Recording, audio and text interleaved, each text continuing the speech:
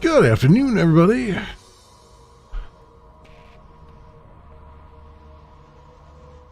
So this is a bit of a random stream, but you know, I'm definitely going to stream tonight. Don't worry about that at the normal time. But I just felt like, you know what?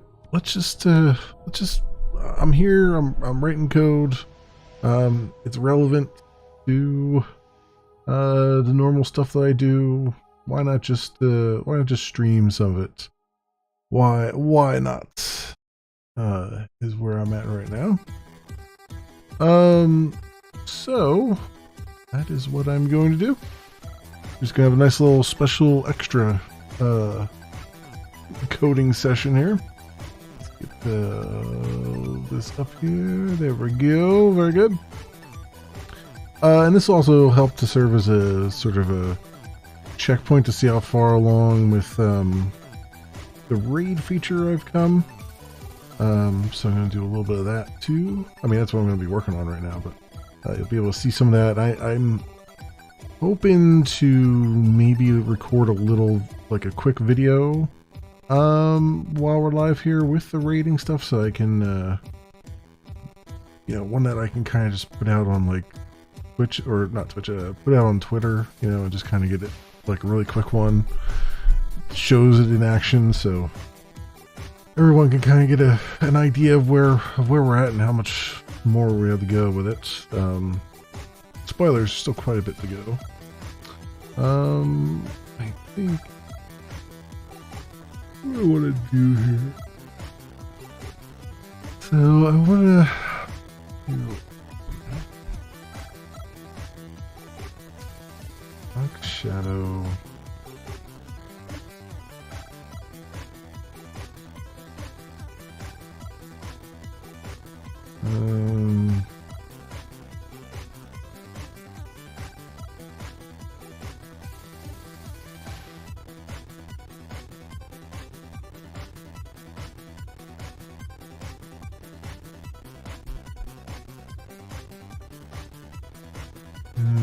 Let's see how that. We'll see how that looks once I get the post up there. So go over here, and I just want to see. Let me just make sure where I'm at here. So if I hit raid, Okay, over here. Okay, yeah, now it's got a drop shadow on it now, which is better. Better than what it had, so it kind of pops out a little bit more. I make the text a little bit bigger, I think. And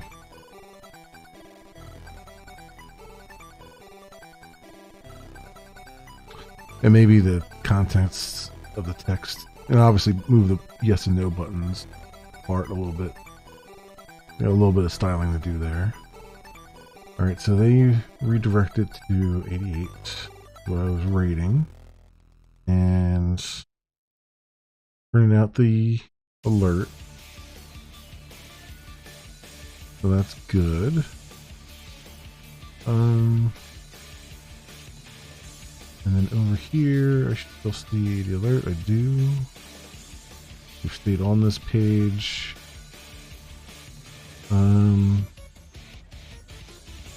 And then in theory, once I get this wired up correctly, the raid button should go away. Because you'll no longer be live. I have to... The next part I gotta do. There's a couple parts still I gotta do. A couple logistical things to work out. I gotta at least... Like, see, it still says it live, even though it really shouldn't be. Alright, so that box shadow up a little bit.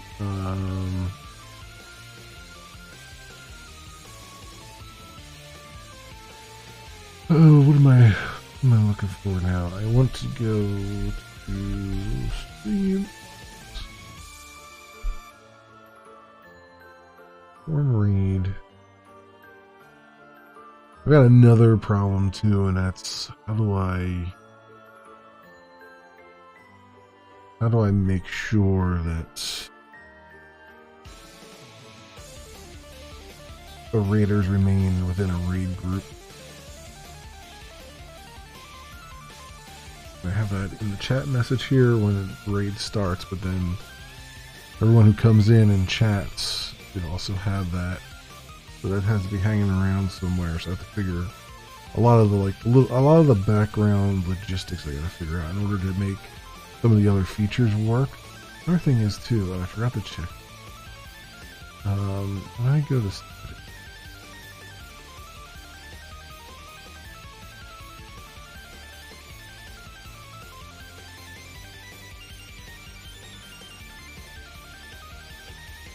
yeah. I want to change this. This doesn't make a whole lot of sense. Only streamers who follow my channel may raid me. It should really be the other way around. Only streamers you follow should be able to raid you. Because then you're in control. Because you're in control of who you follow. You're not necessarily in control of who follows you. So I'm gonna reverse this. Which means I need to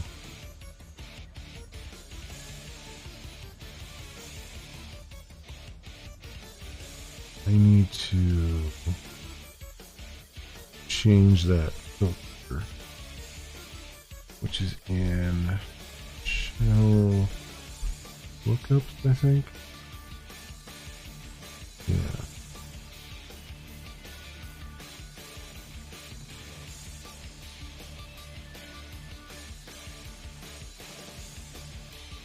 Yeah, this follower query should be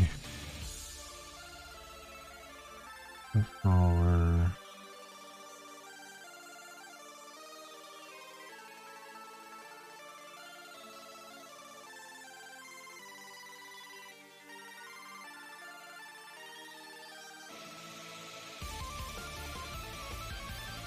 So user ID is user ID. Follow query is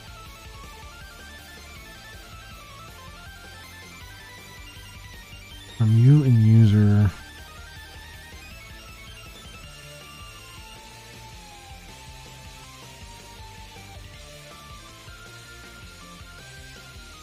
No, it really should be I filter user. User is the person who. Yeah, okay. UID is channel user ID.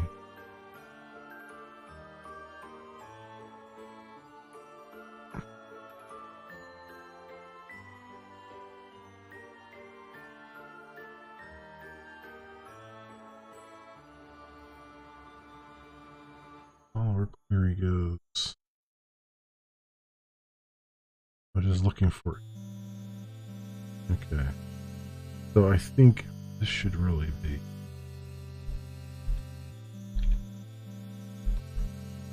Should be from.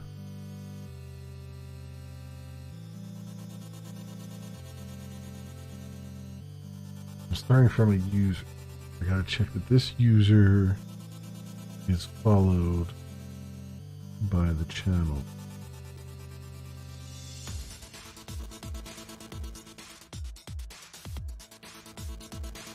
That's coming up. So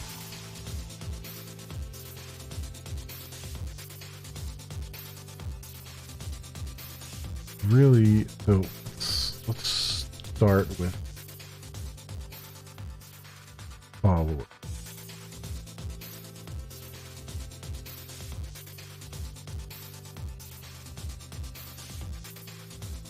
ID. Wait, your ID is user ID? Yeah.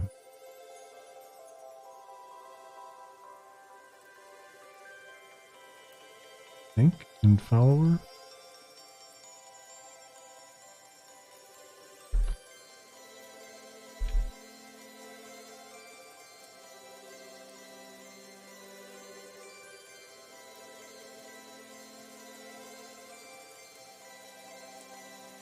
Yeah, references user. Okay. Which, yeah, that makes sense. So,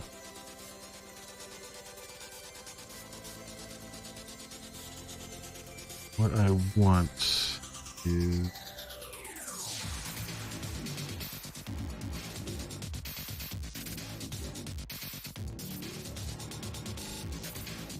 you in user.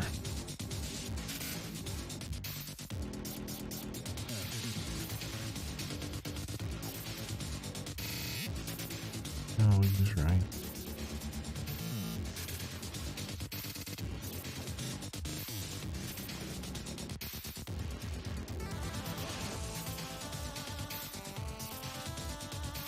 Yeah, let's start with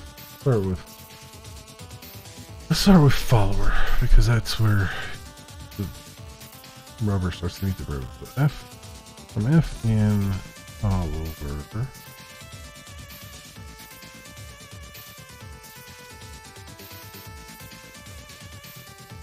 F in follower.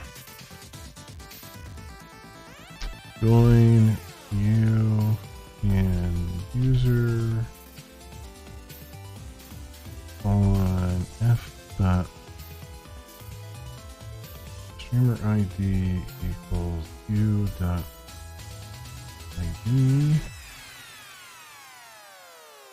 Join CHN channel on CH dot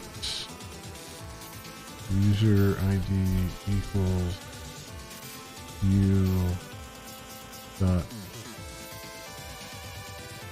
ID.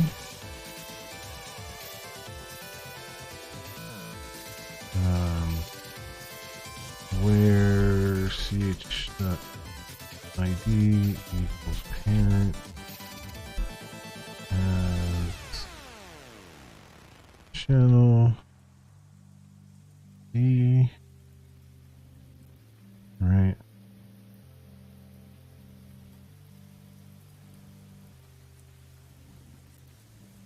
You doing this right? Hey, Lunar, welcome. Doing this right. So it's going followers for the streamer ID. I'm looking for the streamer's followers.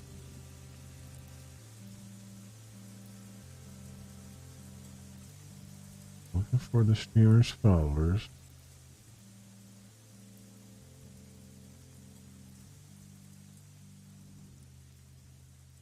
No, wait. I might already have this the right way.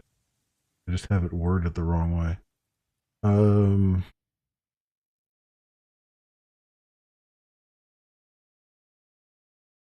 User.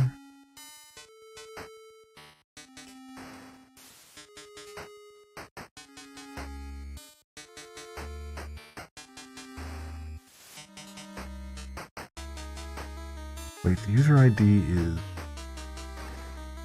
The streamer ID is the one who is...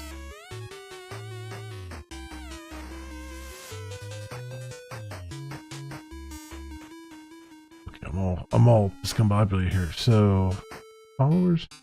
Let me think.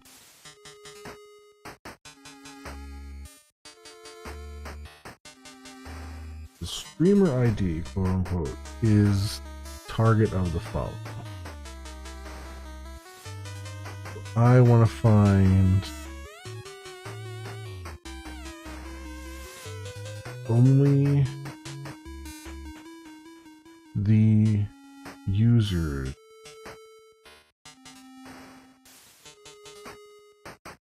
only the channels, the users for the channel that this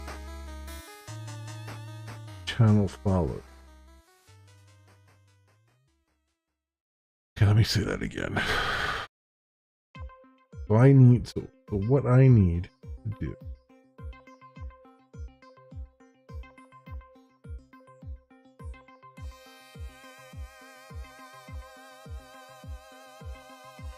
you find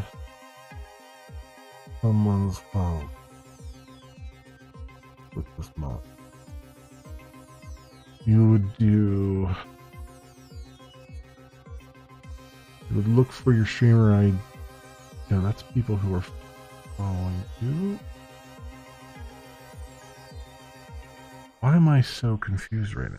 This is probably the easiest concept in the world, and I'm just all confused at the moment. Oh, cool. Awesome. You need your server verified? Nice. Really nice. I hope it goes through. I saw you had problems on Mastodon too. I don't know what happened over there. I'm just barely dipping my toes in Mastodon myself. But hope it was just a misunderstanding or something. You can get through.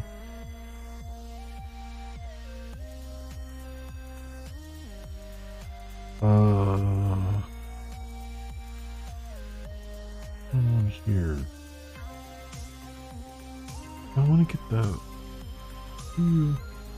How do we determine? Let me look at the follower thing. URC was away getting fixed. When you got back on PC, you were banned. Weird. Yeah, I don't know what's going on there. Like I said, I've barely used Mastodon myself. I have an account and I have it cross posting. So anything I tweak cross post over there, but I haven't really dug too deep into it. Sully is a competitor. I don't think. I mean, I wouldn't put it past them, but I don't know that Mastodon would do that. Maybe they just thought you were a bot account or something. Somehow. But who knows? You know. One of those things.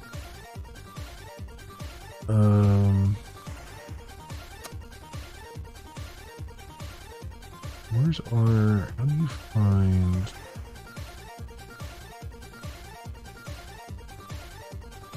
How do we list live followed channels? How do we do that? A channel, join follower, channel user ID is Follower streamer ID.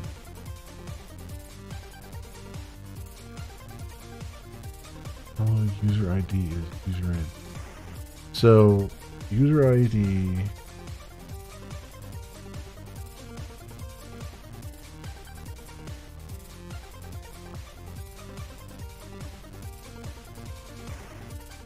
User ID is who you follow.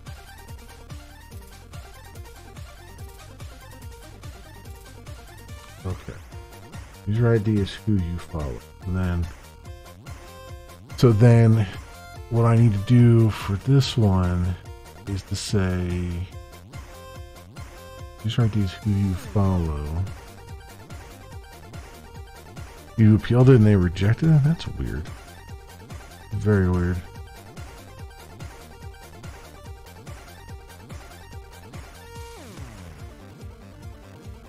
Oh,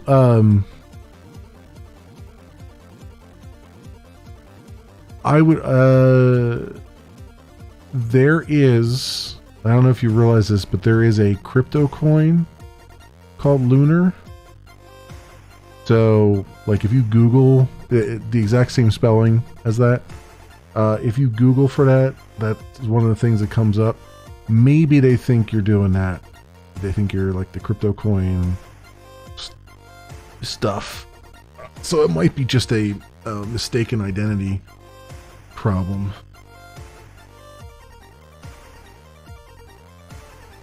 Someone told you today on Kick.com you never heard? You never heard? Oh, you mean the crypto coin? Yeah.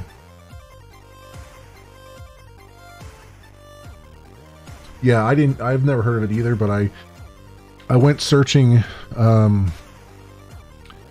for I went searching to see if you were like on GitHub or you had a website or something like that, and that's what came up was like this crypto coin stuff. I'm like, I know that's not it because it was a different icon and stuff. So yeah, it might be just that. It might be just a case of mistaken identity. Yeah.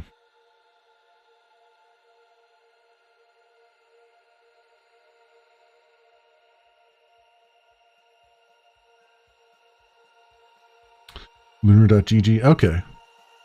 That's why I thought, and I want to say that I stumbled onto that, but I'm not sure if I did or not in my searching.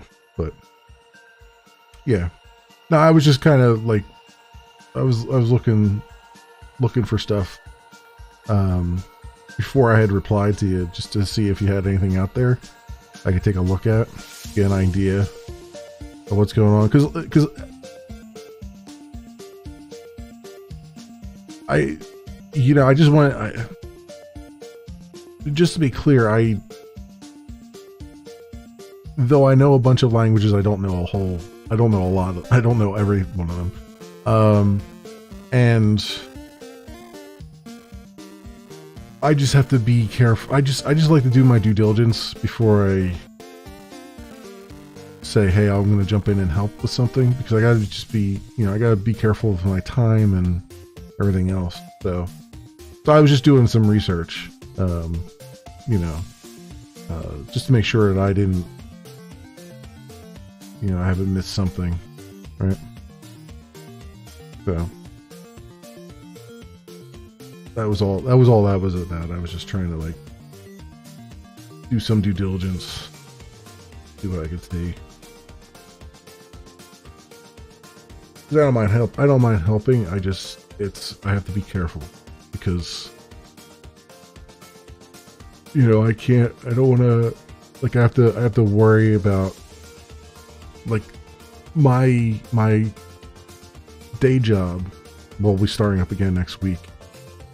And I have to worry about I'm not running afoul of any moonlighting clauses and stuff like that. I can't get paid for anything that I do, and I got to make sure that I'm covered, and I'm not jeopardizing that, because that's that's the thing that matters. That's the thing that brings the money in.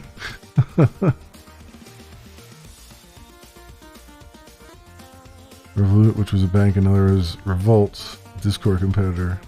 Yeah. Current coder can only do about 2 hours of coding a day. Yeah.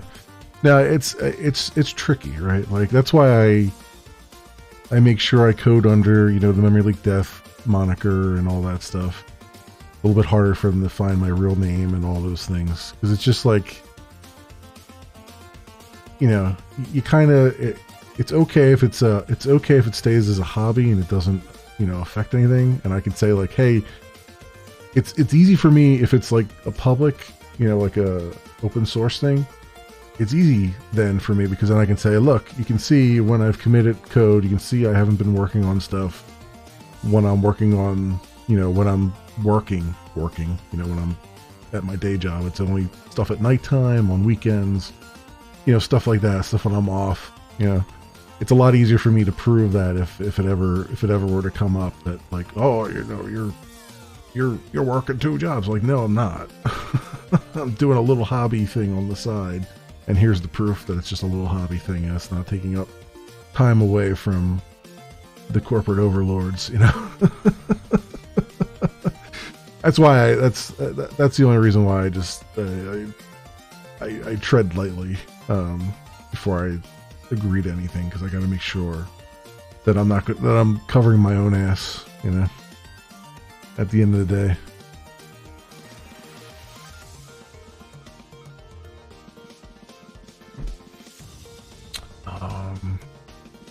So this has got to be, it's not, it's user ID. So F and follower, so F.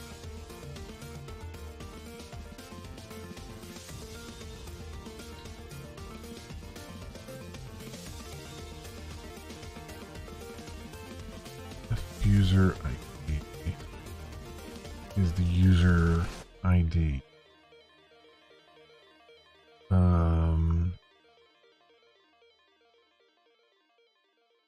ID, and then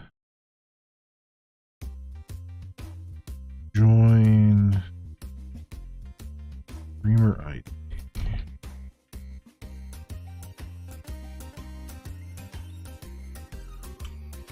With F, wait, that's F.streamer ID with th.user ID. Alright, so what I'm doing is I'm joining follower and the user table based on the user that's currently searching, and then I'm joining the follower table and the channel table based on the streamer. Wait. I want to find the users. Trying to find a user ID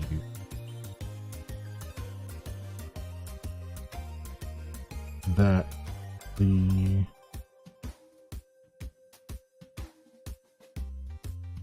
streamer is following.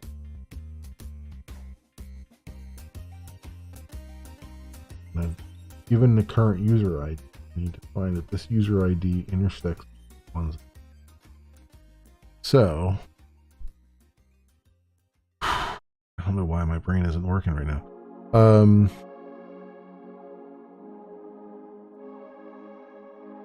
User ID is the current user doing the search.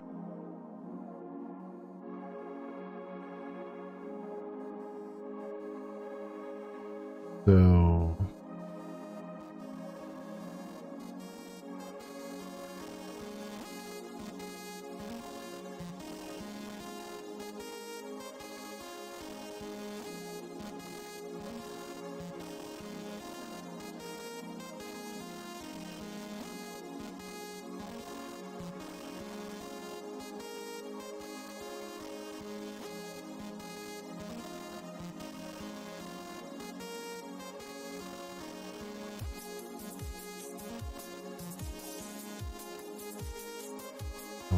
Go into the follower table.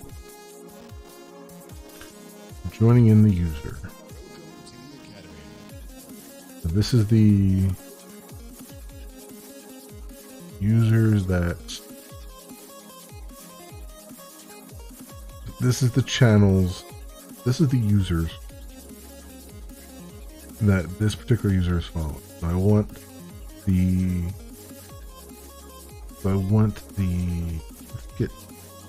Here's where I'm getting confused. That's what I think the channel stuff here. So let's do that. Let's do that. I'm saying where the channel. I'm saying where parent has channel ID.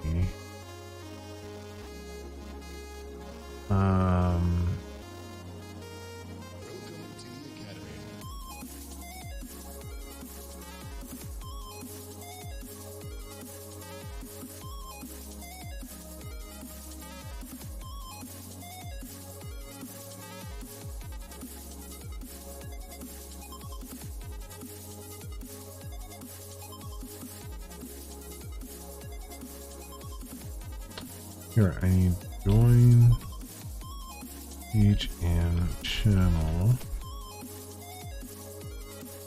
on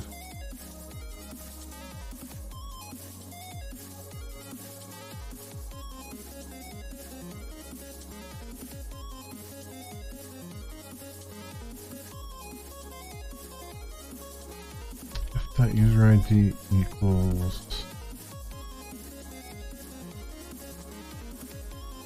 channel that user ID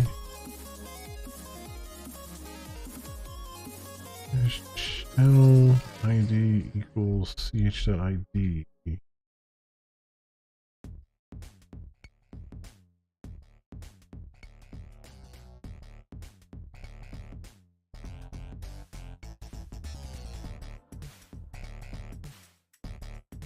Yeah. Okay, and then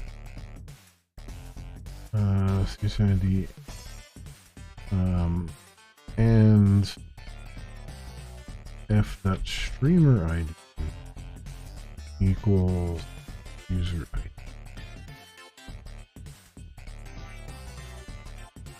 Select one.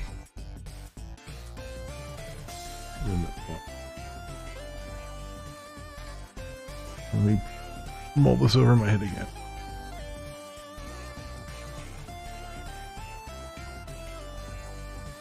Damn, I hate this query language. I really do. Let me do it in proper SQL. I can actually. I'm trying to select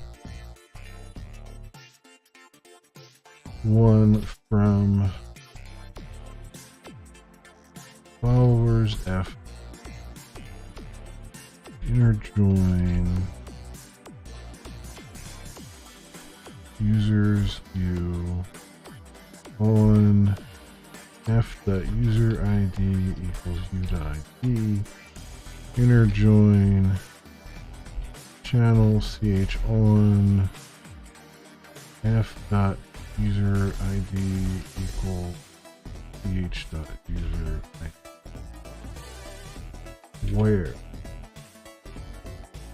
ch.id equals say 3 and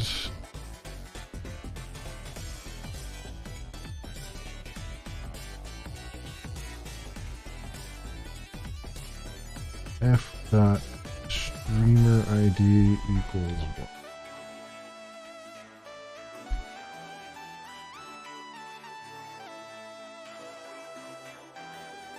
Oh, I'm in SQL.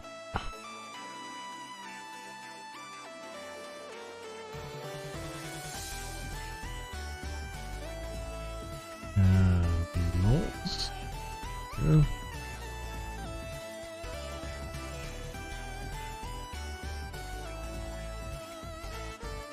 Okay, enough.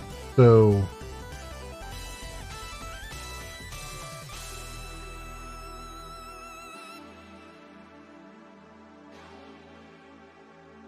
let's see. So if I wanted to get all the followers for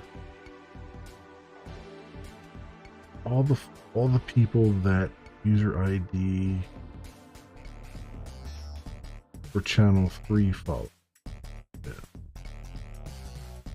Oh. Sort of.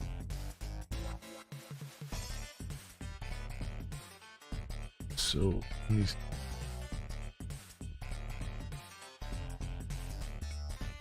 What if I did? So if I did 1.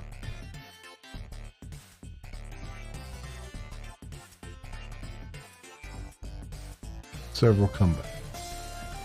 And this would be, we'll just do, if not all, but stuff. Alright. So, user ID 1 follows channel ID 1, 3, 9, and 10. Right. And then 3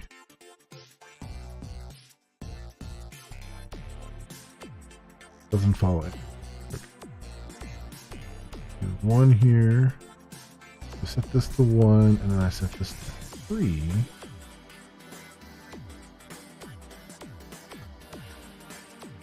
Then I get a record back saying yes.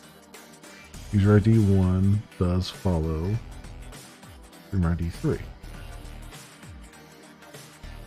And then if by selecting 1, I can do just an exist on it, which is a lot faster. Okay. So that's basically what I just did over here, right? Follower F, user U, F user ID, U ID, F user ID, U ID, then channels, F user ID, channel user ID. Right? Channel user ID. Or channel ID is channel ID, streamer ID is user ID. Is that streamer ID is okay. So that is the correct way to do that, which is the opposite way of what I was. But I think this is the way we should do it. So I'll do that follower query.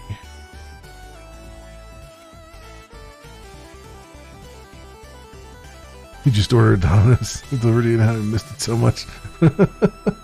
Yeah, I haven't had hey Mr. T.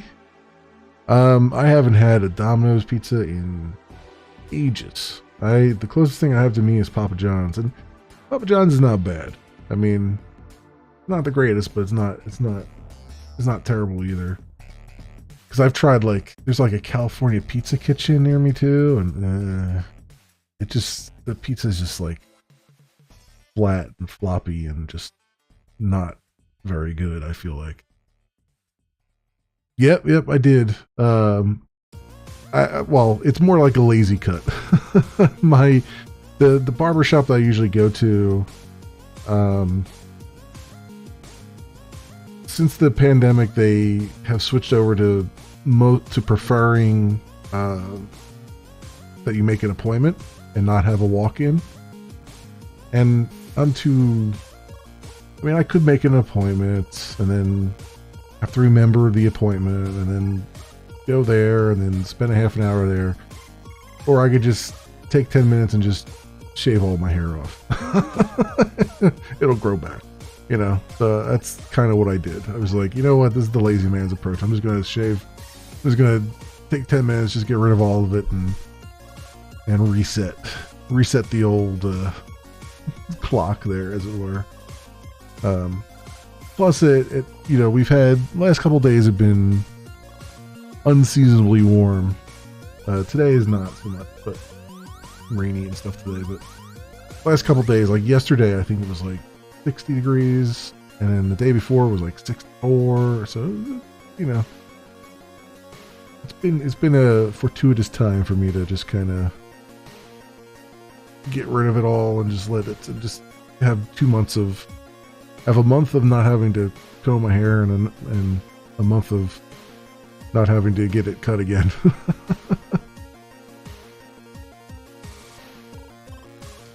Pepperoni and bacon pizza. That's good. I like, I usually just go for pepperoni, but I've also gone for the like half pepperoni, half chicken. That's been pretty good. I have not tried. They have a Philly cheesesteak toppings. I have not tried those, but I would imagine they're probably pretty delicious. Oh, I agree. I think pepperoni is the best. The only problem is, and it's funny because somebody tweeted this at random the other day. Like after age 30, it's like you gotta have a roll of Tums. I have a whole box of like antacid next to me, antacid tablets next to me, because it's just like I love pepperoni and all that stuff, and I've had pepperoni pizza all my life, but it's like as you get older, it's just like all of a sudden it's all like, oh yeah, you know that thing that you loved? Yeah, have some freaking heartburn. Have all the heartburn. And so it's like, so I'm like having to prepare beforehand, like, okay, I'll take a couple of these and then we can eat pepperoni pizza, and then I'll keep it at bay.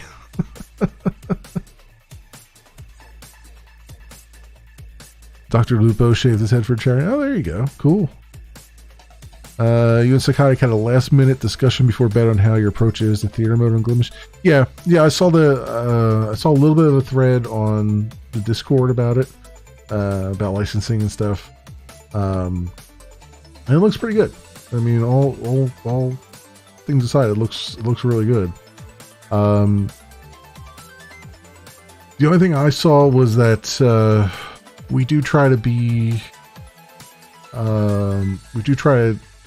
follow responsive patterns. So I think you had a lot of pixel offsets, which probably likely maybe don't work with widescreens and other screen sizes. So we try to support as much as we can to an extent. So a lot of that is like, a lot of times you have to do percentages and stuff, which is a real pain in the butt. But even just having what you have there is pretty good. So hopefully it'll be everything will be good there with that.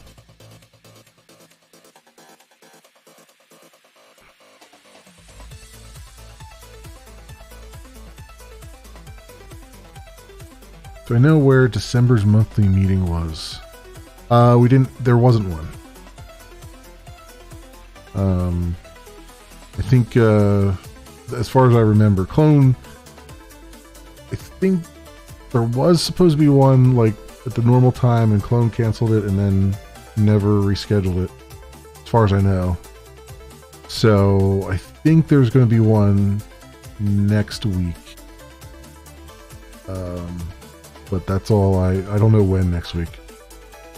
So, yeah. Looks extremely bad for not contributing so much. Nah, it's fine. It's fine. Listen, it's we all got lives. We're all busy.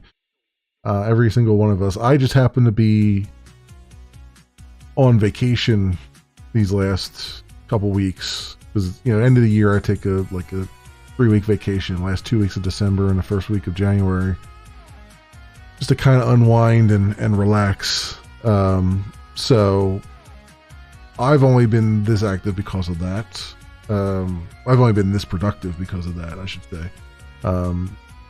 Otherwise, I wouldn't be even halfway through half of the stuff that I've got. So, you just gotta do what you can when you can. That's the way it goes. Not it's at the end of the day, it's a side gig, right? Other things have to take priority, especially health and well-being and things like that. So, it doesn't help that I'm sort of I kind of feel like I'm monopolizing the code base a little bit because I've been moving so quickly that I'm kind of expanding out horizontally and taking up all this real estate that other people could be taking up. But you know, I don't know exactly how to fix that. Yeah. I kind of did pitch the idea of when theater mode is active on hover, reveal the follow sub, stream debug, and other buttons. Yeah. Mm-hmm. Yeah.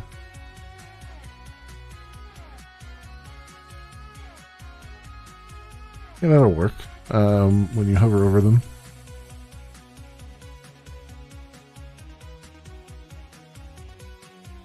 And the title and stuff like that too. I think, and honestly, some of that stuff, like we're using the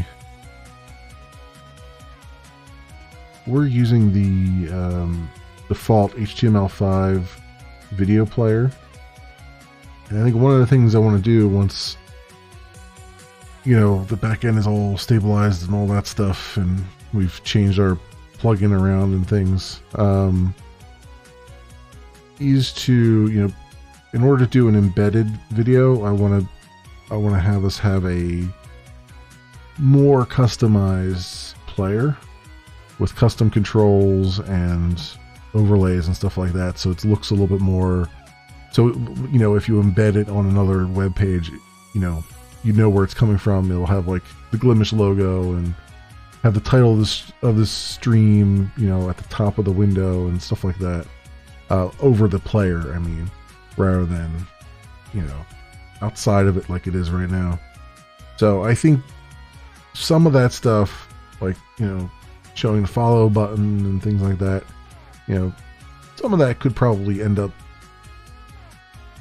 on the player itself, maybe, rather than having to be separate. But right now, we gotta do what we gotta do.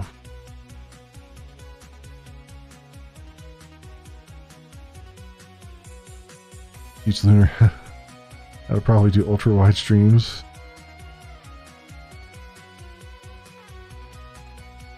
Adapt to ultra wide. The settings are not correct. Maybe. Yeah, I don't know. You talking the stream itself as ultra wide, or are you talking viewing the stream? You're talking creating the stream or viewing the stream?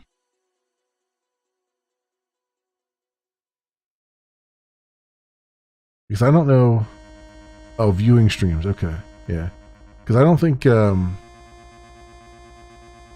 I would be very surprised if our player handles creating a wide screen stream.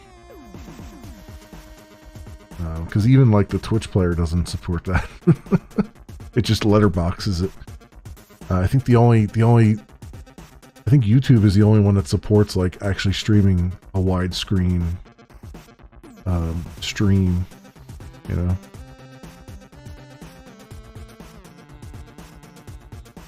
What screen stream he has an ultra wide? Oh really? I didn't know that. I didn't know. Yeah, I'd have to see. What that's all about. It's I mean I stream at 1080 because that's all my monitor can handle is 1080. I'm living in the past very much so. So like even when I try to like debug ultra wide stuff, it's very hard. I have to use the simulator in Chrome, and it doesn't quite work all the time. Yeah.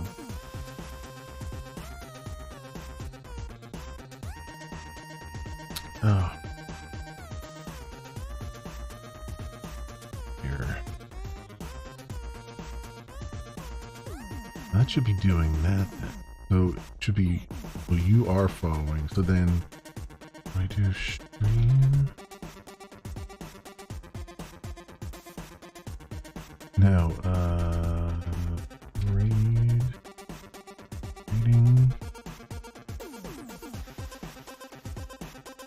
should really be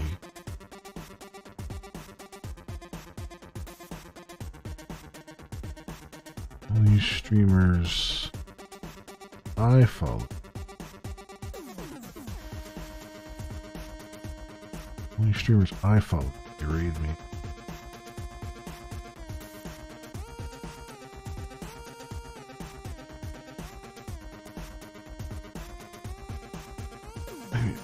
Means I have to change this, but I think that's a good idea to do. Let's see. Channel.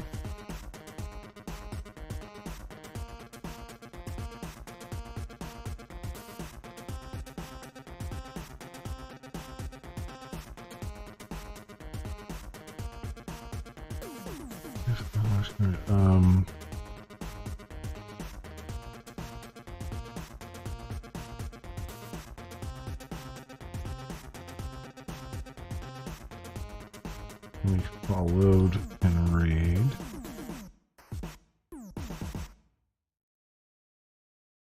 And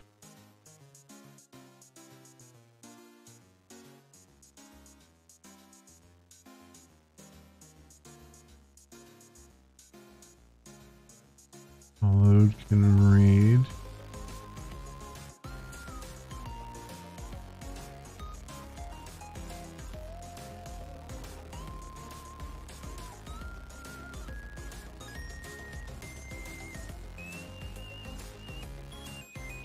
Load. Reading.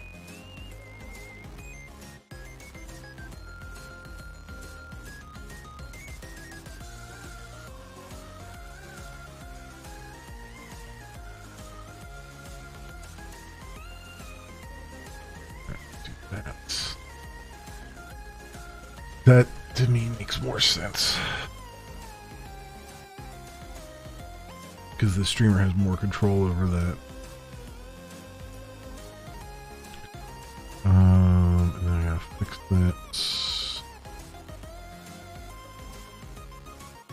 And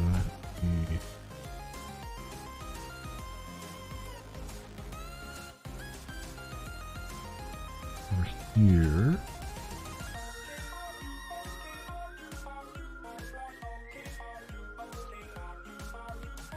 We followed and raid. Followed. One now followed.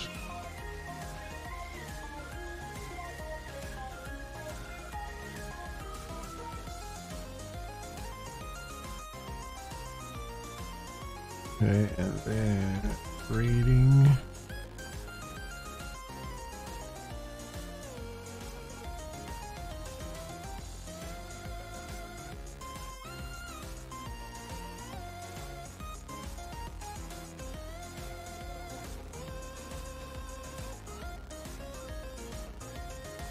Followed, change that. Now rating. Now followed.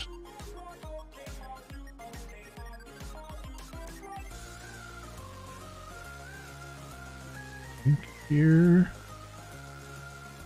Now followed. Channel. Okay.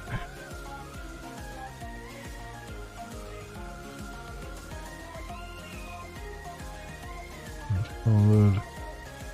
That's correct.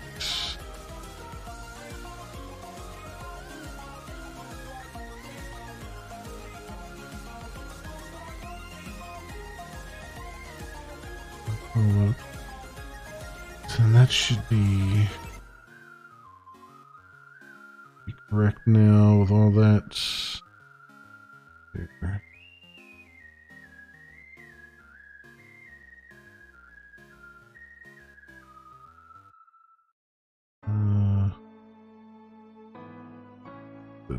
Perfect. channels doesn't like having right there.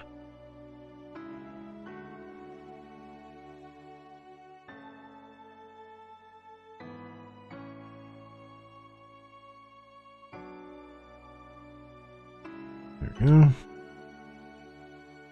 All right.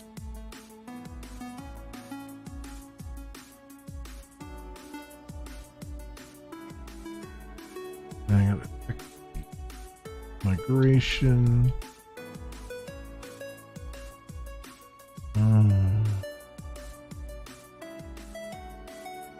Only followed can read.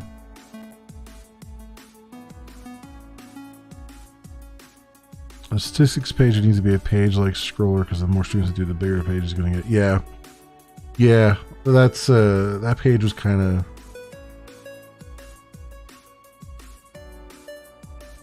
I think was someone's first attempt at doing Elixir and stuff, so they probably just didn't think about how big that was going to get.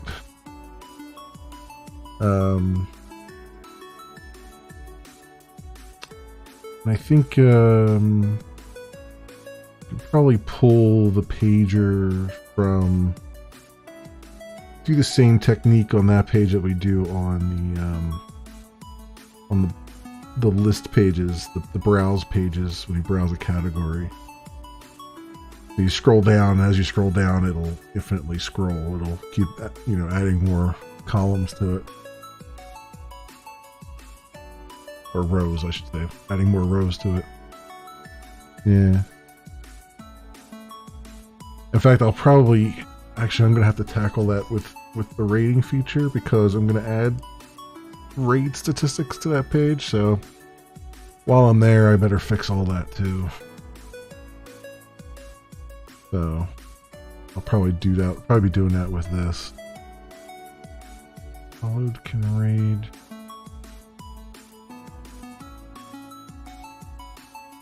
Yeah. Because I gotta.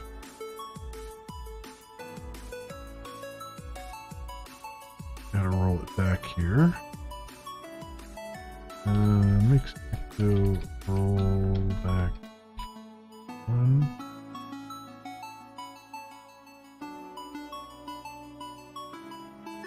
To answer your question, Glimmers can adapt to ultra wide.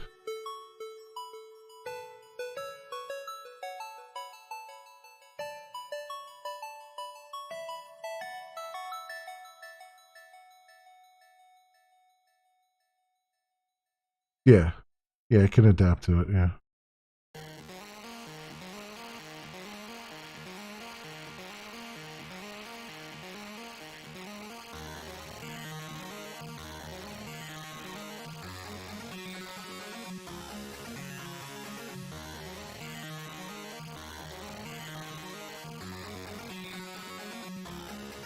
Yeah.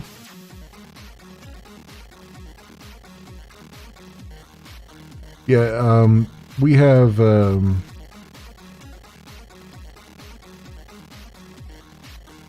like the browser will adapt.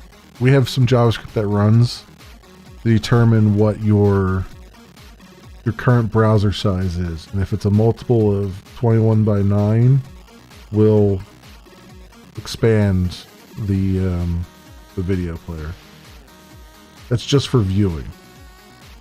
As far as streaming, that's a different ball of wax. I'm not sure there. Yeah, but we have in the FTL video JS here, we have a some JavaScript that looks to see if the current aspect ratio is greater than 2.3, and then we push this ultra wide event, which then causes the video to expand out to encompass the screen. So that's what's going on there.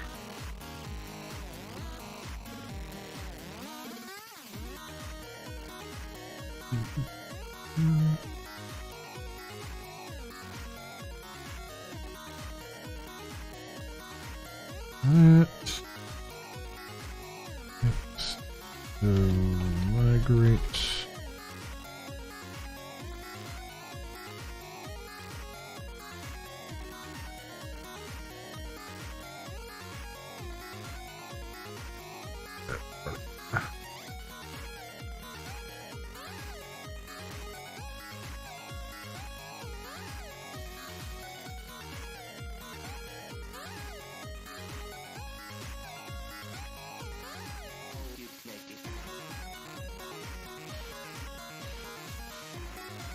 Okay. No.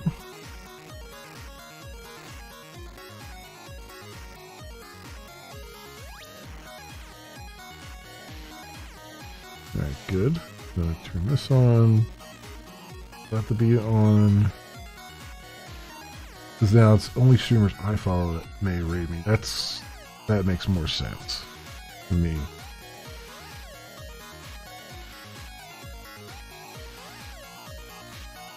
Because now that's under your control as the streamer, not because you don't really control who follows you necessarily.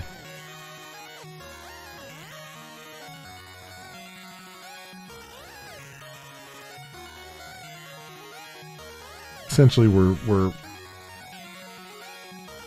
tacking on like a whitelist and a WoW list by saying, you know, don't follow everybody and their grandmother if you don't want them to raid you.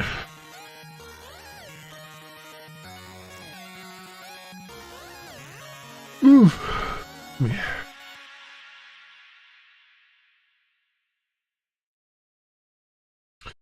And then I go under gaming here. Oh, that's right. There's a bad thumbnail somewhere in the database. Go under art. I say can raid. Not appear to be working. Yeah, there's an error happening here.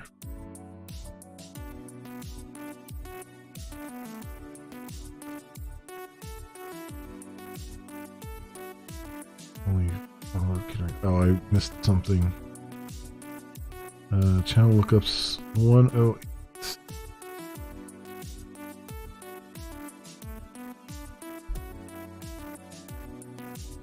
Channel lookups 108.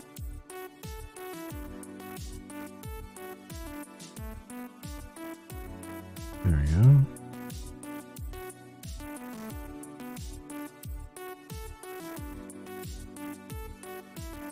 Try that again.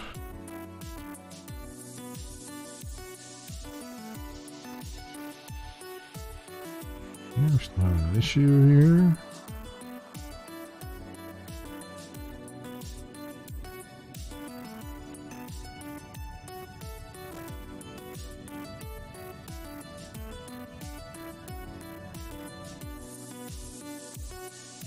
Okay. Follow can read.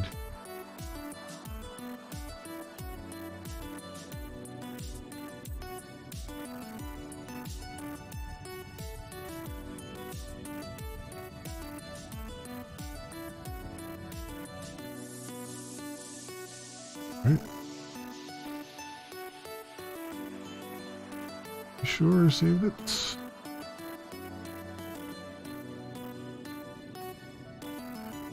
There we go. Alright, so if I follow...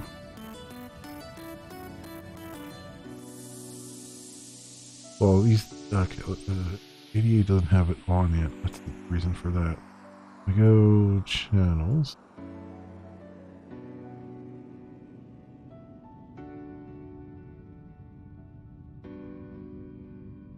We will say allow rating true.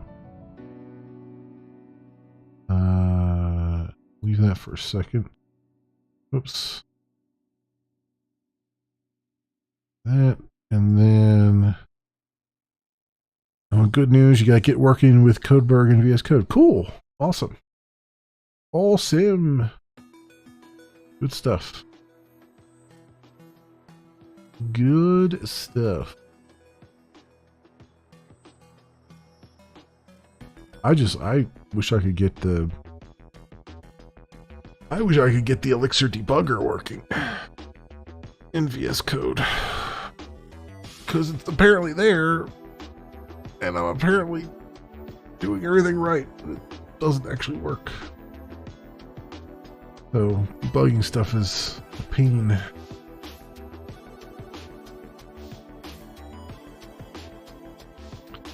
Get your dark code pushed to Coburg so you can track your changes. There you go. Yep. It's amazing. Like, the funny thing about all that is, it's amazing how you take it for granted when it's already done. Right? Like, there's so many, like, little things just to start a project. There's so many little things that have to be taken care of that you just kind of forget about, because once they're done, everything just kind of works, and you just fall into a pattern, and you don't worry about it anymore. You know? But it's like every time I start a new project, I'm like, oh yeah, that's right. I gotta set up this. I gotta set up Git. I gotta set up, here's integration, and I gotta set up this and then that and the other thing. I gotta get the bare necessities running. Everything else. So it just, you sort of take it a little bit for granted. It's how it's not like, everything's easy after it's already set up. Just setting it up is so time consuming.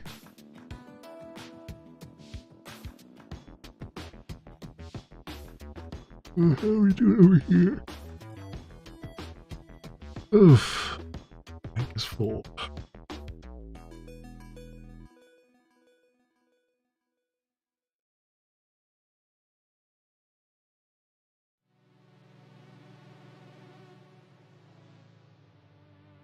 What do we got there? I guess we'll do farming.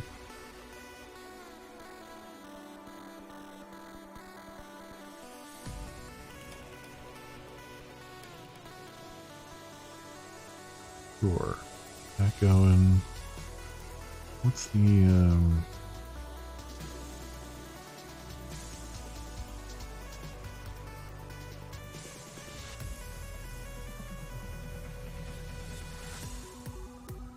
more seeds there? Okay. Can I get more? No, bank slot. So expensive for just bank slots and stuff, and you just throw so much crap in your bank.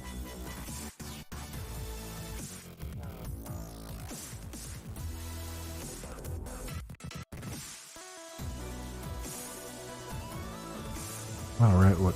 Oh, yeah, 43, okay. I was wondering for a second there. Like, what's the 93%?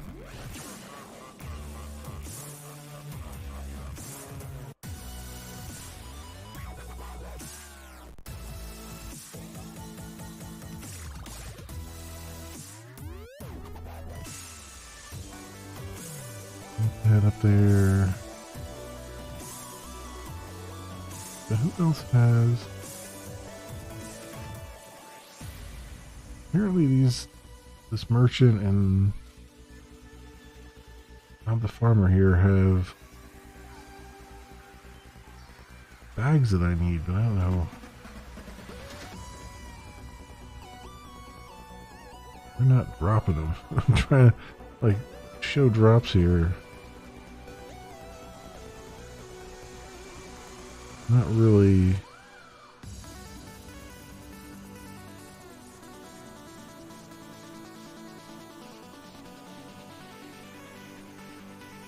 Your drops. Oh. Lots of fish. How about you?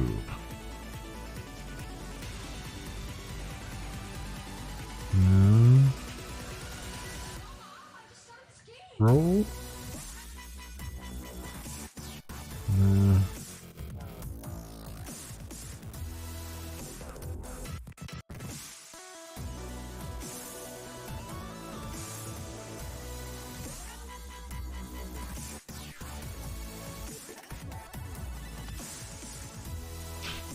I don't know. I'm really surprised like marauders and stuff don't grab this.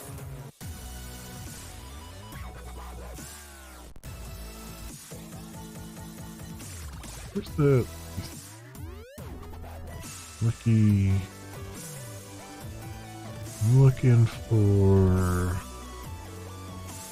tag.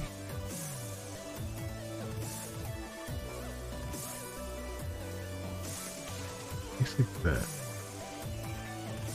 Yeah, this is what I need. It says pickpocketing Bob the Farmer, merchant, traveling merchant.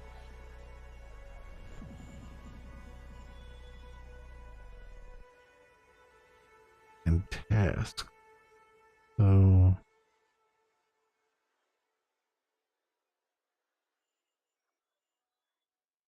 monster request for in town from item donations, bounties on monsters, ability, bunch of skill XP, player coins. Okay. Yeah, no, I've done some of these tasks, but I didn't get any bags.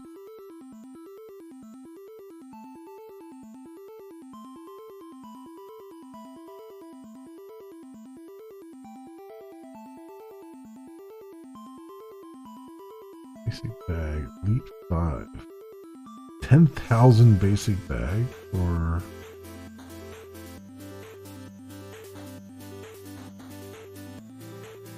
No, 20,000 basic bags if you have 10?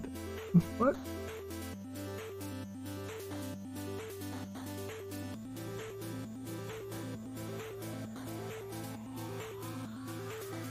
Well, I wonder if that's the thing. I wonder if the township stuff is where I can get these bags I need for crafting.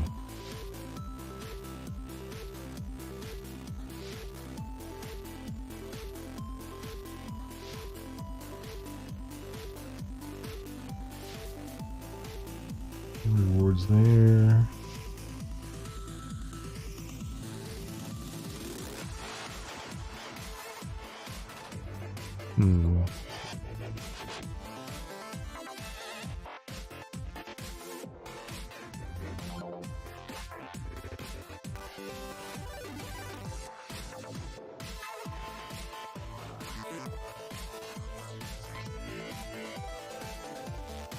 Need 50 stone.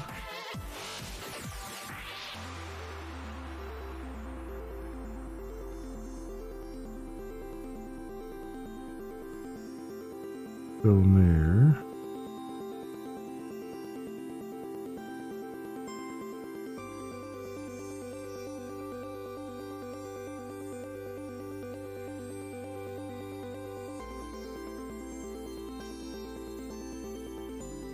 Read that. Miner's Quarry. Need level 60. 80.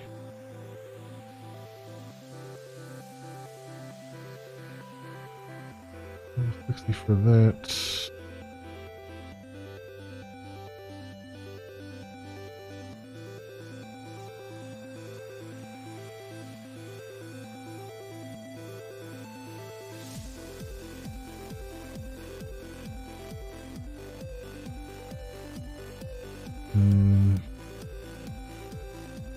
I need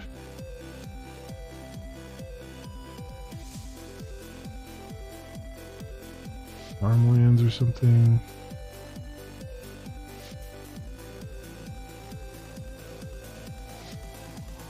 Hunter's lodges.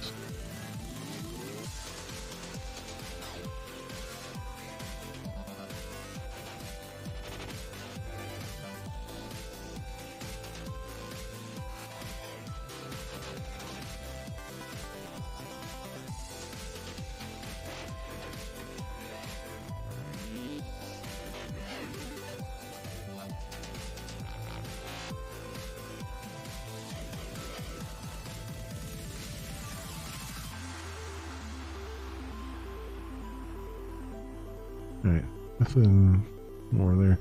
I don't know. It's like a bunch of stuff to do there, but it's not really helping anything. Actually, you know what? But yeah, the thieving's not bringing back what I want. So, you know what? Let's study. Why not?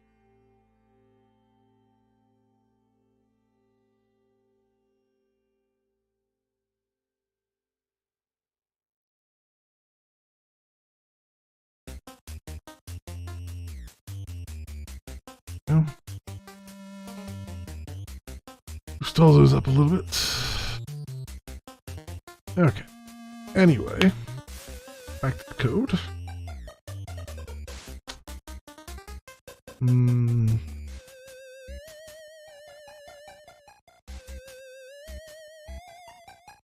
Okay, updated the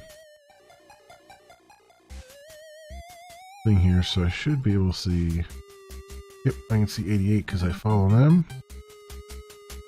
And they have the cannon raid on. A 93.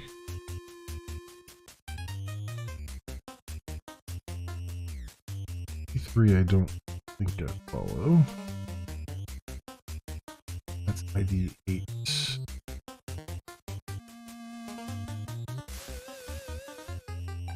So look here.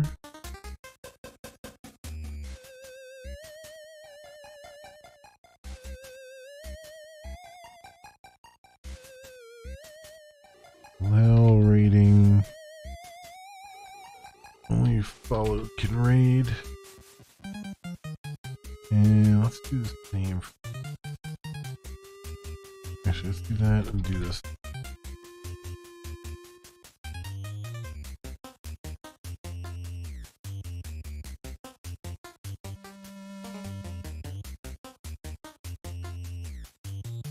Okay, so I can see 93, I can see 88 now. It's only allowing follow, but I do follow it, don't I? Maybe I don't. See here. Settings.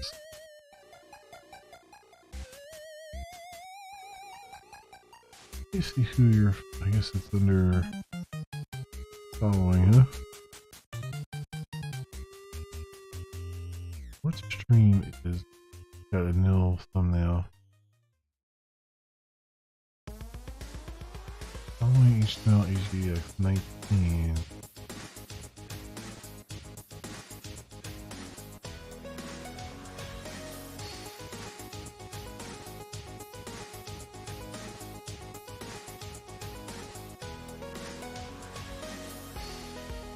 Stream thumbnail, check stream.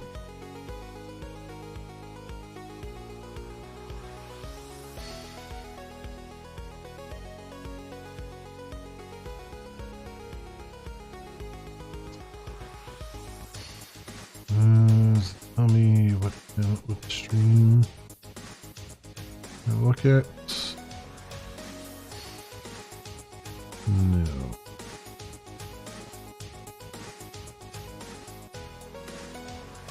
No. Thumbnail.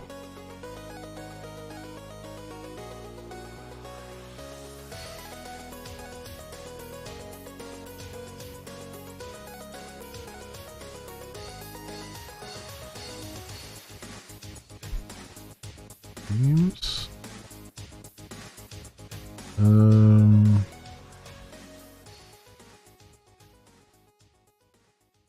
Where ended it is not no.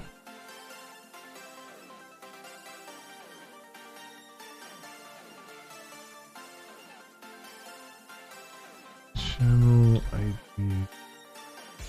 Oh. Channel ID is pausing it.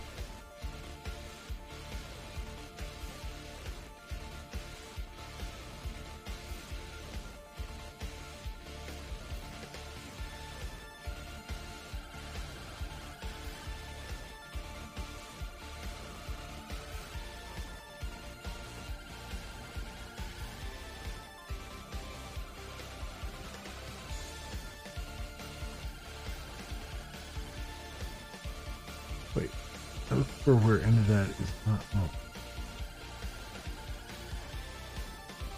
It's giving me where end of that is null.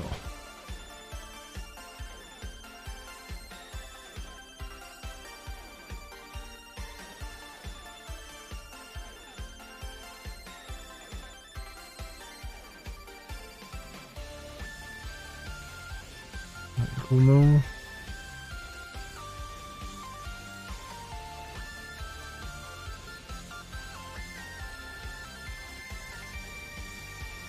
Or actually, where ended that equals null.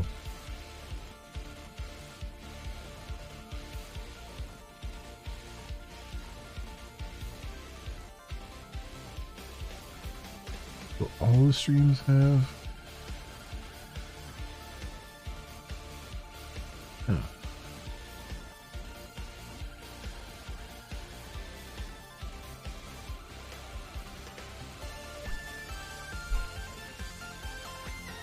What's going on here?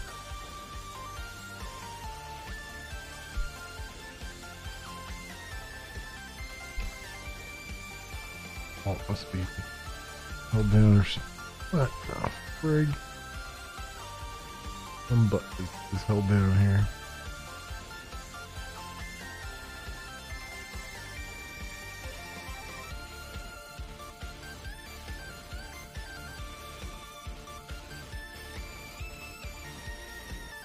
I know what it is too. I think it's actually physically being held down.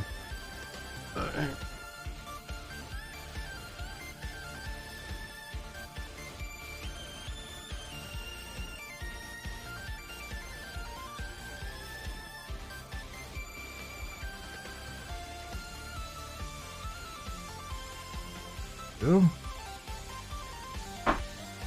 Is that? Let it go. Yay.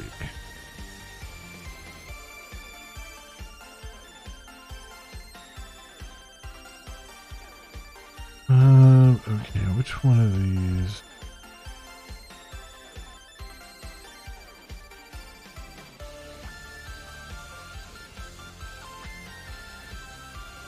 That's the 3.jpg one.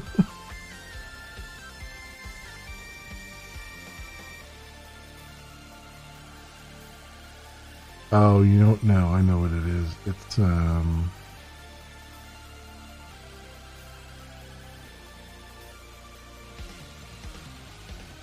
I know exactly what it's not even that. It's that the thing is live when it's really not. There's no stream record there. Yep, that's what it was.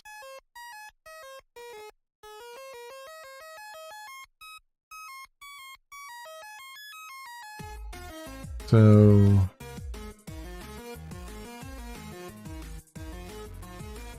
I'm following 88.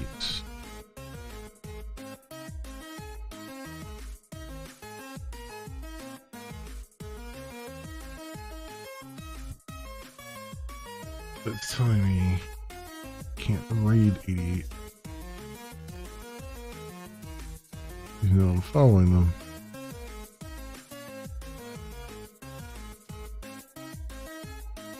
Oh, that's right. It's yup. 88 has to be following me. So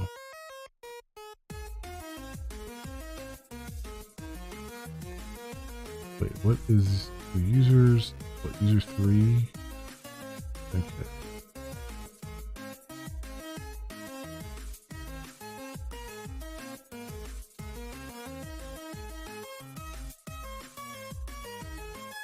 User 3.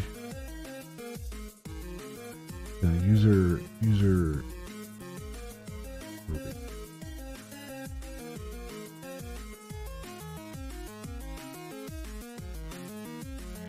Doesn't follow anybody.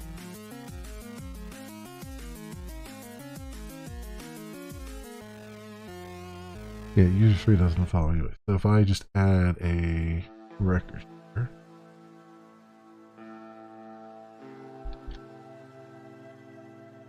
I'm gonna just do it the slightly easier way.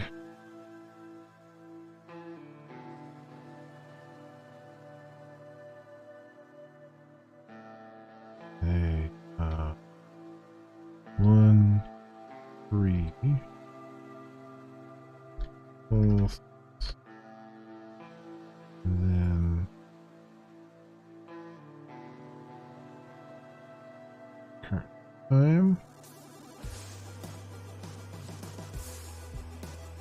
Go. And now, yep. Okay, so that's working properly. They now follow me. So if I go, I should test that. If I log in as 88 here.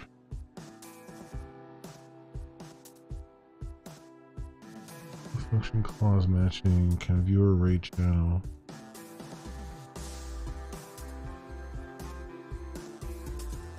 I'll look up stack 371. That's an important bug I just found. I'll look up stack 370.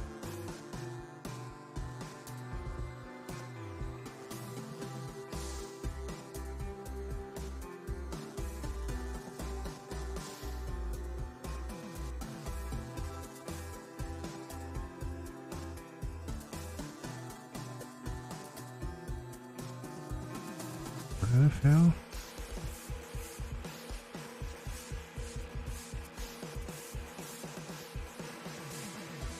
No function clause matching nil. Right. Can go rate channel. Right.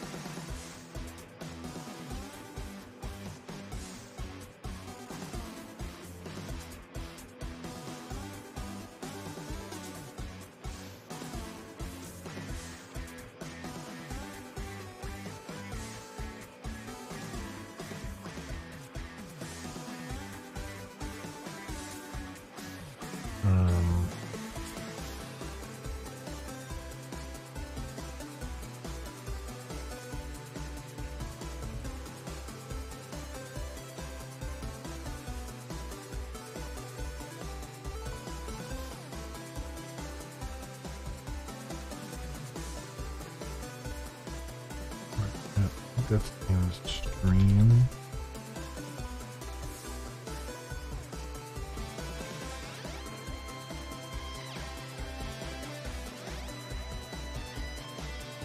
Yeah.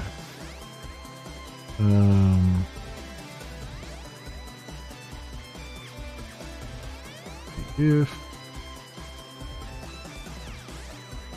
that is no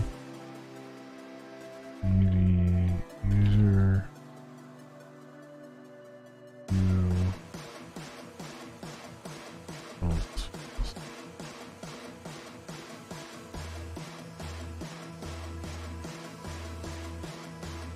No. Okay. That would have been broken. Sign in as each.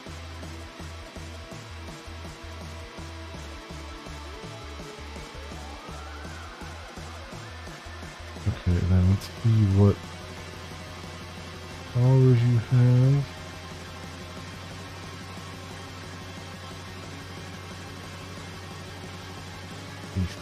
Okay, and that's it. Yeah, so you only have the one. That verifies that you only has the one follower. Alright.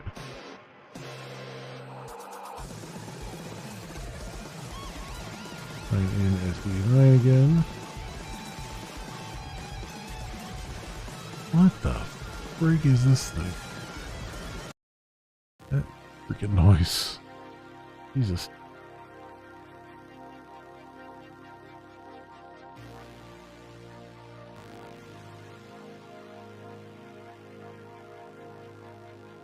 Okay.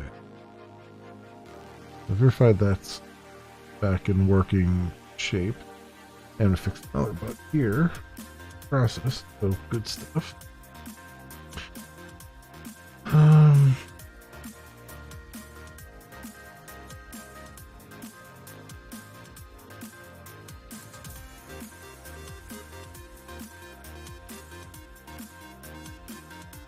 That's what I'm looking for.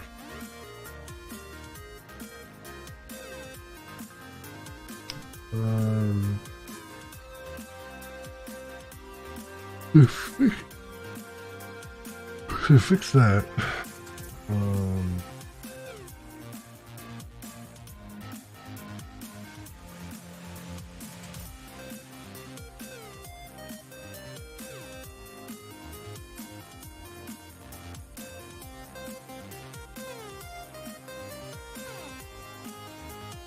I should be, let's just make sure that everything else is still working. So I can read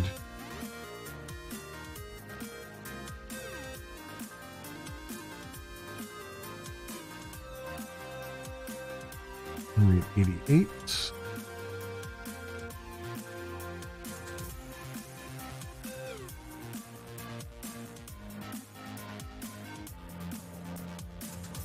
I wonder why that lost its gold hover effect there.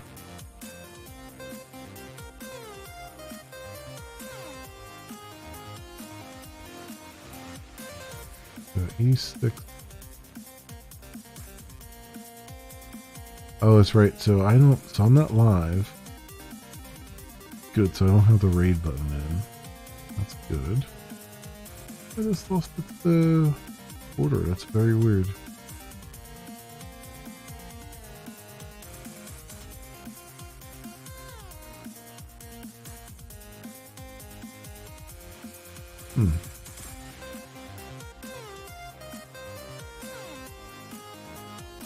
Very strange, because I haven't changed that.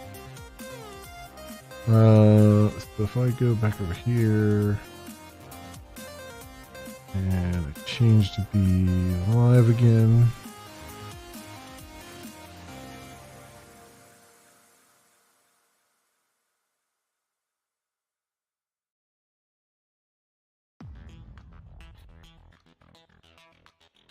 Okay. So we have the raid button now. Hit that. Prompts me over here. We get the raid message. Takes 30 seconds to kick off. We'll wait the 30 seconds. Oofa. Oofa, oofa.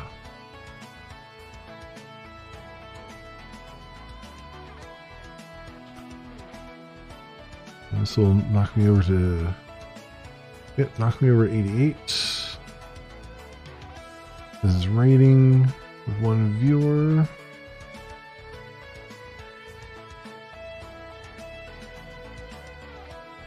I'm going to look at over here. And I got the same thing. Get 2 viewers here now.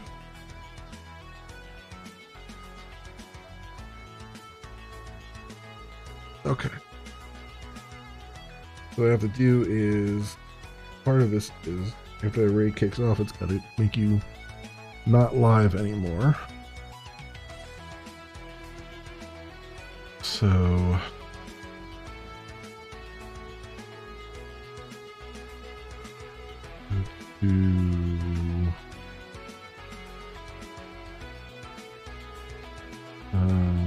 streams... Yeah, here. And the raid message with the raid group ID.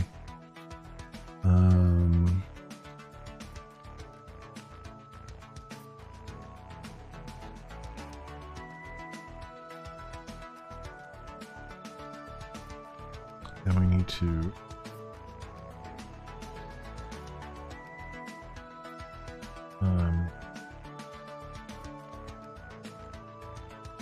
I'll go offline, so is it streams that something?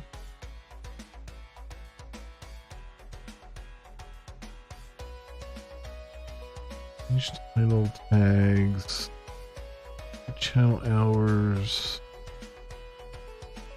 update stream, create stream, stop active stream for the channel. Okay, so just call stop active streams channel. I'm assuming let's send a message out.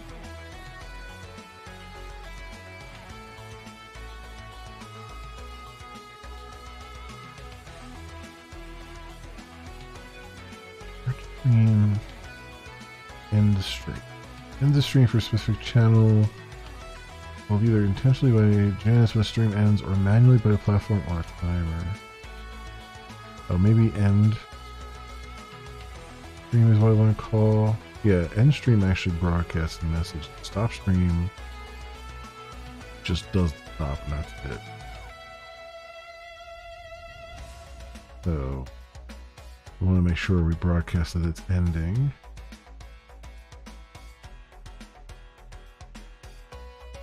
So end stream for the channel. What I'll call.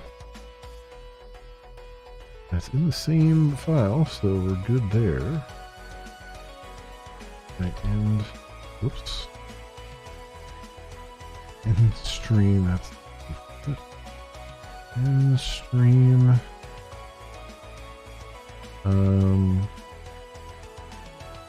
Source channel.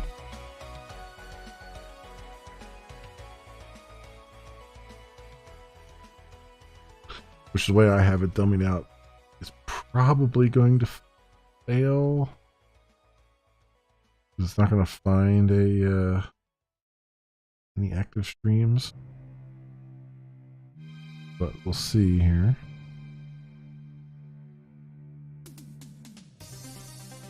So we've done that. Alright, so where we're at. Over here, I want you to go back to Ventus Stage 6. Be a viewer over there. It's listed as live. Okay, and then here, logged in as Ventus 86. I'm going to hit raid. I'm going to hit OK. We're going to get our raid message over here. We're going to wait for it. I'm going to keep the thing open here so I can do the log messages when they come in.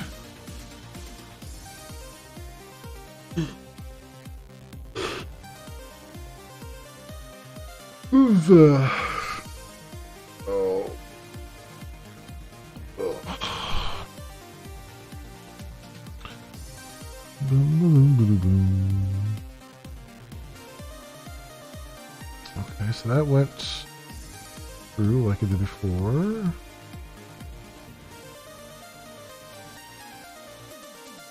And yeah, end stream fade.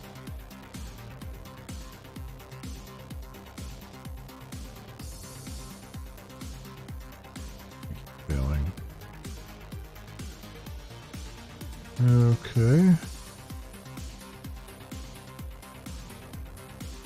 That's due entirely to just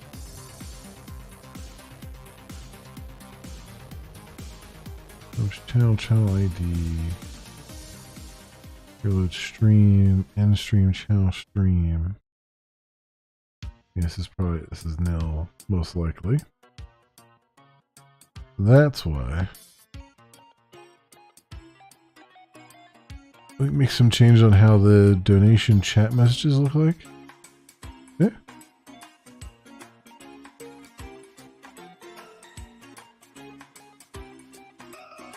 I don't even know what the donation chat messages look like. I'll be honest with you. Is it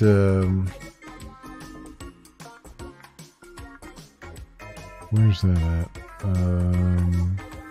This one.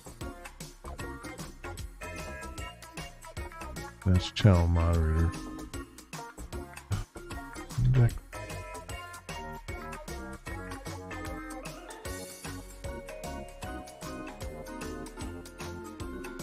Okay,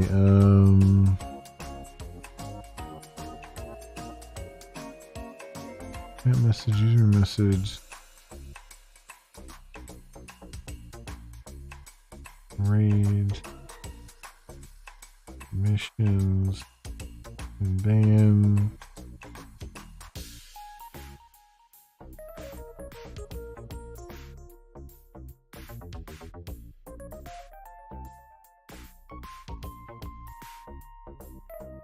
Huh.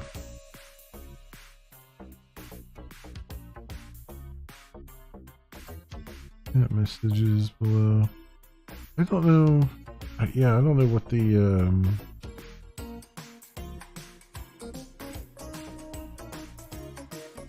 I don't know what the donation messages look like.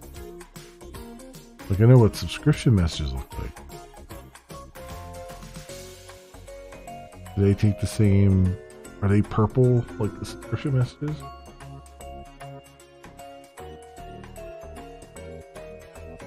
Like, I don't even know.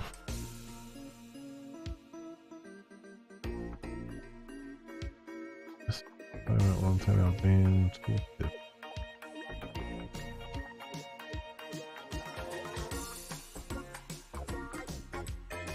Oof. Tired. Oh.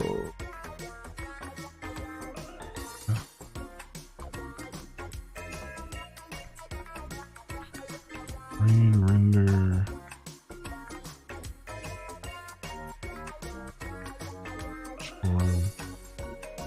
Yeah, I have to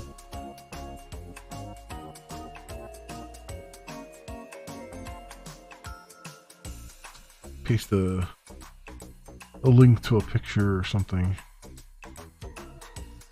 I'm not sure what it looks like myself, but I don't have any compunctions about anything changing. Anyone who wants to come in and change the styling of stuff, I'm all for it. Because it's could use a fresh coat of paint. I know I'm not particularly good at making things look good.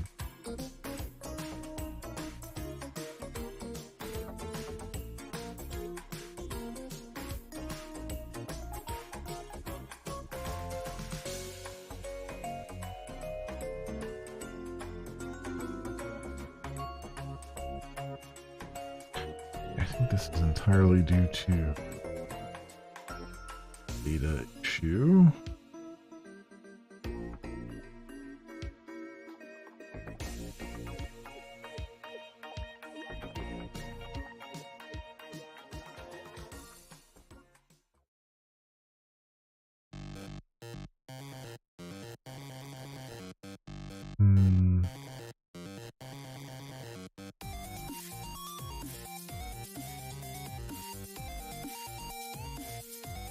I created another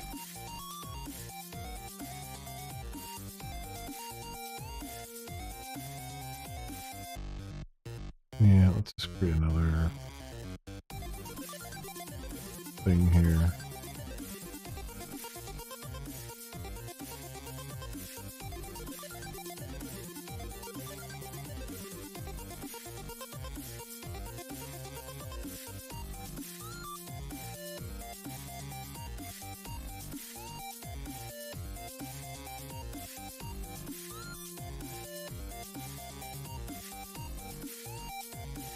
That's 3, 5, 7.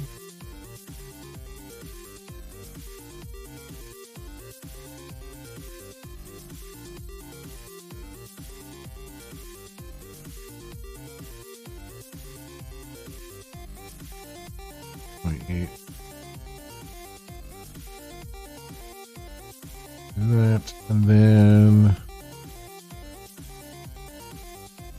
is this what you're on about in dev questions?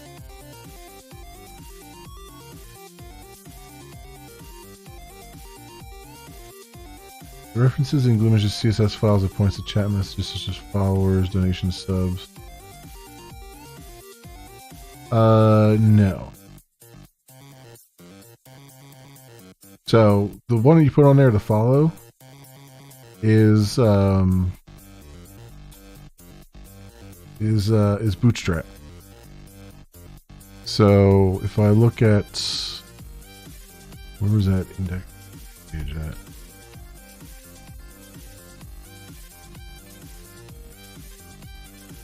So in here, if it's a subscription message, or we add classes to the bubble. So like some of it's there, like the bubble itself is in the CSS. I think it's chat.scss here. Yeah, so some of it's in here, like the channel overlay, channel footer, the bubble. The bubble is in here. But then the other stuff is not. Like the other stuff is just straight Bootstrap. Right? Like the bubble's there, but then we use the styling for it, like the border radius and stuff is we just tag on Bootstrap classes onto it. Where's the here, right here. So like if it's a description message, we change the background to secondary and the text to white. And the BG secondary is like a purplish color. If it's a followed message, we put a border on it, and it's the border info color. So if you look at where are we at here? Bootstrap color. So these colors. So text info is the BG info thing, or the border info is that color. We have some of these colors we've changed a little bit of, like warning is a little bit more gold, and secondary is not gray, but it's like a purple. In dark mode, and in light mode, I think it's something else. So that's where those are coming from. So we have, so like for the raid message I just did, I did border warning, and I made the font weight bold just for now, just to make it pop out. But yeah, we're just adding these classes on to the end of it.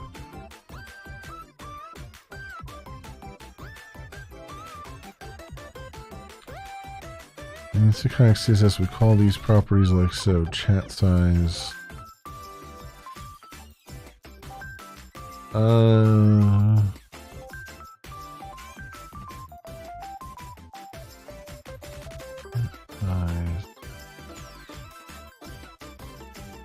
Well, you would want to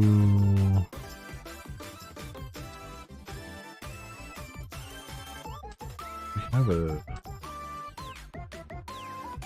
size? No.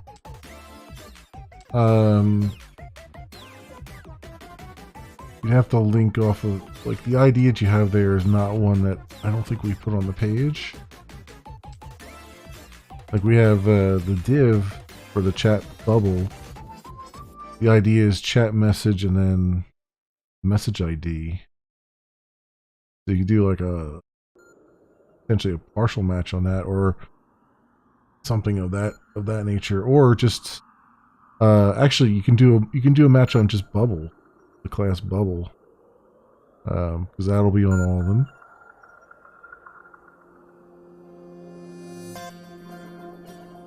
So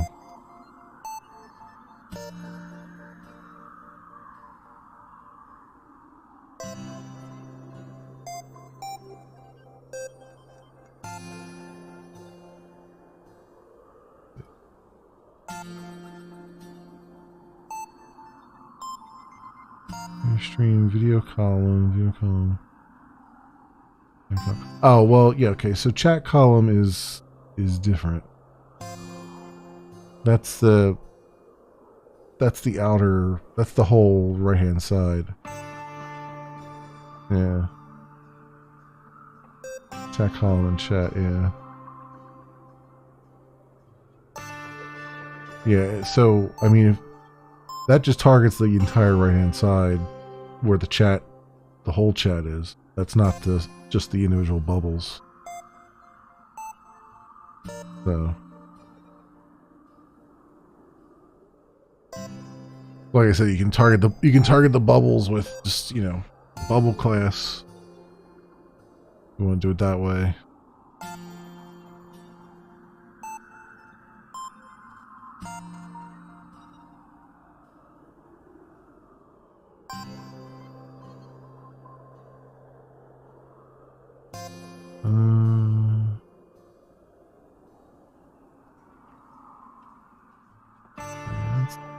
in there. So, what was I looking at? Looking at the...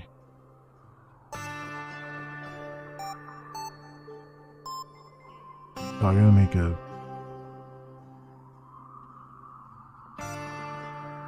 a stream here.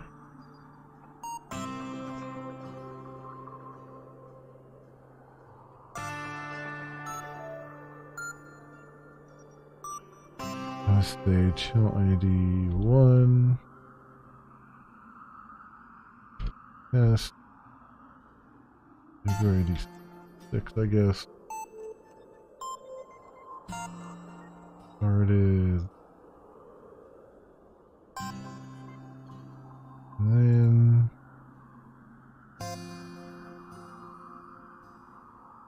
And I think I just did 0.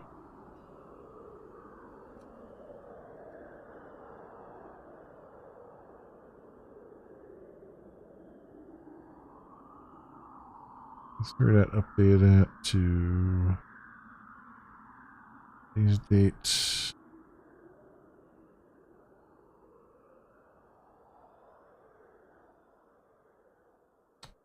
That down there. These to no.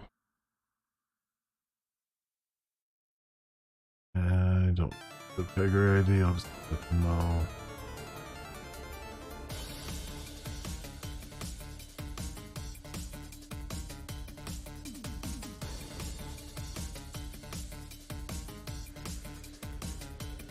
No.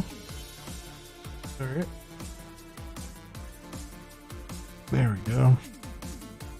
That should hopefully make this a little bit happier when I go and do this.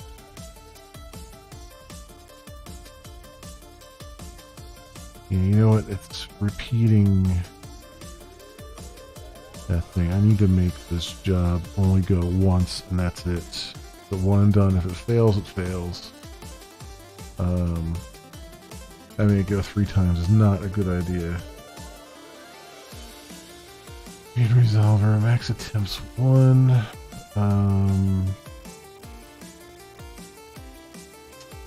Longer error.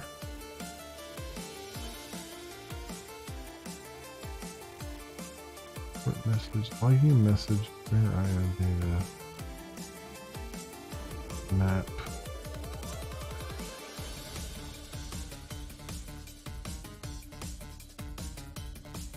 Save.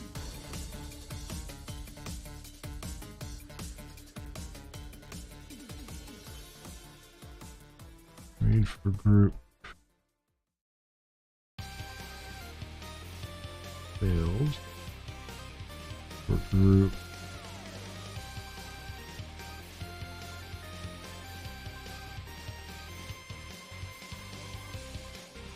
Regroup.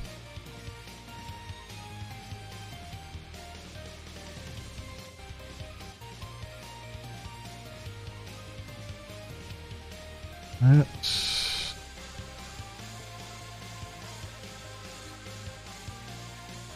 okay. Doesn't multiple times spam the you're being raided thing.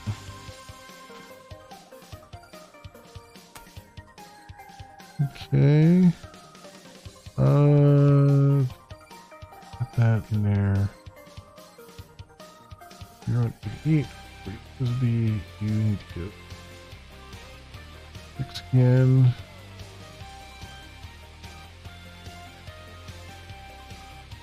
Good.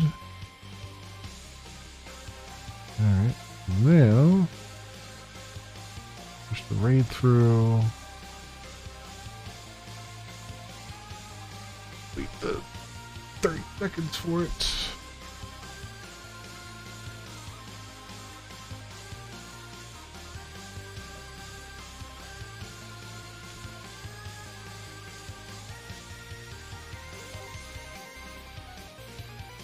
Down here.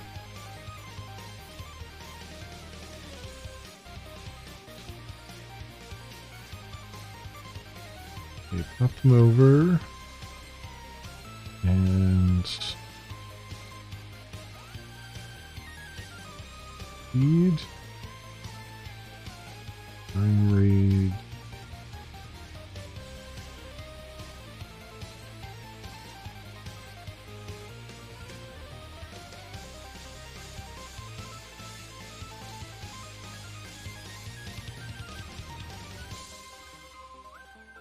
Instantly saying the raid was complete.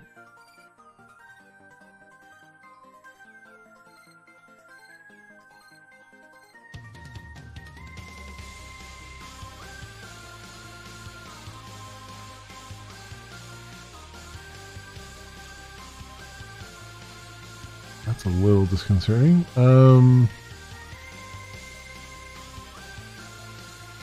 should have saw this come through. And it did not.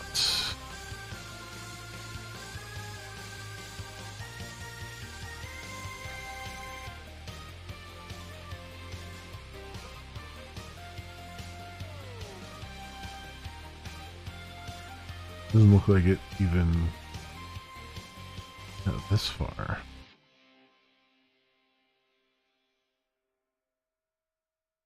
Where did that fail?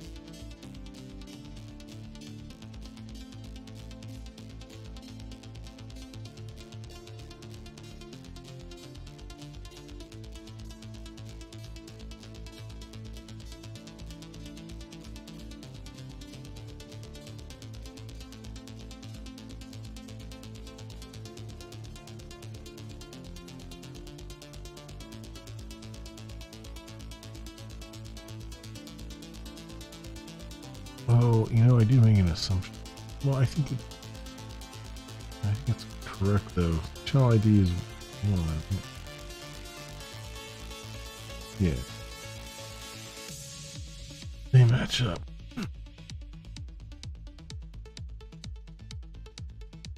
They match up, but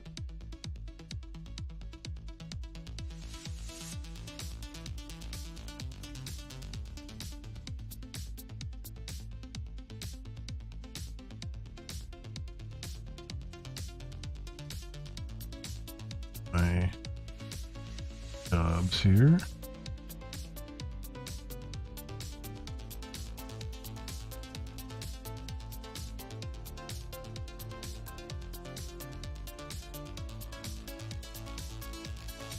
Huh.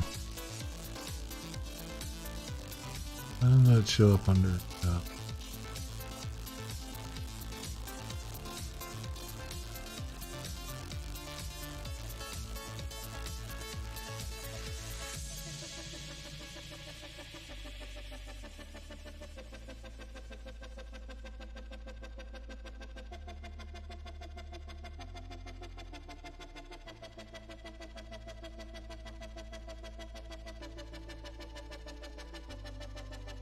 run it though, right?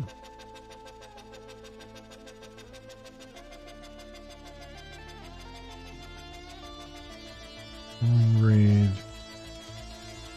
Burn raid.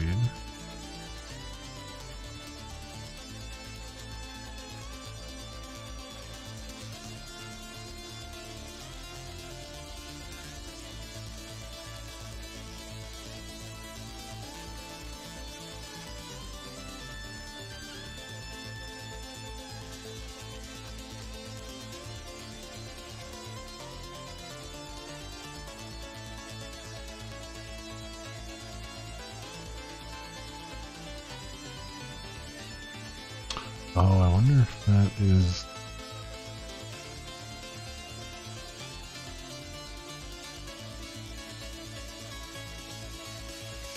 No, our raid. Our raid channel.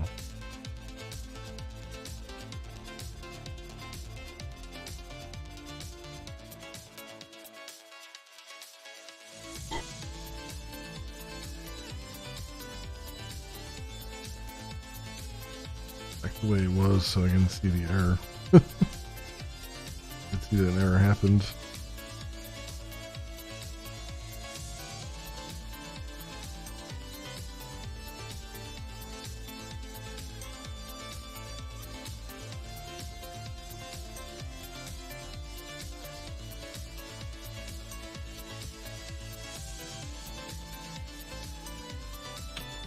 Again.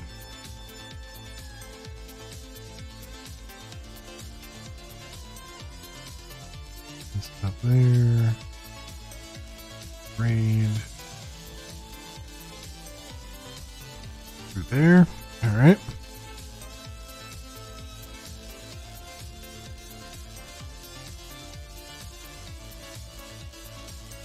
Oh, hey, ZeroFX. Yeah, I actually did my hair myself. Which is to say, I took the lazy man's route and just cut it all off. Yeah. Okay, that cut that off there. Yeah, I just that rolled over to there. Error here, yeah. Function clause error, end stream. And streams.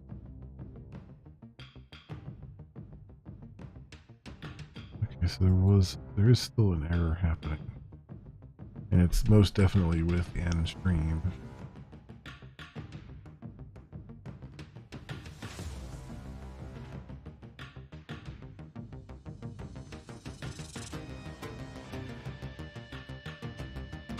Oh, did I not connect the... Did I not connect the stream to the chat? No, I cannot connect the channel to the stream. Is that what's happening here? One...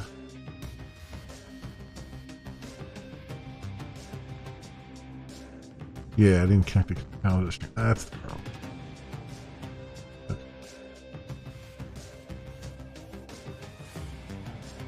Figure out.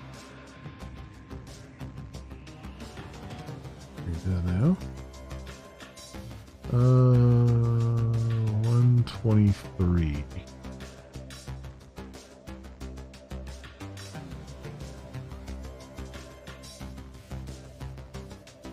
Three. That. Okay. Now then. Here's back 86. You're watching. I'm doing pretty good. Doing a little bit of progress here and there. A lot of back end stuff too. A lot of like logistical things. Alright, so I read. Okay. Message is popped up over here. We wait 30 seconds. And then pop us over. Am I on this here? 123.jpg. Yeah, I gotta forget it. Bring the thumbnail over for that, but that's fine. That number's gonna change a couple times. Right, they pushed over to 88, so they're part of the raid. Raid complete, that's what I like to see. So if I go back to database here and what L1 looks like.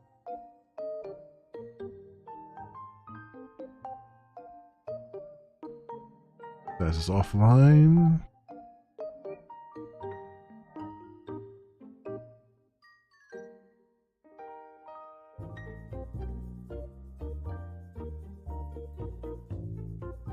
stream ID is null. And then that stream probably isn't on there, right? Yeah, okay, good. So that eliminated the stream.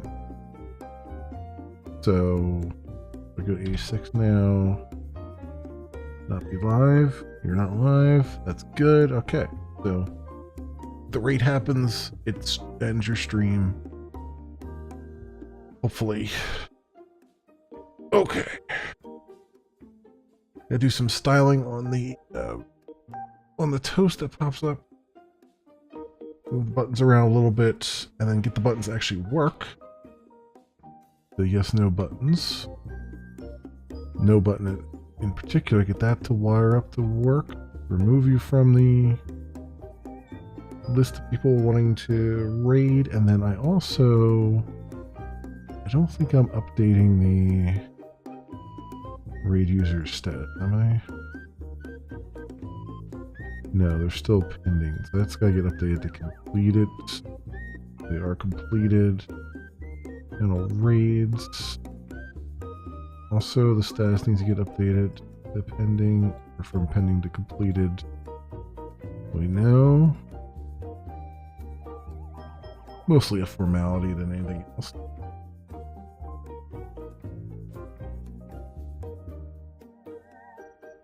Alright, cool.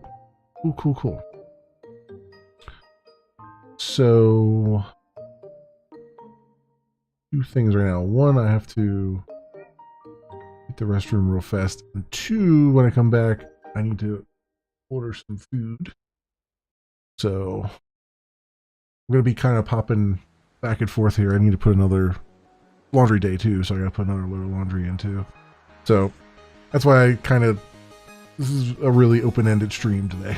I'm going to be hopping around doing things in addition to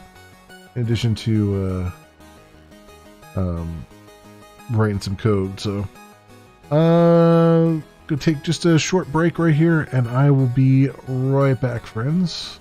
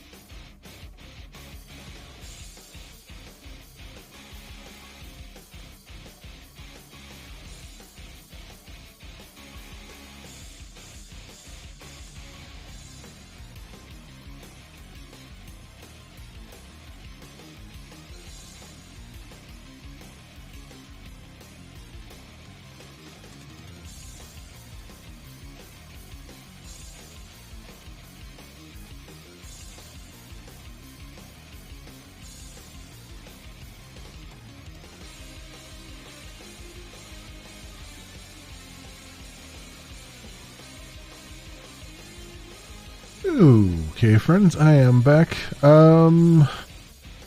Slightly. I do want to get a, want to get an order out for some food here. Because the tricky part about wintertime is that it gets dark early, and I tend to want to get delivery people out here before it gets dark. We'll have a little while to go, but I'd rather just get it done and over with here. Let's see.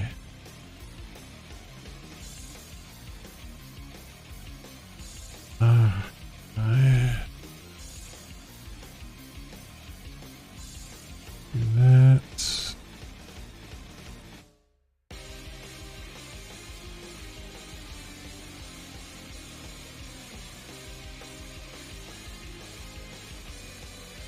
I wonder if I did it.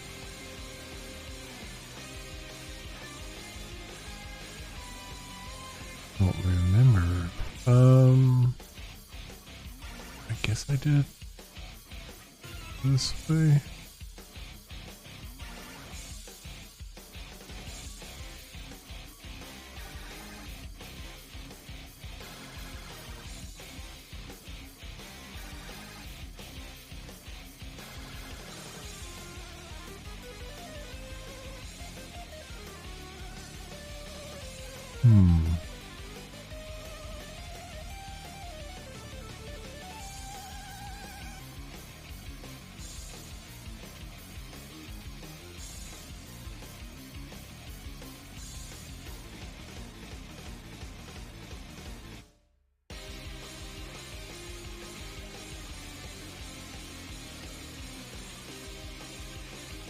How do I do this?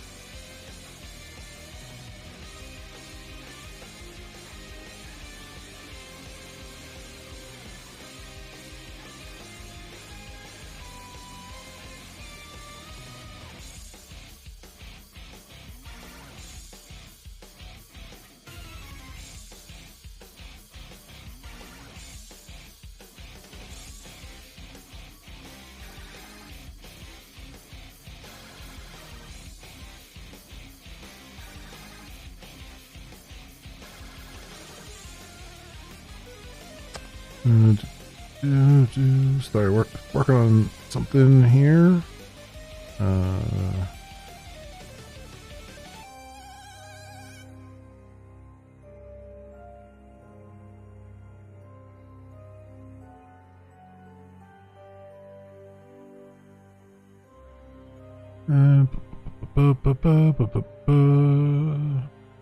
I can probably bring this up anyway. Let's see. Is it correct? It is correct. Okay. What the hell am I in the mood for? That is the ultimate question. Thinking something simple.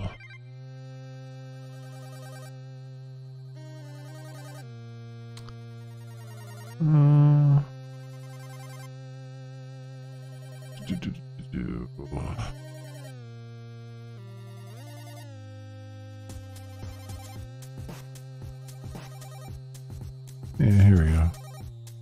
Let's do. Do I want to? Yeah, maybe. Yeah, let's do a Wendy's run here. Boom, boom, boom, boom, boom, boom, boom.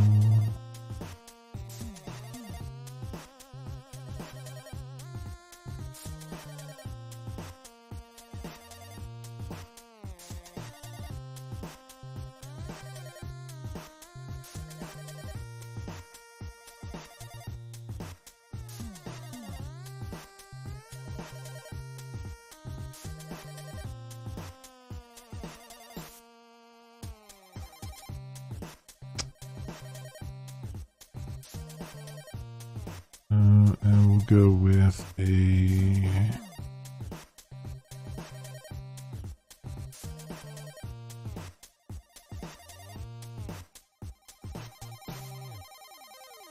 That's...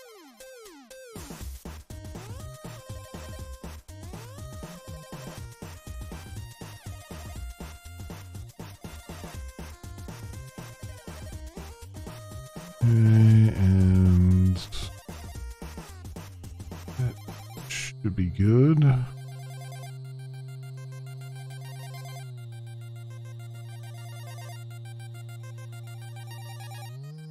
Go in here.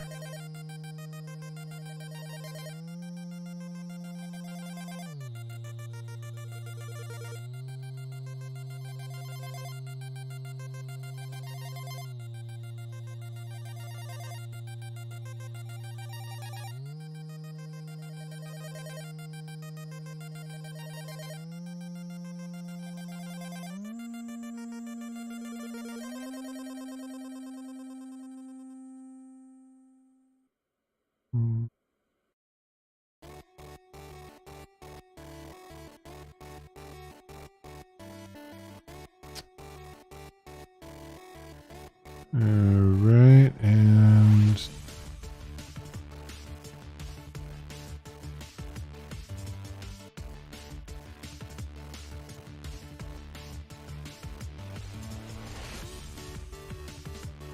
that should be doing its thing over there. Alright.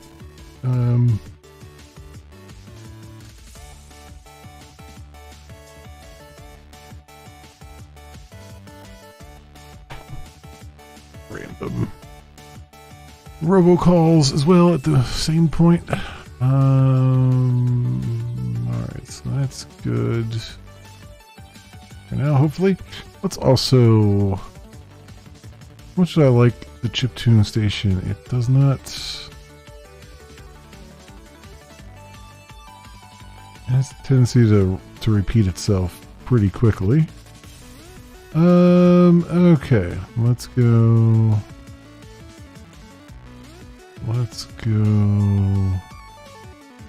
Change the station here.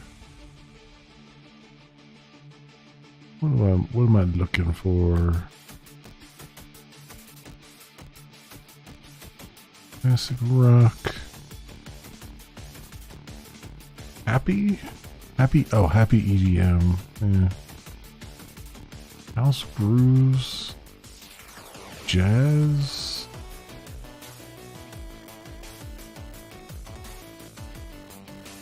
lo-fi. I guess lo-fi wouldn't sound very much different than what I have on now.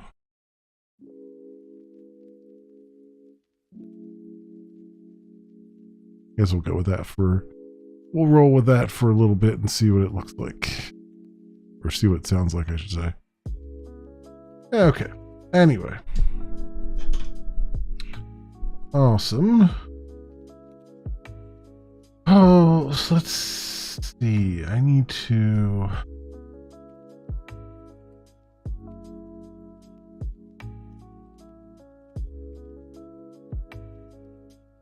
End stream is working. From what I can tell, anyway. That's good.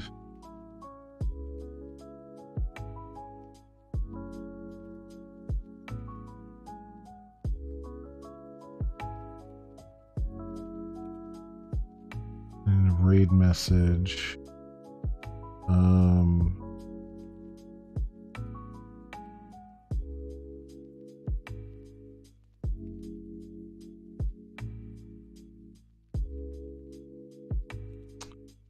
Update all the raid users.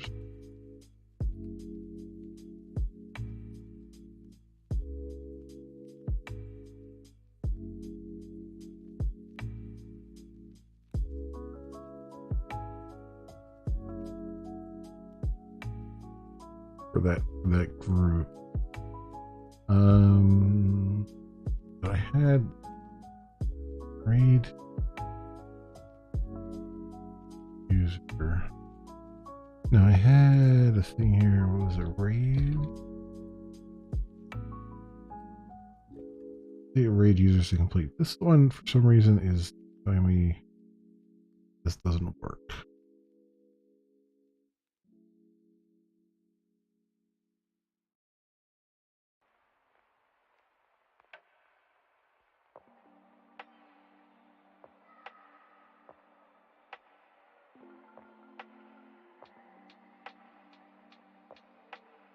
I don't know why it doesn't like this.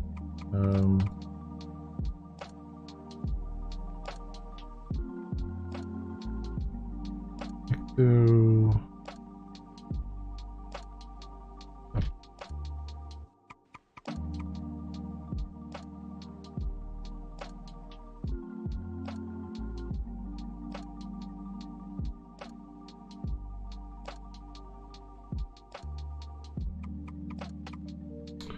user update from you and user update that name. That's basically what I have.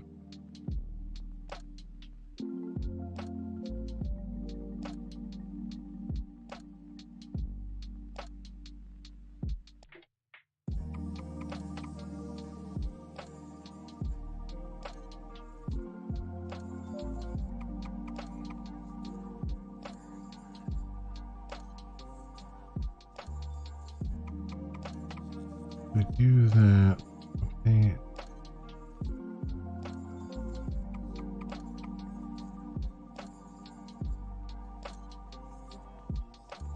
Maybe it's because I'm calling repo.update.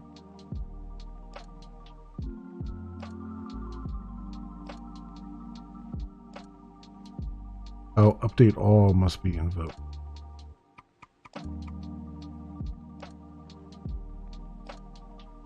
Nice.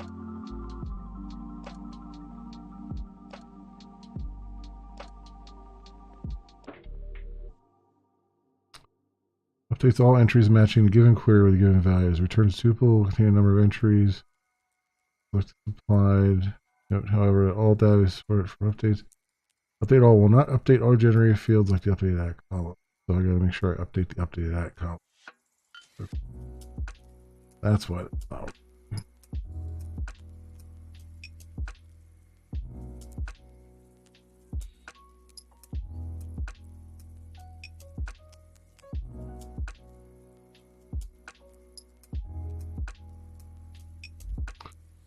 So that's complete.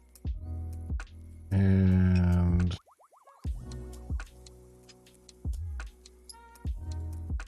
that updated at to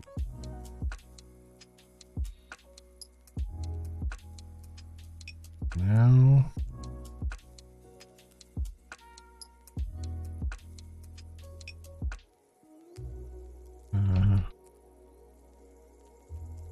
Date time.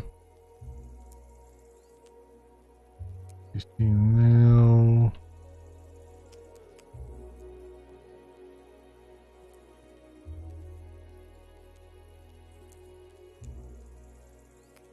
Okay. Second. Now.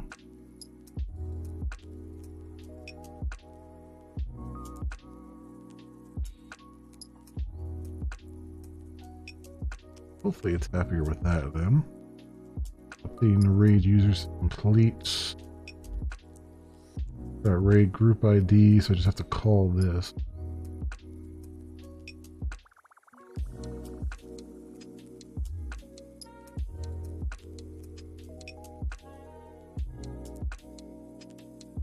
Okay. Why is it still not happy?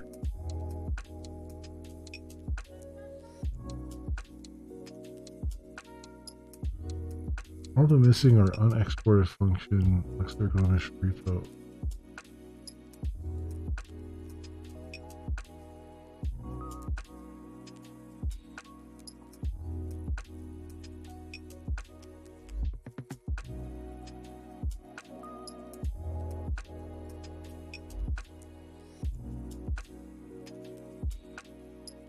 Globus repo update all.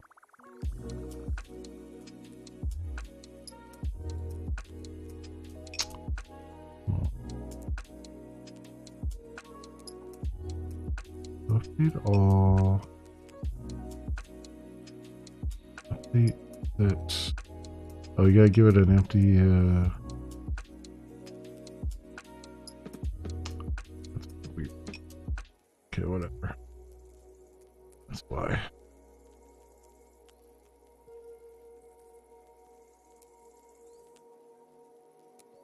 Because I've got the update as part of the query, so. It just wants to see that. It'll take a hot minute to. Okay.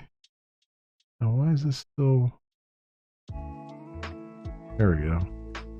Like, why is it still unhappy after all that? It's updating the raid users to complete. So that's good. So then over here.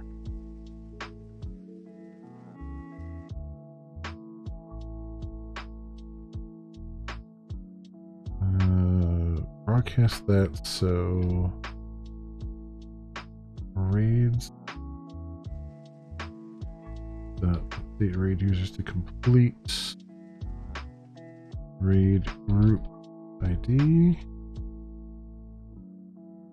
Cool. And then update the. Actually, really, I should just update the raid.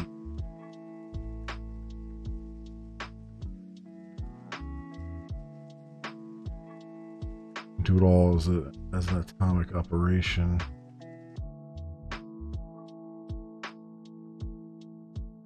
So this should be like.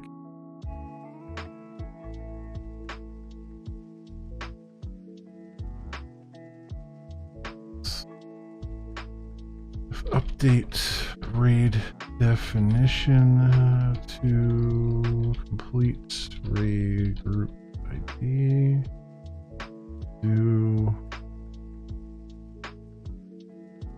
basically this.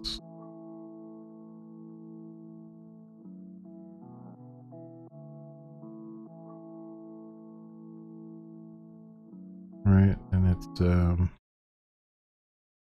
update raid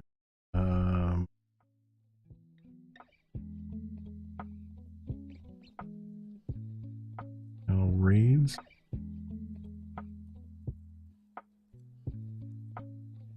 Is complete updated at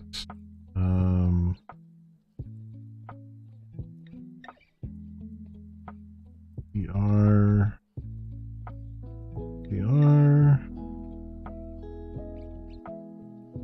I think it's just group ID, alright? Yeah, group ID and stats.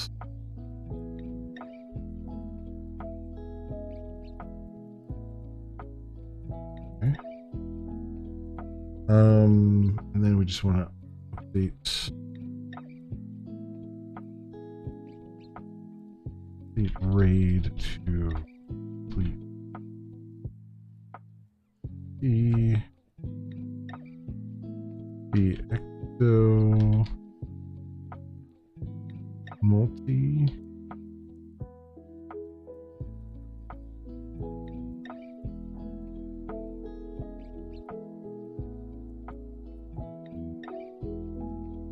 how do you do it? Done this before here. Ecto multi new.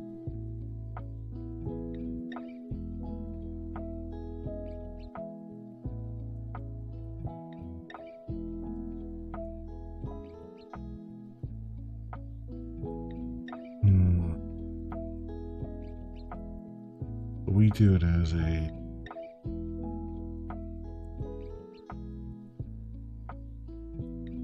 update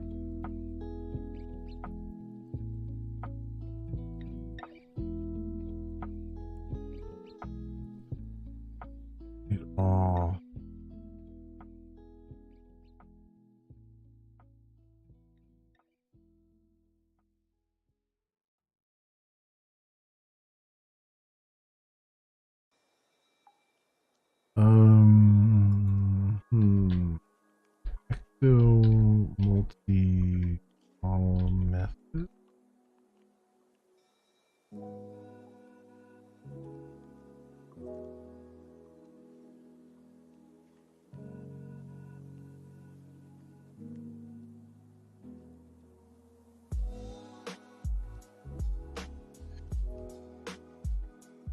doing like update, insert, and all.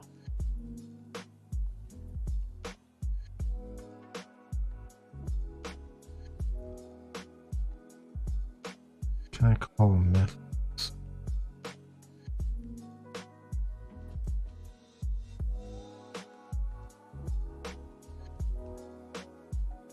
I know each operation does not have to be an item. This can be particularly useful when you wish to update a collection of change sets at once and track their errors individually. ID. Change set. That's just bringing change sets down.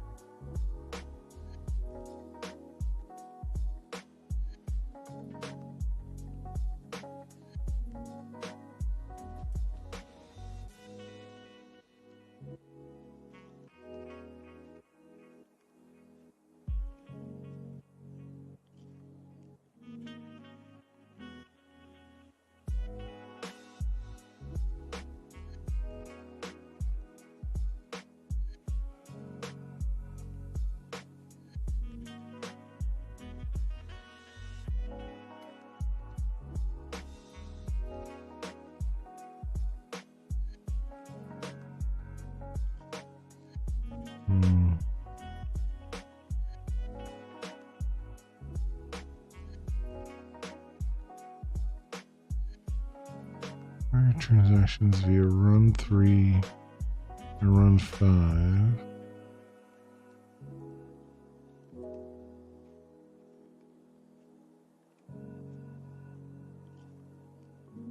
Repo transaction. Repo. Okay, I got it. So, I want to do here.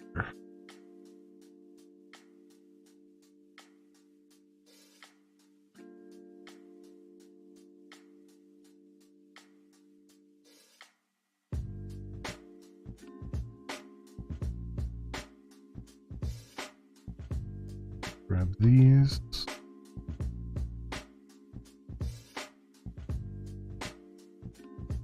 And make them private.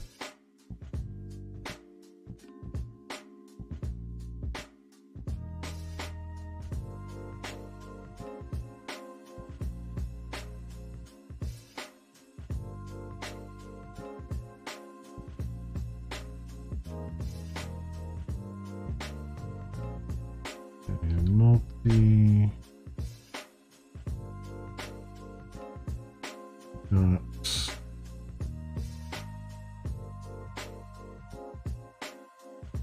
the all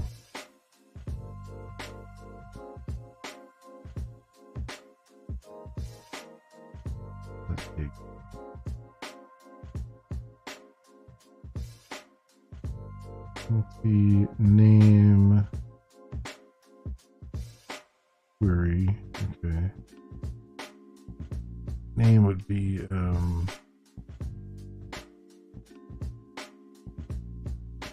read users and update read users completes group ID.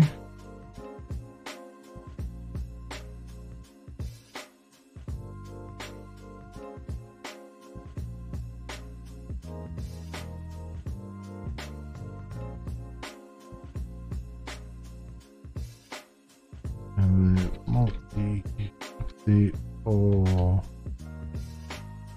definition. Right Mission to complete raid group D. Repo transaction.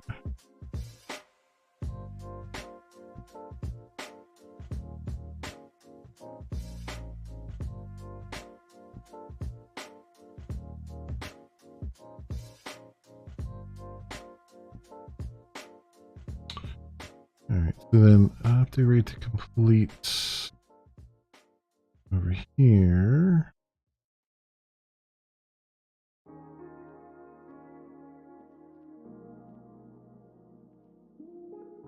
Right? Yeah. No? It doesn't look like.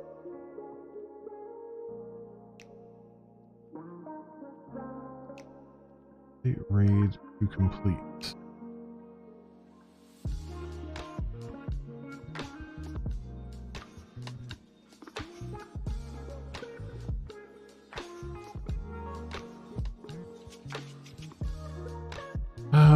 It wants orbs. How did it do it over here?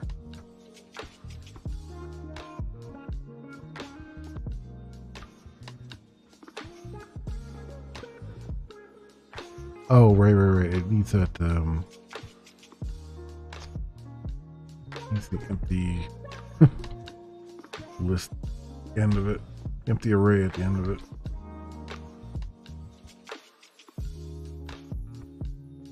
Because that would normally be the updates to perform. Okay.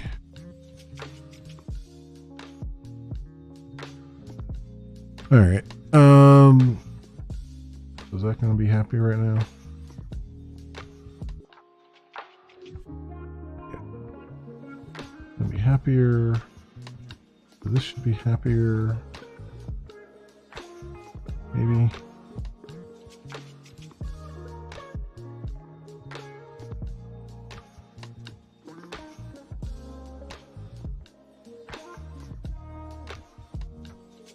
Ready to complete, yeah.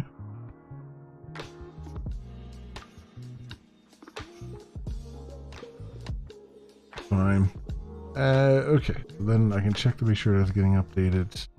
In the meantime, it looks like my food has arrived, so I will be right back.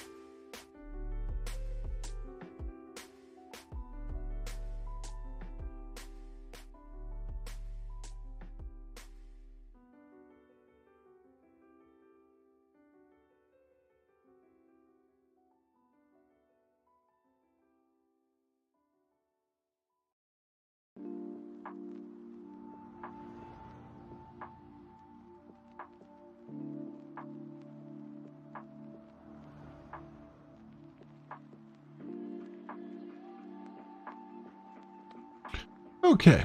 I'm going to leave the break window up here, but I'm going to maybe click around a little bit in Melvor Idle here for a couple minutes, and I'm going to stay muted while I eat, so as not to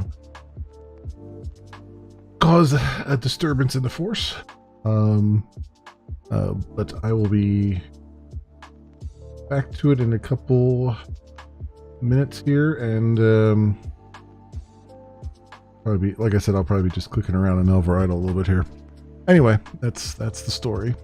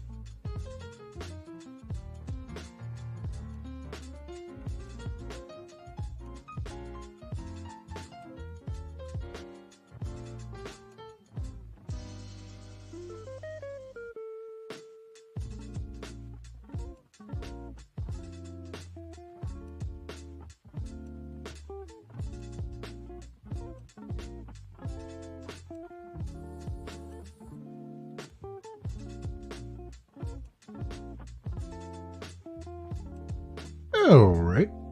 Got that all wrapped up there. And get back to it a little bit. Yeah, here. It's still complaining, but I think it's okay. Let's go and give this a whirl, I think. Let me insert the appropriate records here.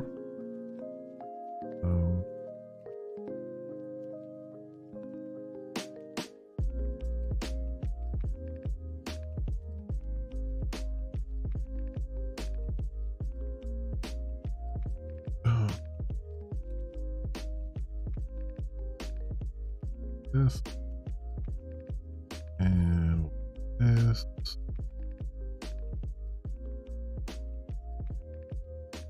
One.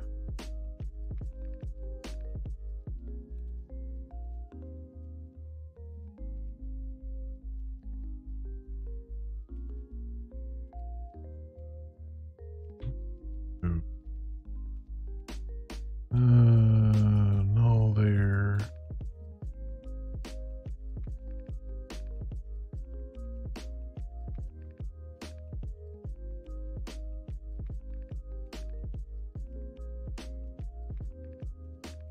Good. Fill these up with the current time. This down.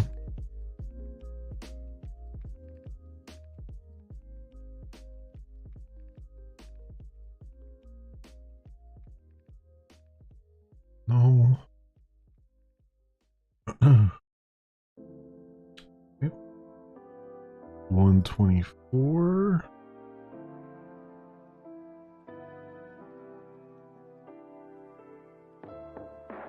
Here. Whoops. 5, not line. 124.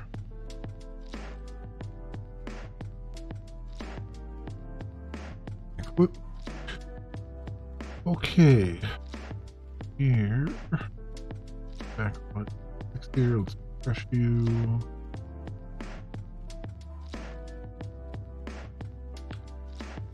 Here and it will refresh just for the sake of it. Read. Pop up over there.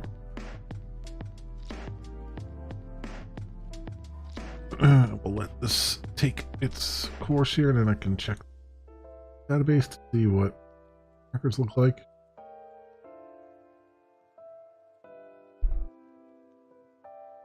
Sure, it's properly setting status on those things.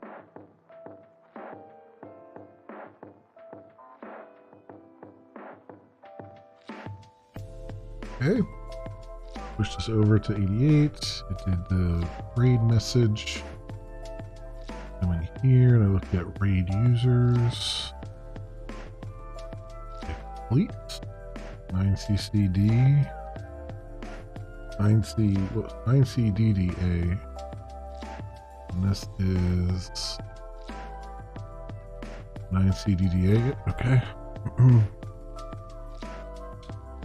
And channel raids. That one complete. Cool. And the update that is changed. So that is working properly as well. Good stuff. Make sure it changed to raid users too, just by. Yep. 31 seconds later. There you go. It's done. Okay, very good. Very good. Okay, so it's cleaning itself up after all that. Good to see. Now the next one.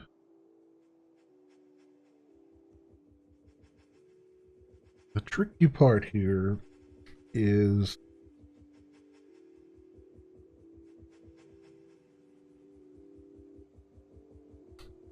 tricky part is remembering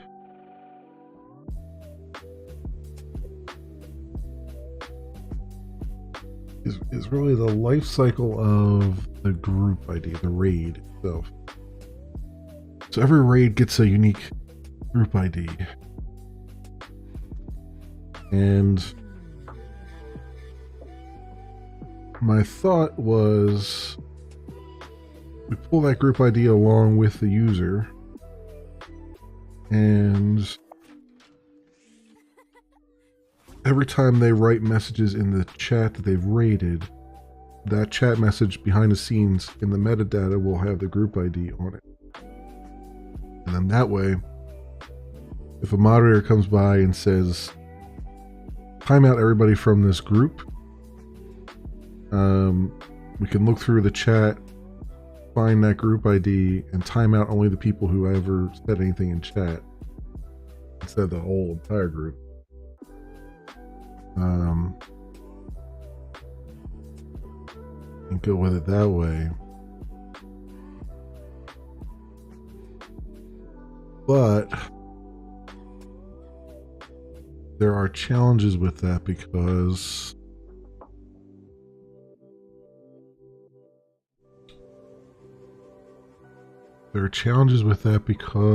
we don't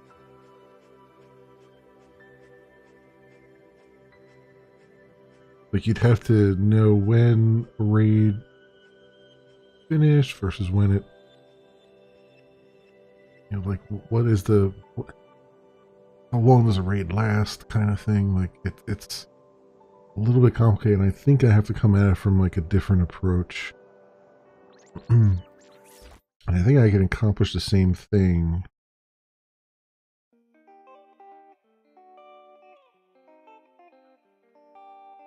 But I need to attach the raid to a stream.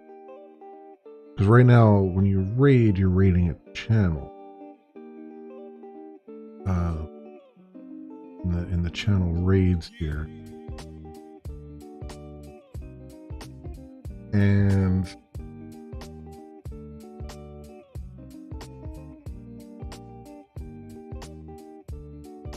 I think in addition to the channel, I think I need the individual stream ID in here too. Which means that if the streamer has a technical problem or something where, you know, maybe they stop their stream and then restart it again,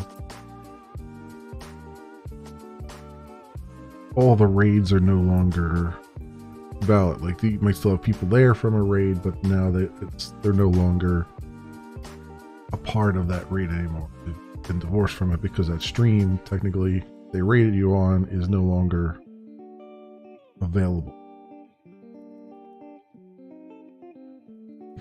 Which I think is acceptable.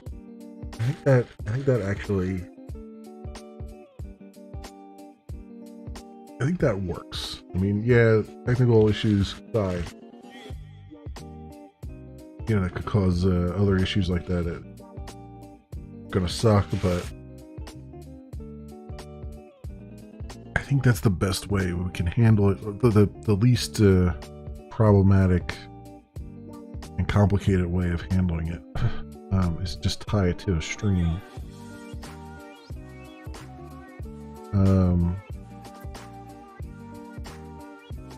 Still have to tie the raid to the channel because we want to. The chat messages are only tied to a channel; they're not tied to a stream. They show up on the channel. And based on that, I could then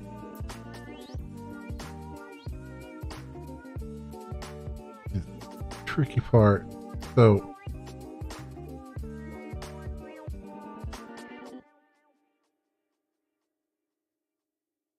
that's the really tricky part. The tricky part about this is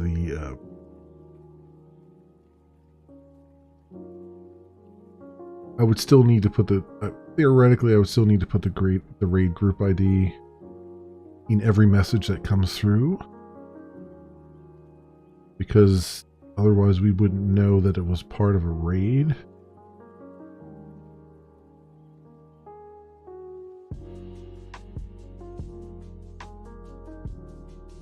Because you want to be able to, like, as you might want you might want your mods to be able to moderate the entire raid group, but if you know you're gonna have messages from people who were in the raid and people who weren't,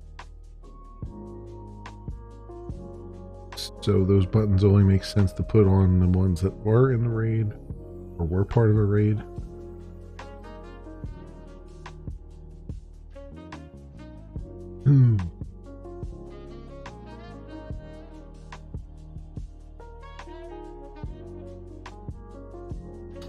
And so the trick there is that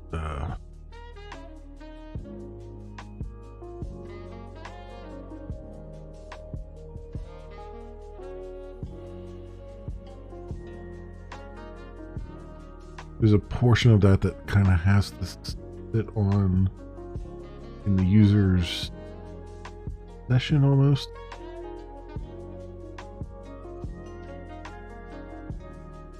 To come right back to that whole life cycle thing where we're going to say, well, how long does it sit in this user session? How long?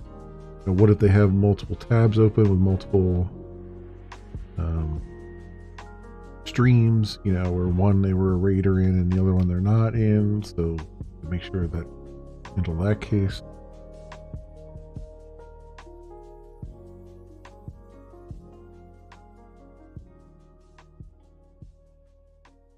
Though I suppose they might be, you know, the other tab might be in a separate session, not a shared one. So you might be able to stuff it into the session itself.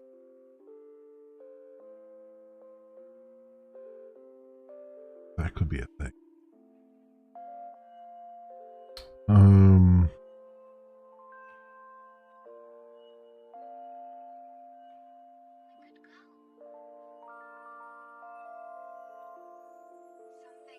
I think that's the only way I'm going to be able to do it. It does mean, though, if the sessions get cleaned up, like if that session goes away, even if the user hasn't done anything, they'll suddenly not be considered a part of the raid anymore.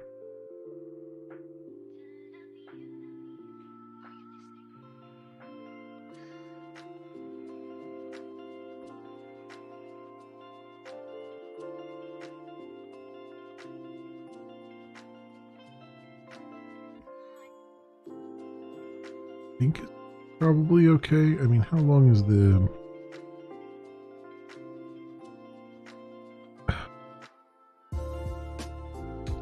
How long is this session?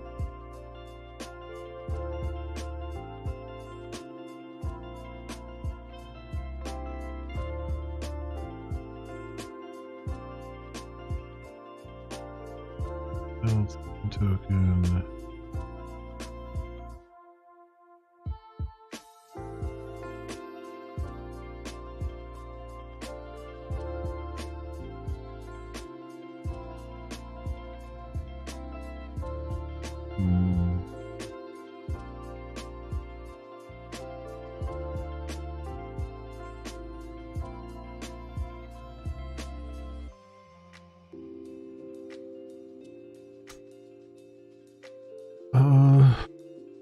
Oh, that's right. Like 60 days, right?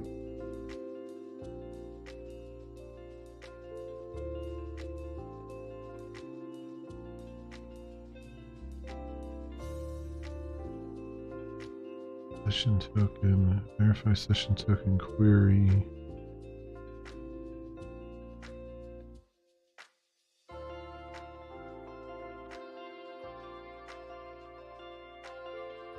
Context query. There's a given token with the given context.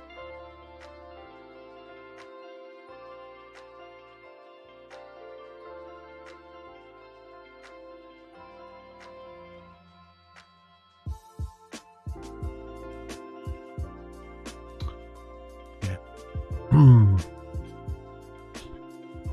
don't think putting it in the session probably not a good idea.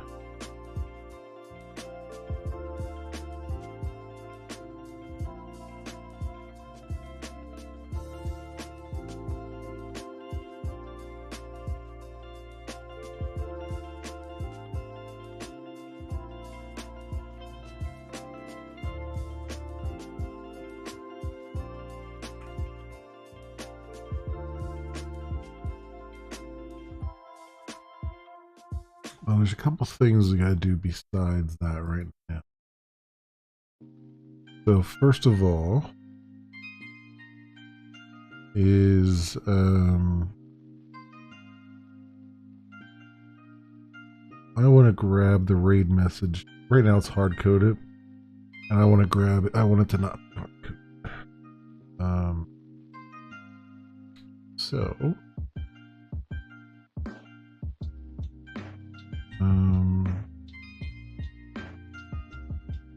that'll come off the channel.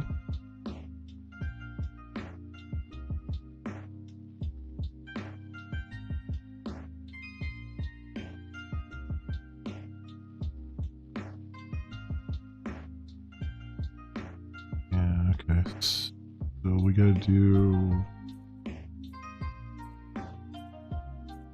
rating feature.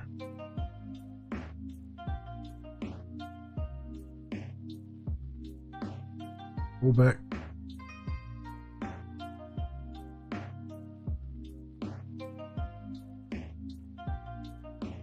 Add read message. String.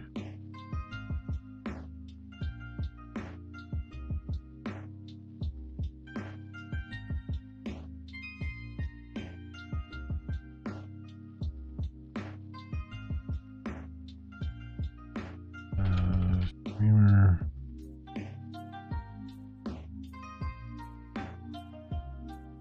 Is reading you with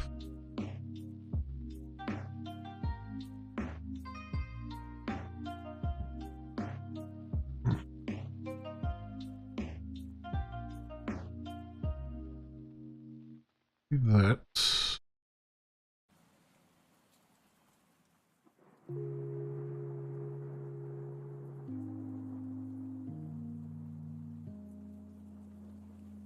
And in there.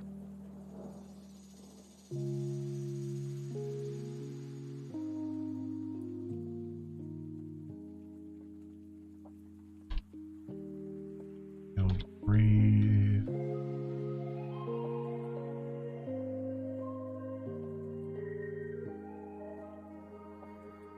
Read message.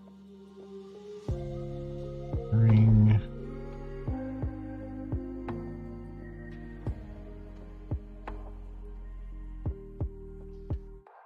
Reading you with.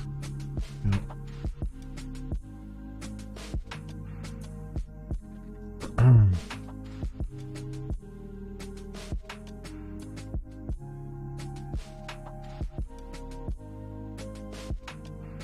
Message there.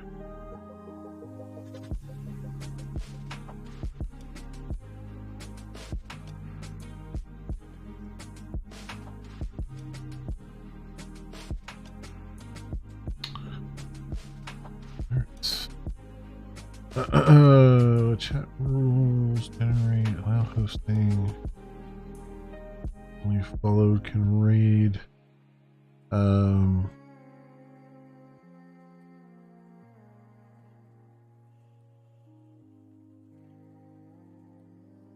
do the same thing. I guess. Oh, nice, nice. Nice, Lunar. First ultra wide stream. Ultra wide. Awesome. Very cool.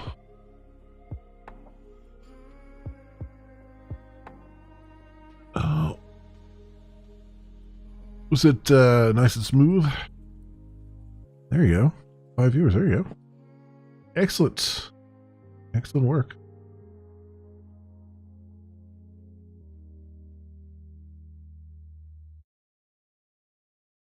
Yeah, lag free. Nice. Very nice. Very, very nice.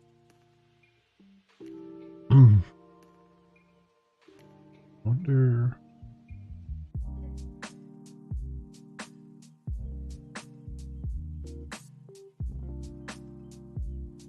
So am I doing? Is there a way that they could?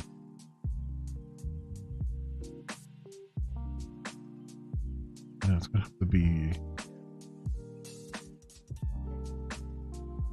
saving that.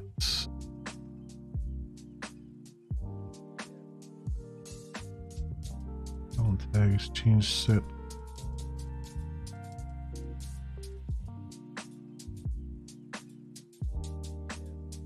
I think I'll just do the normal change set maybe. Read message. Make I could do. Enjoying the raid message.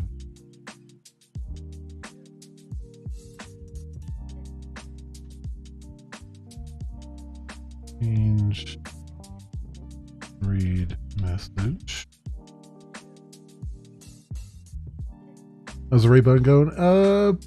Good. There's just a lot of the hard part here is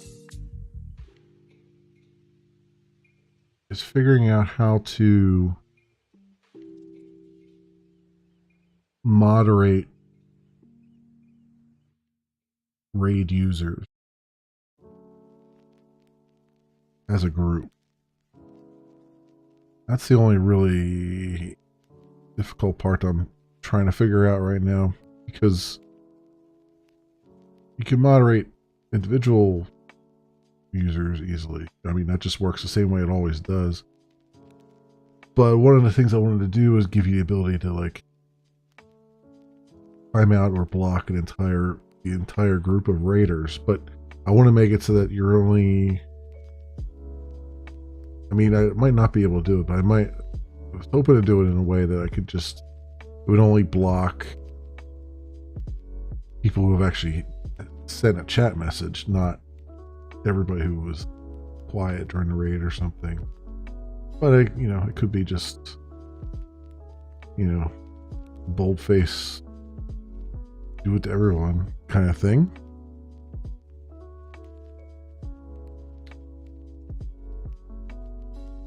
Oh, this is Elixir. This is the language. Yeah, no, it's not the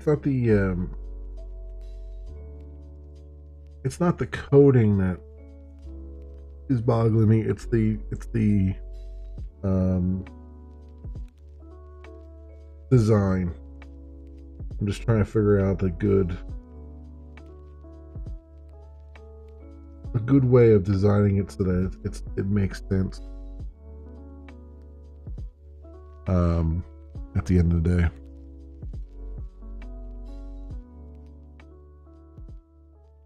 Because I don't want to what I'm trying not to do is to have a,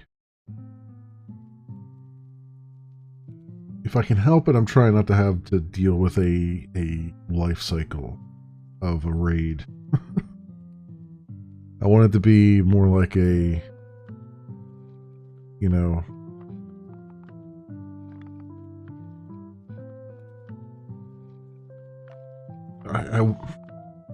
I don't want to have to figure out, like, is this person still in the context of a raid or are they not? That kind of thing. I just want it to be a little more as simple as I can make it, essentially. But we'll see. Streams channel. Channel.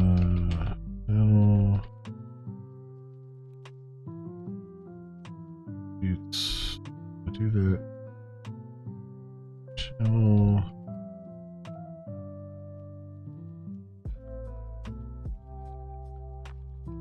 Yes. That. And I want the message. Message.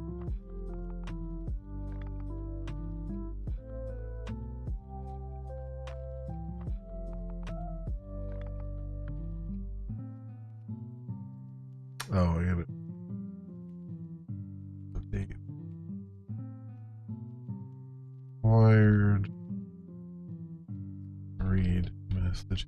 You know, I didn't actually make it a required field. I guess if I don't see anything in there, I'll have a default fallback to.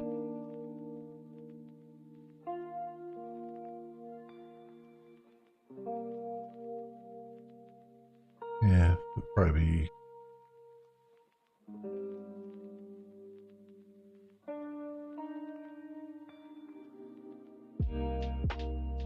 Because I'm not making it required.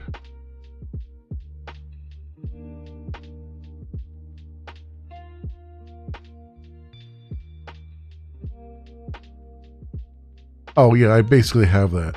Yeah. I mean, that's the default I set up here.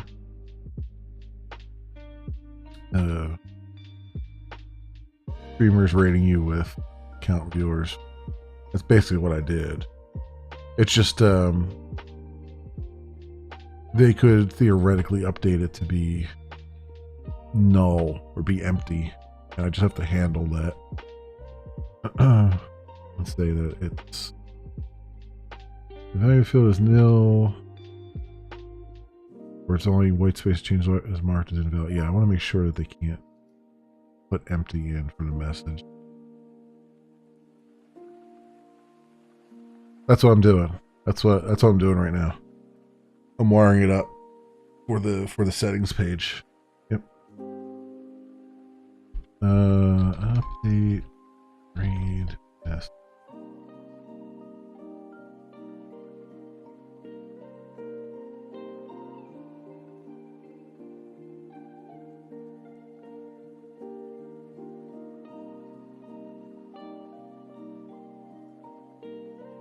That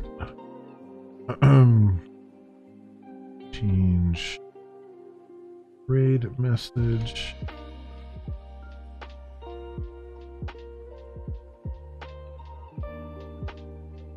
Finish repo update.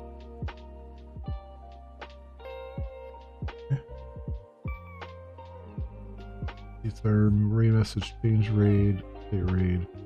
Okay, and then on the reading email.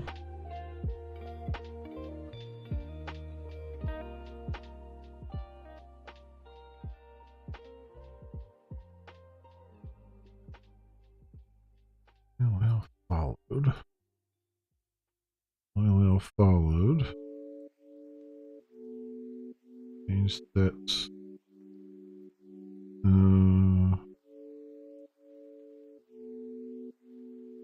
Say another form.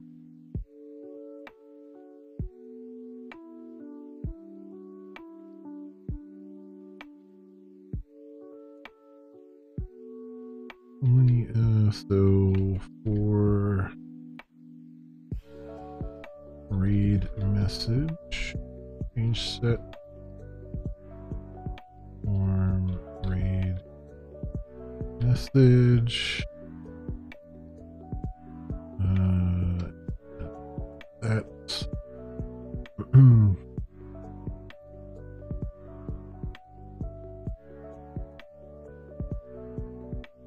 guess I could do it.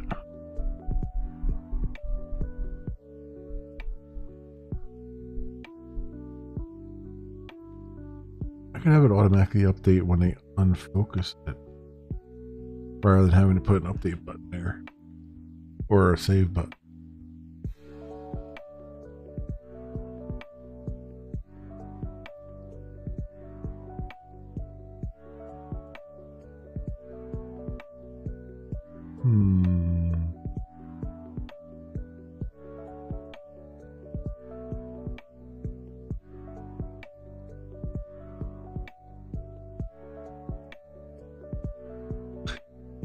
Probably safer to put a save button there to make sure. So this will be not checkbox, but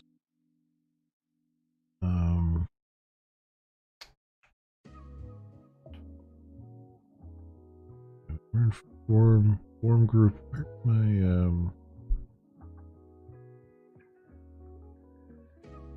let me steal one from over here.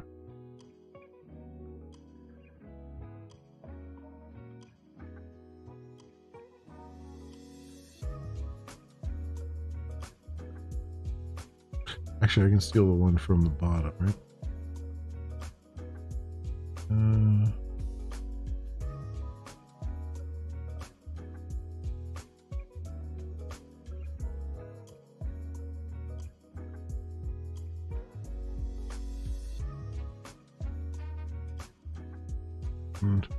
Input group append input group.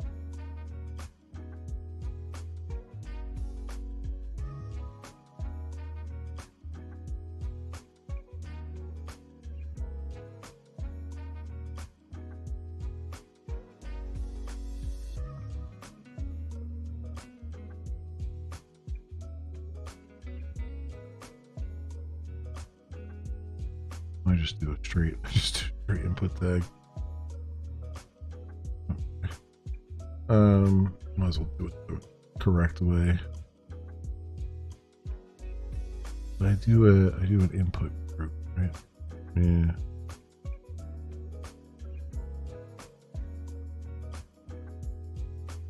Oh,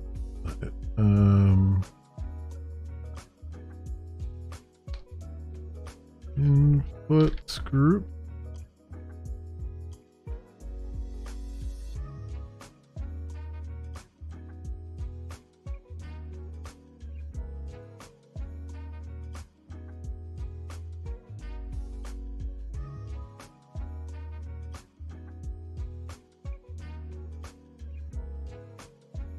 And then a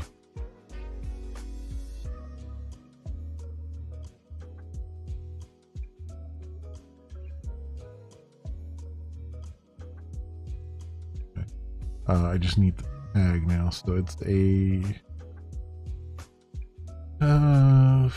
Phoenix input.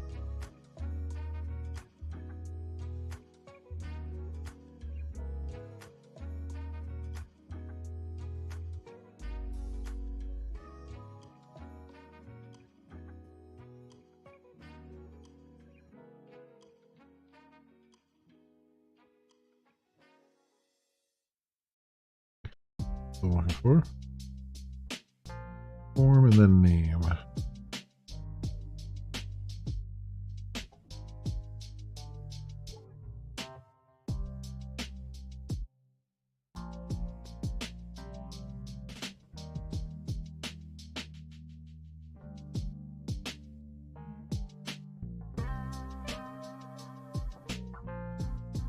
Input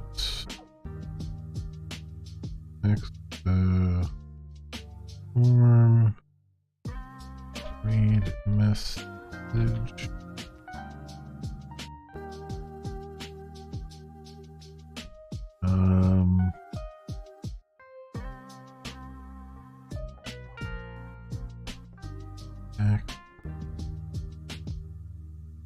length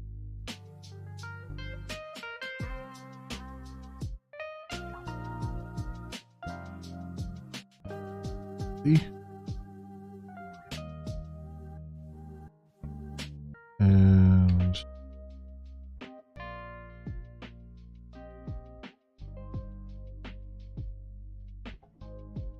was label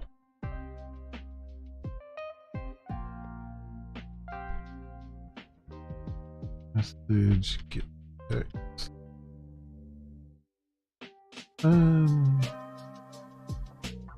Yeah.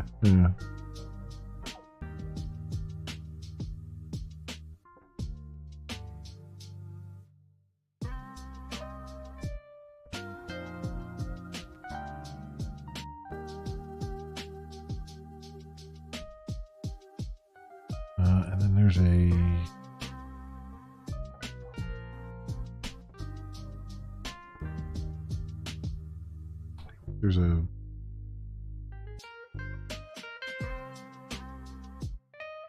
what do we call it? It was we use this on the other page.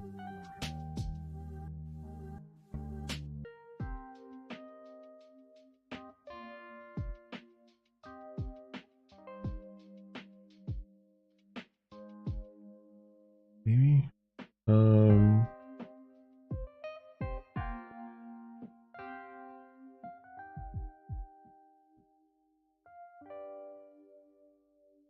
user settings.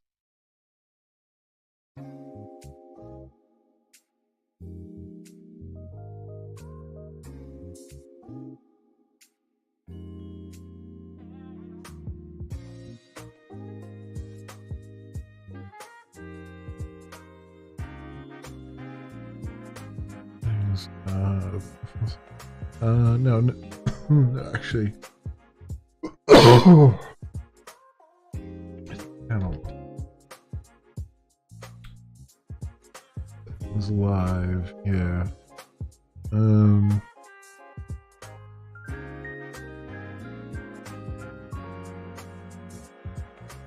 Rules. Where is it?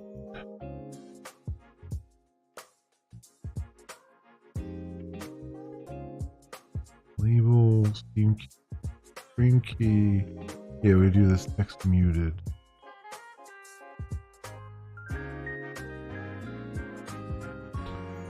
Under it.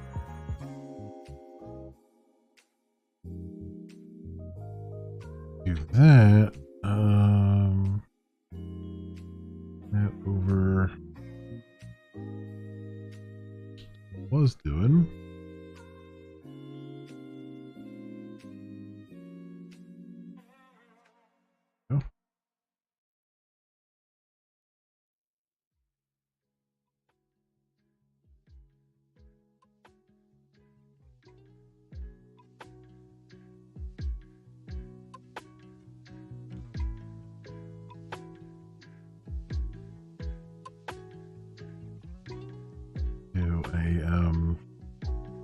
Let me read a message. Message. Speak in chat. And you are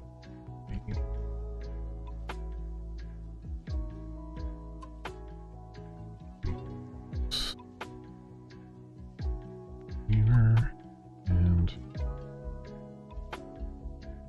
out to play reading as baseball player.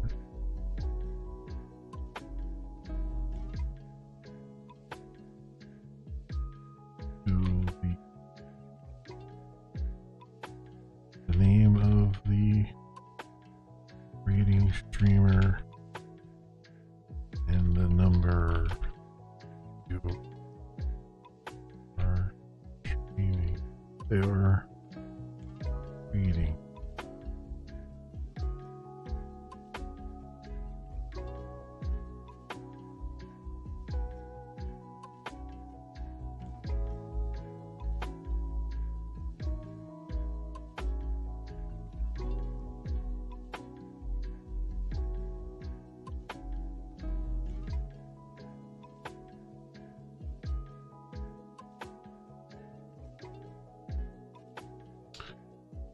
And then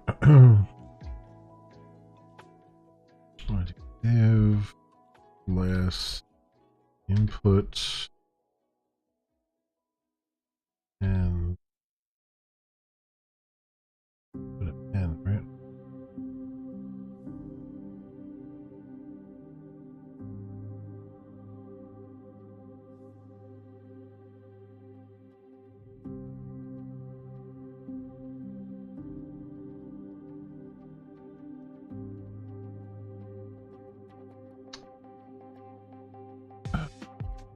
The bootstrap here.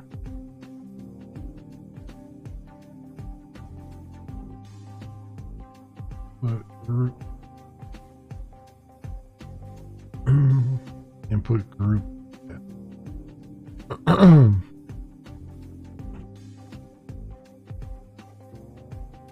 And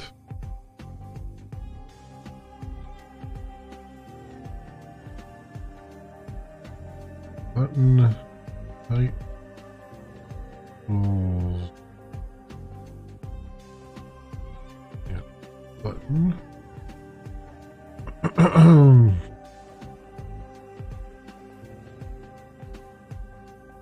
Class is button primary.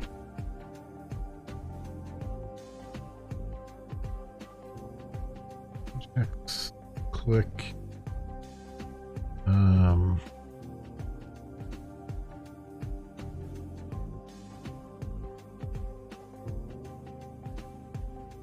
Save read message.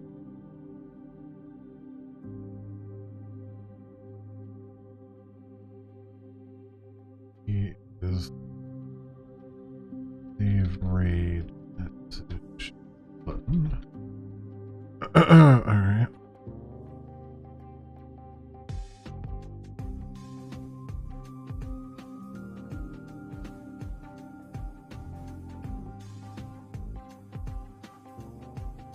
Hey, Steve.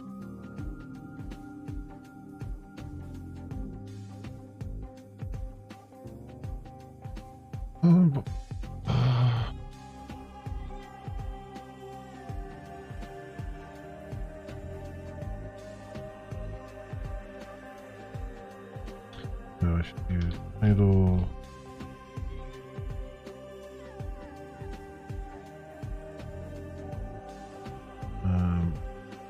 Text.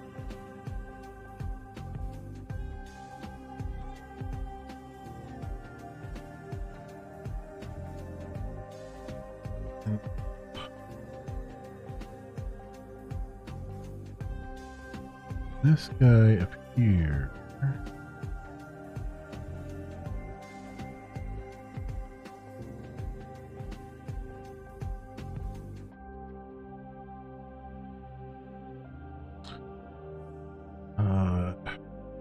Place folder.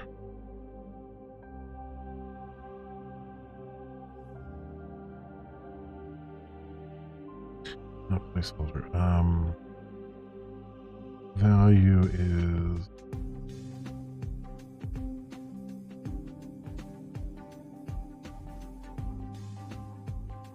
read message.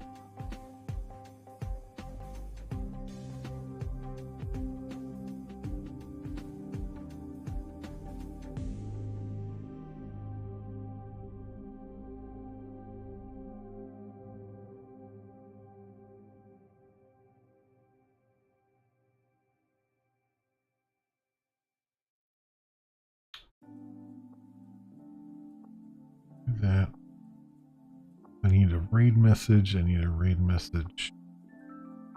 Change.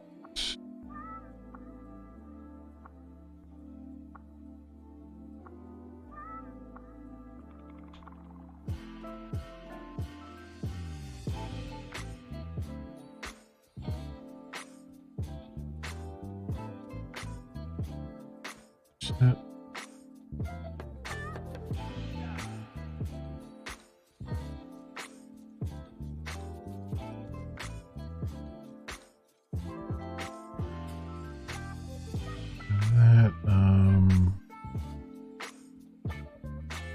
We got the channel out, right? So change set would be read with change set.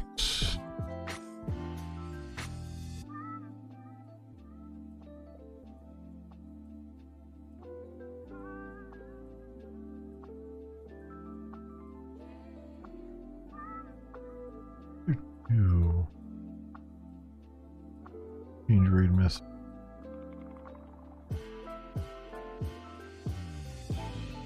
Oh, right. Oh. Change message. Channel.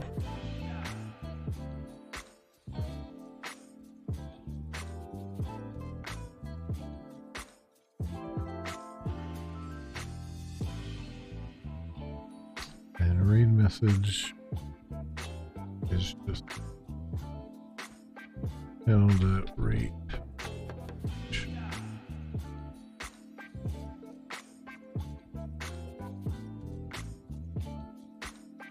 And I need the save thing.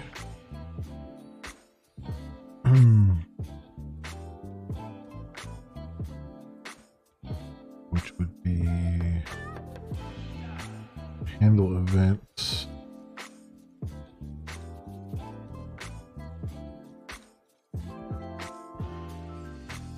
What did I call it on the page?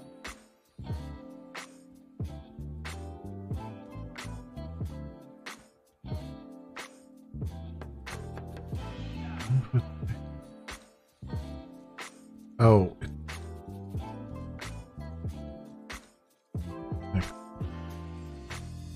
Input. That works a little better.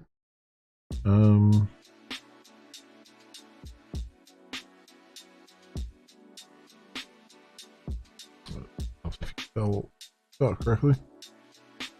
Input is here. And this is for a message. There we go. I need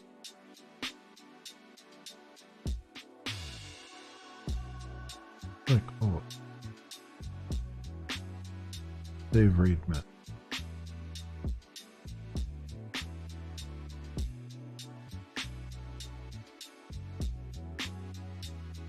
If handle events, read message,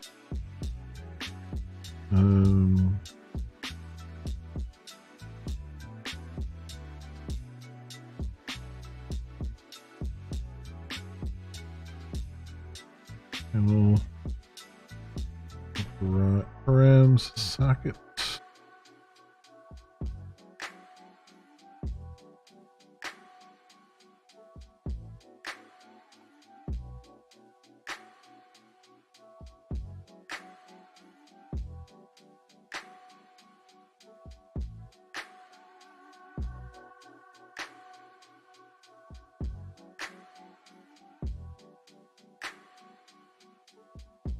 Got that, and I want to channel get read message, finds channel,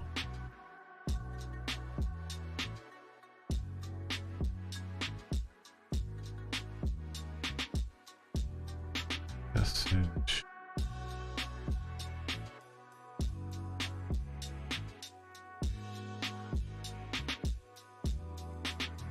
Params that read message. How do I do that?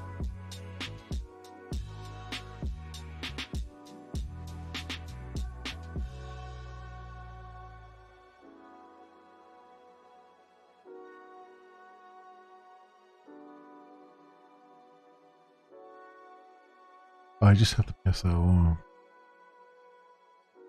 Right, because it's a change set, though. Yeah.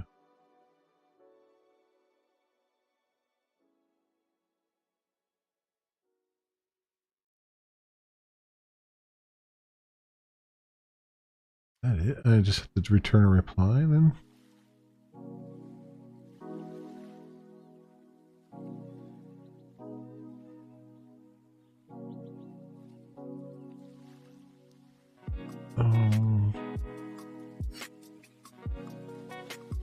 Oh, wait, I got the K, the first error. But yeah, then I just update the change set.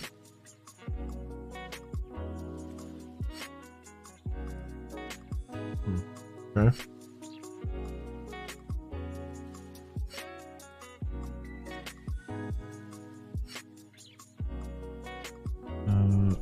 Okay.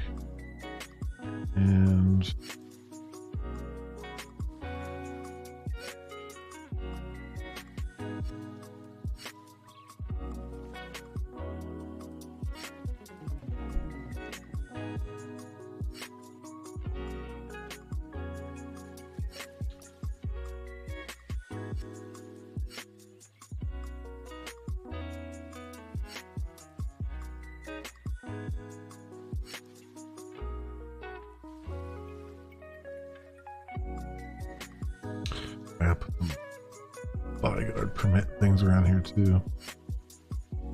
Around some of these things I don't have.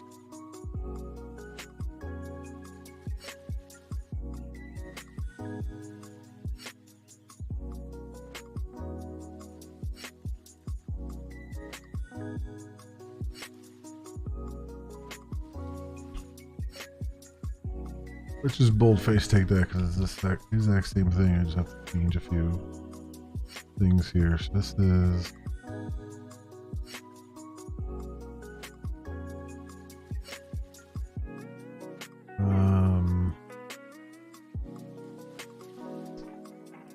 read message change set.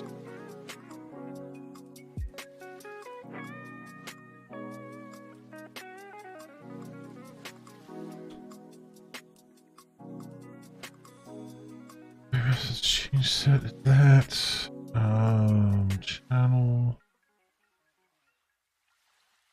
is updated.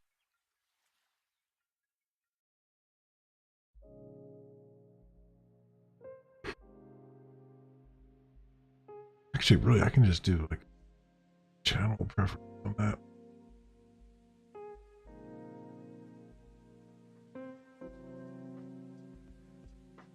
Use the thing that's already there. That would be a good idea as far as bodyguard is concerned. Okay.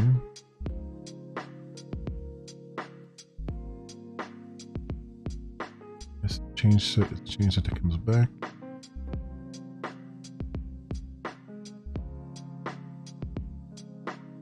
Read message flash. Okay. That's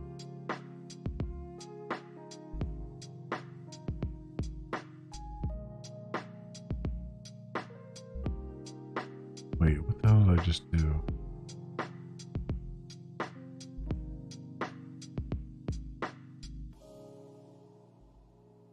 Oh crap, I did the wrong thing. Damn it. Damn it the hell.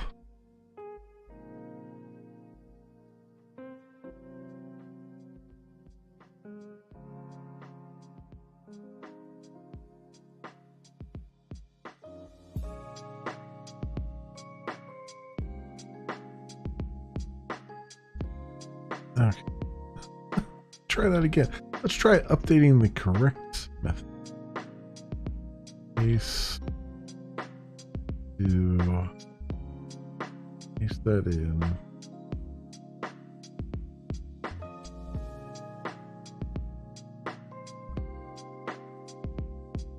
Let's change that. Change message.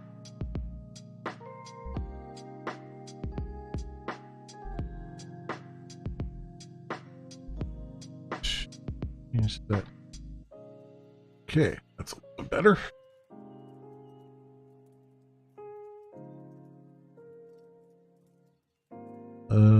And I should say, let's do this now with, okay. Bodyguard.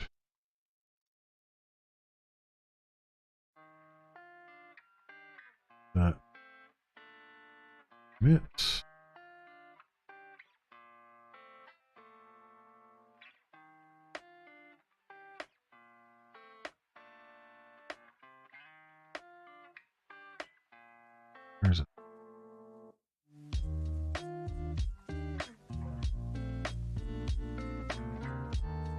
Why don't I permit Flemish streams policy?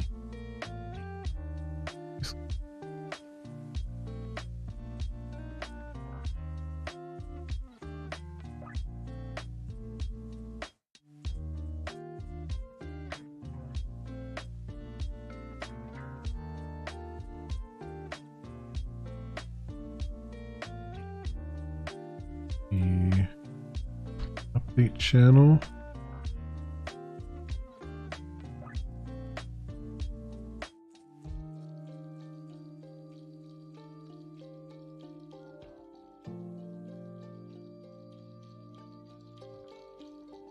Okay.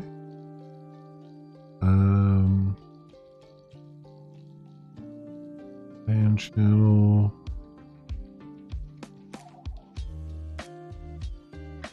And reading channel.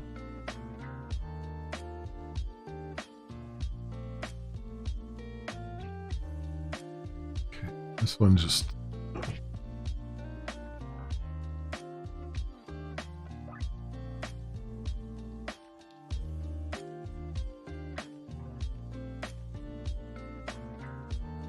Sorry. Nose is trying to run here. So, the Bodyguard permit. New band Bodyguard permit. Yes. Oh, I need it for this one here.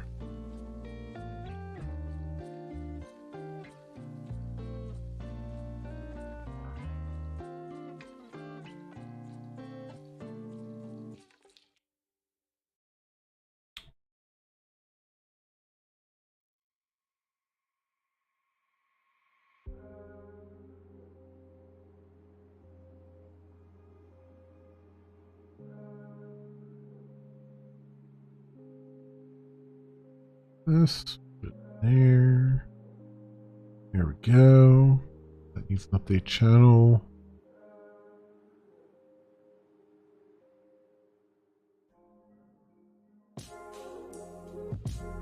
And the same thing with this. That's right.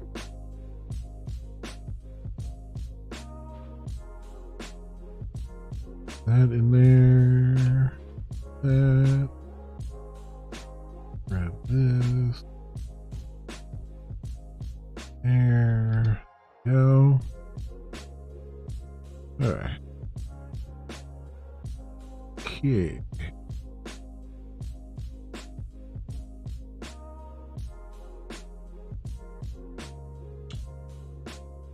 Going on here.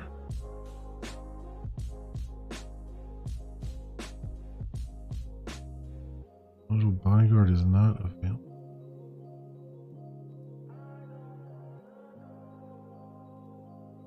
Why not use it everywhere?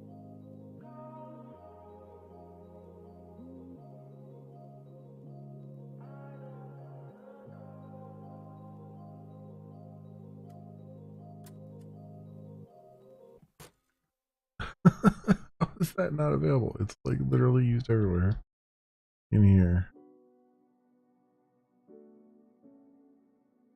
But spelled wrong?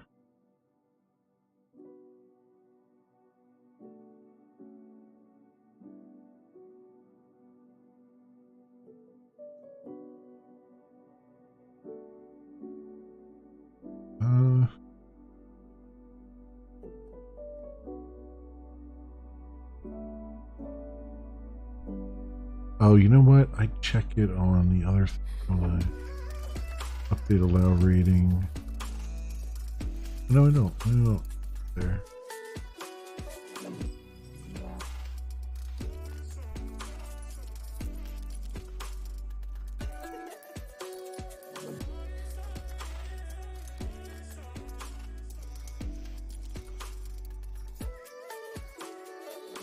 Oh, helps this spell it correct. Try that first.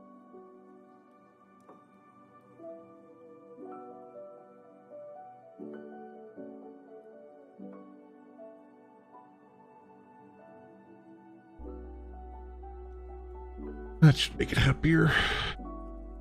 But I hope.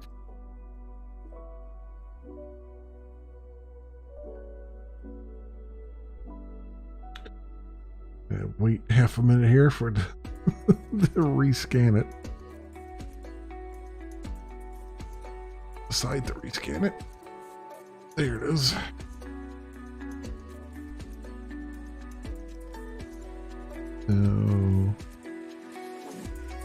So it's wired up.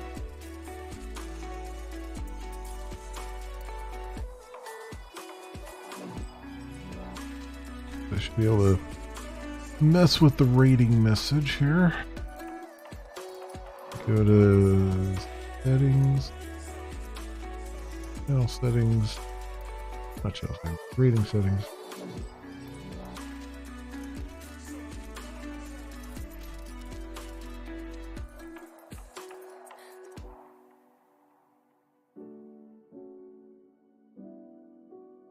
Well, that's complete. Up.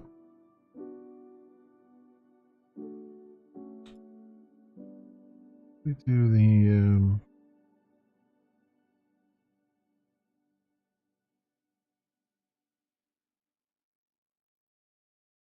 we do an input on there.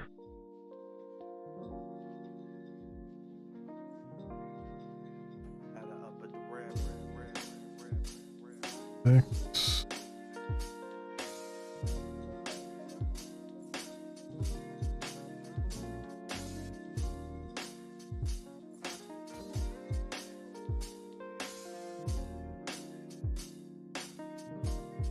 Have an input group and then put form control.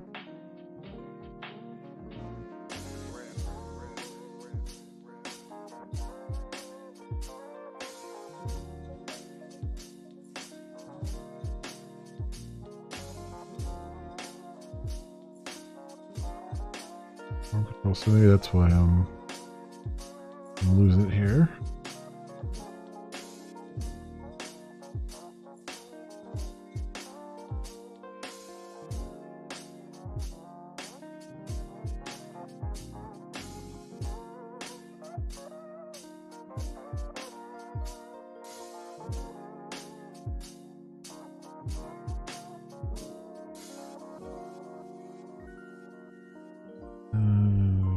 List equals form control. That's better. The label just has to go above it.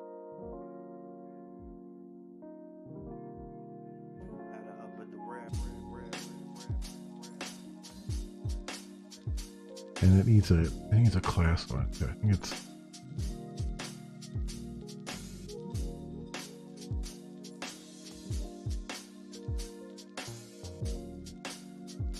class form label something, because that's not the correct way we do that there.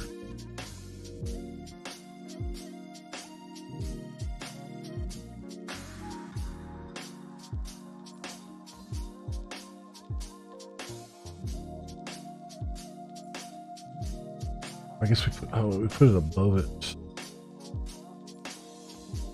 On poster.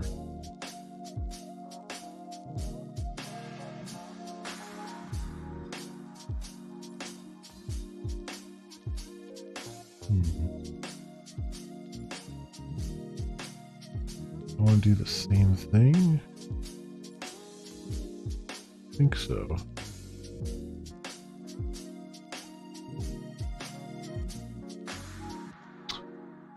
Over here and get this one.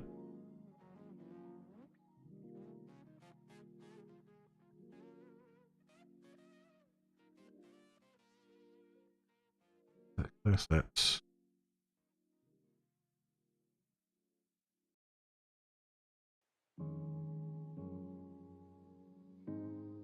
on here.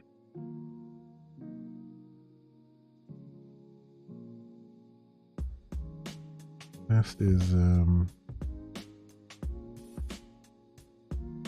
form control, I think.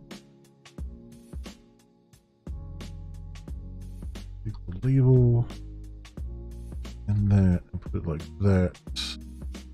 And what does the label have to class do we put on the label? Do we put any class on the label?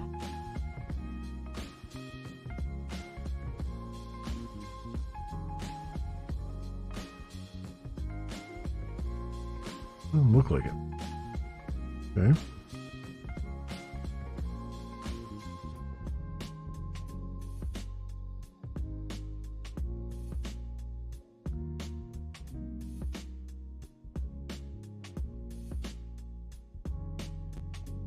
Oh, I didn't put a space there.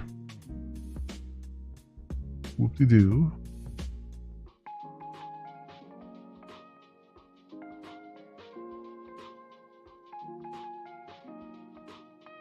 My raid message. Blah, blah, blah. That's good. All right. So then I just need to put some more space down here. I'm gonna do the class is margin top.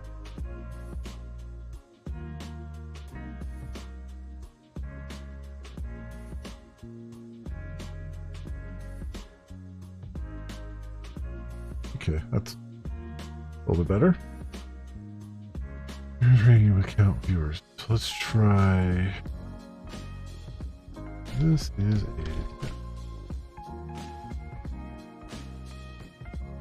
That didn't work.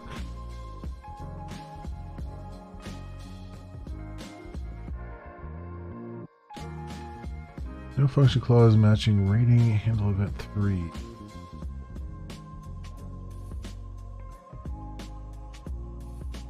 Save raid message. Value.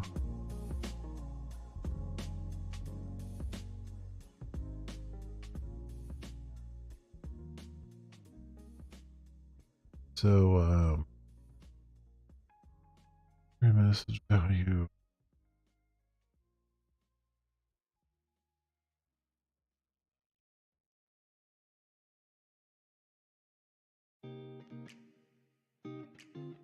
Nothing came through.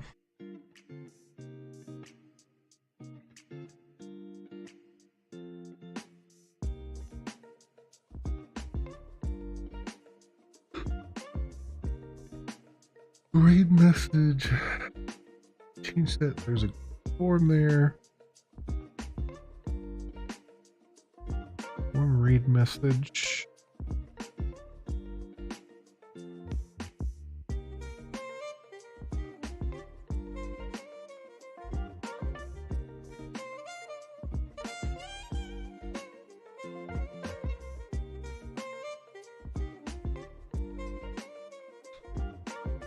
Wasn't there or anything, right?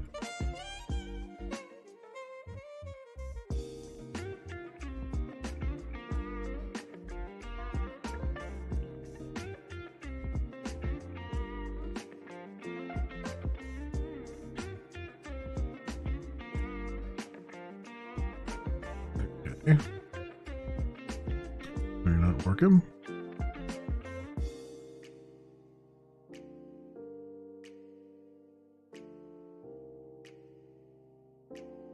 Refreshing the page, or refreshing that portion of the page, but it's not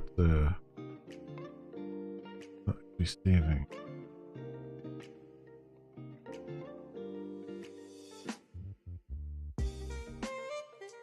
Because it can't find a match. Has value like that.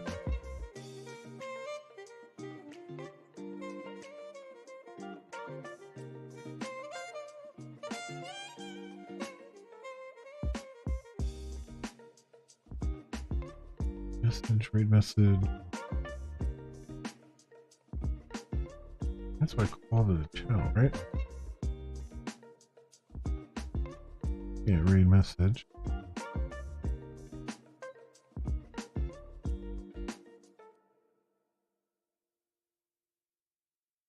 message. So, what is going on there?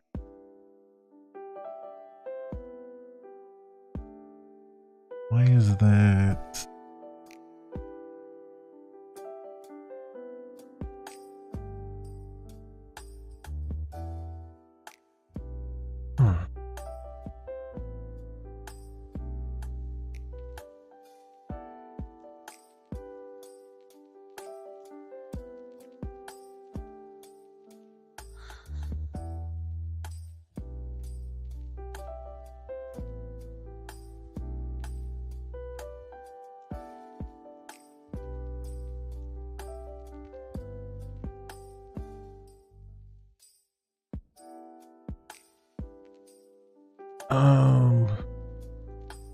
Well, because something.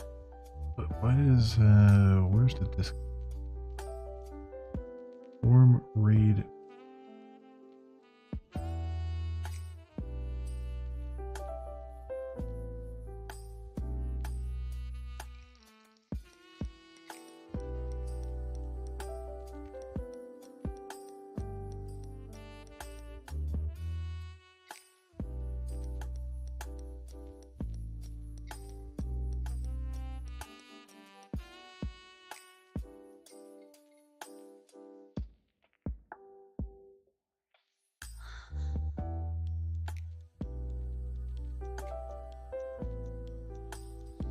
I don't understand why it's coming in the way it is, though. Why is it saying save read message with a value of string there?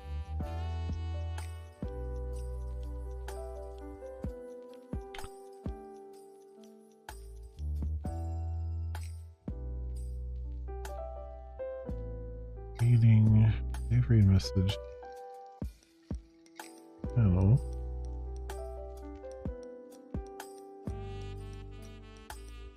No params.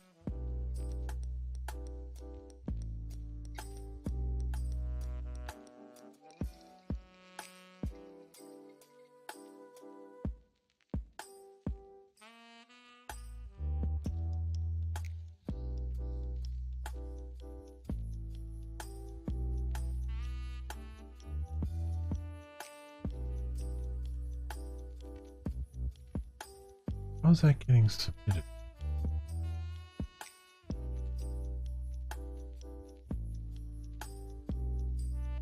It look like I'm gonna try this.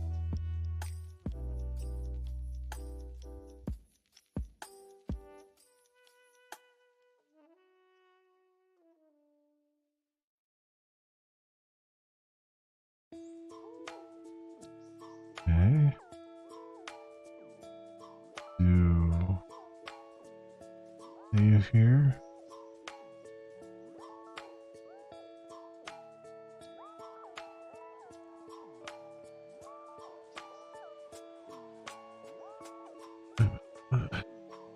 Work.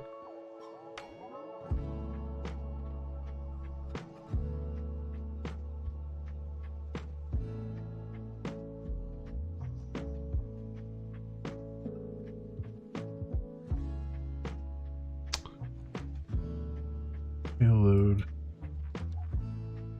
But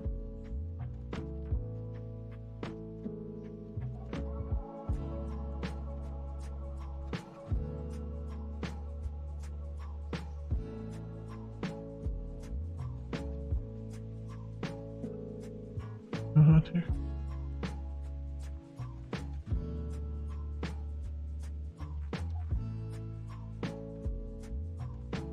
Hang on. Hang on just a minute.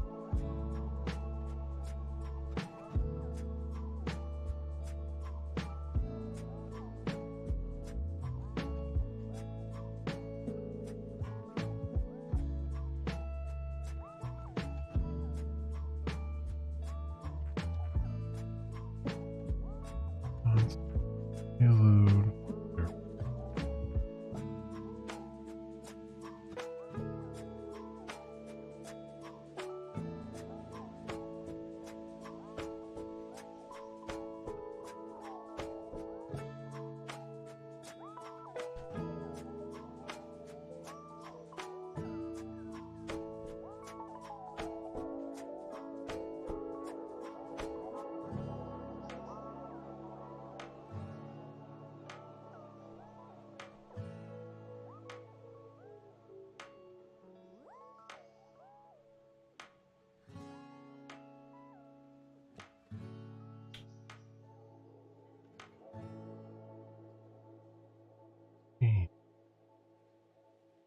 Let's change, well, I'll change that.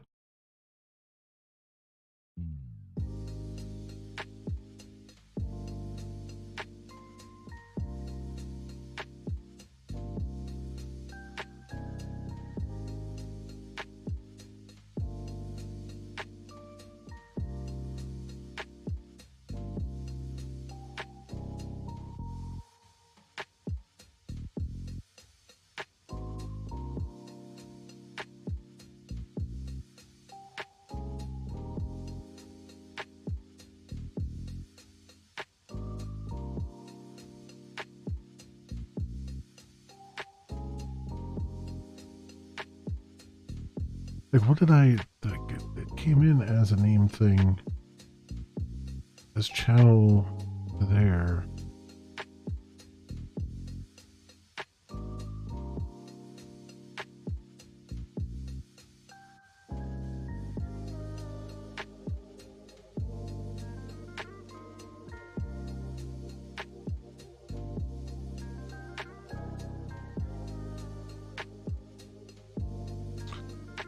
Toggle. Only allow. I'll load.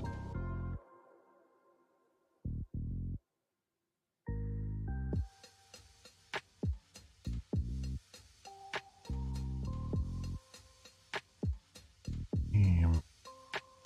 Channel name.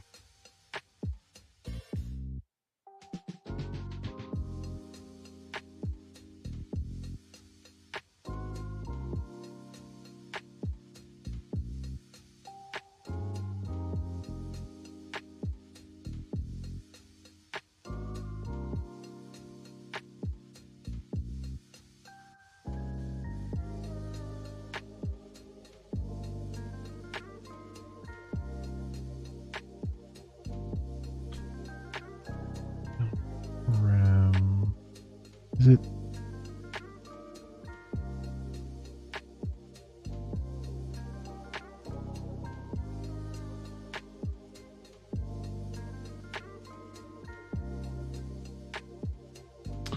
Read message, change sets. Have here. Read message, change that.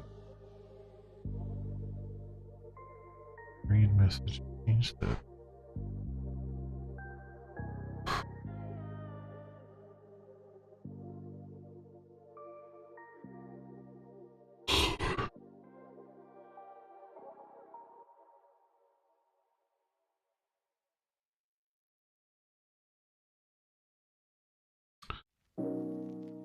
Why is it sending it as? I tried to remember. Value with nothing. Back to me, I feel as if my memory is paralyzed. Now let's see. What is the last thing you can remember? I don't know.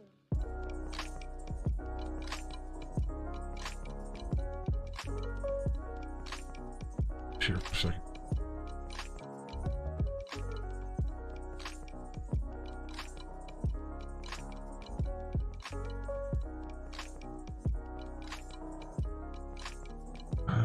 That is Go on. really annoying.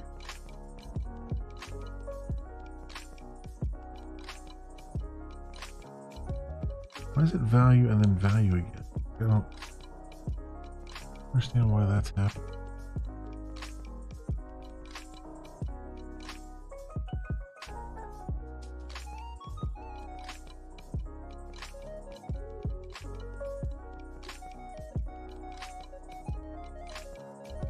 Inputs.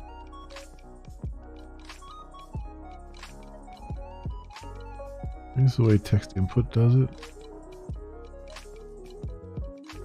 Form name.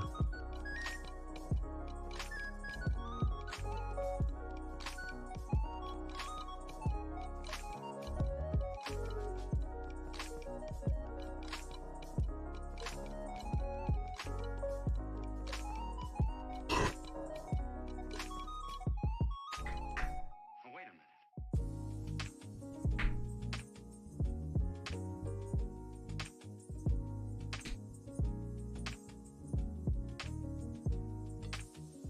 Yeah, it should be coming through like this.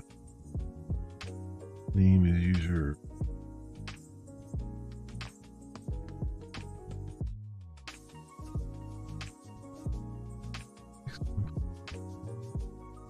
Form and then name.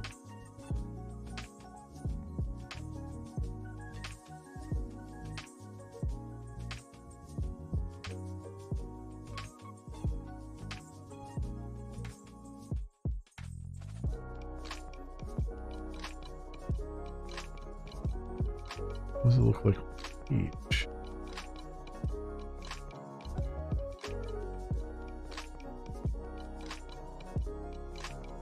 It looks correct on the page. It says channel read miss.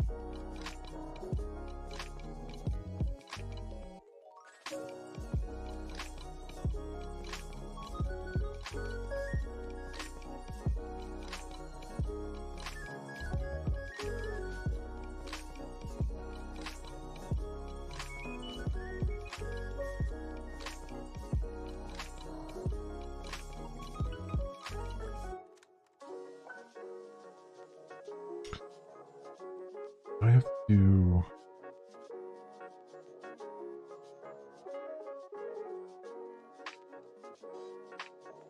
No, the bug on the other side, causing it.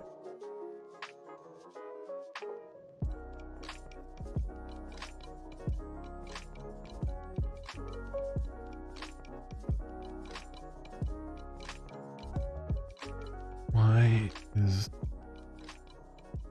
it's correct there? For method put for fast form raid. Yes.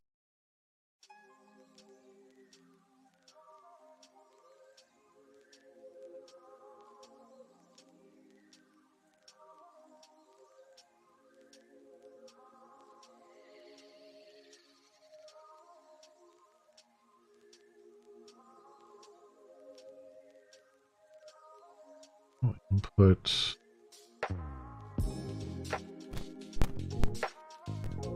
That's on P. I'm doing on click.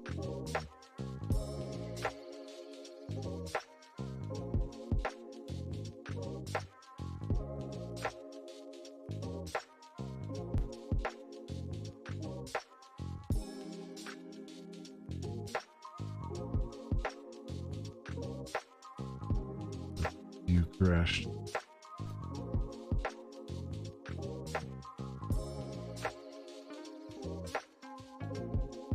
There, damn. Oh no.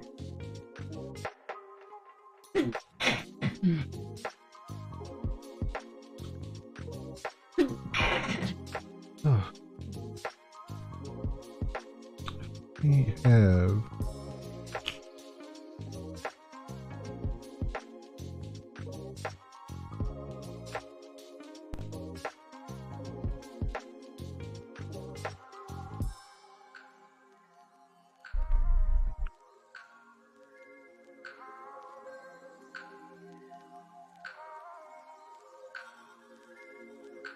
oh, I bet I know why.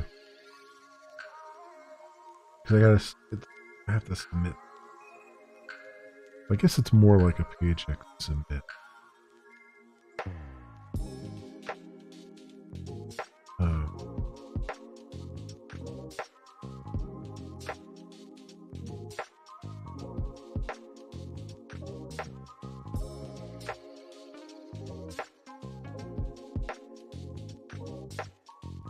Form.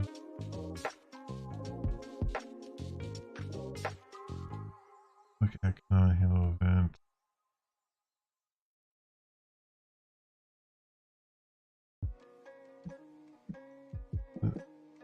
Where's that for?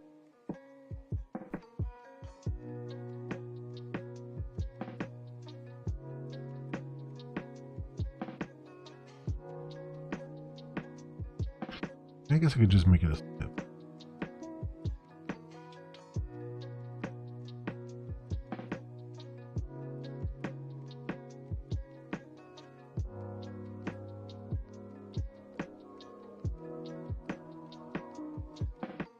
Yeah, let's do type init and make this.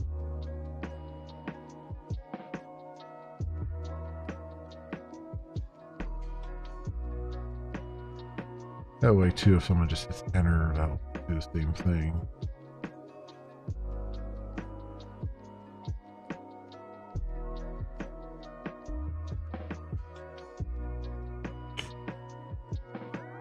This form's isolated to just this field anyway.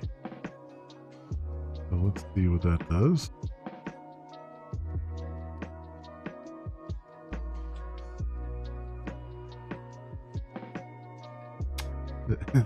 It just says invalid.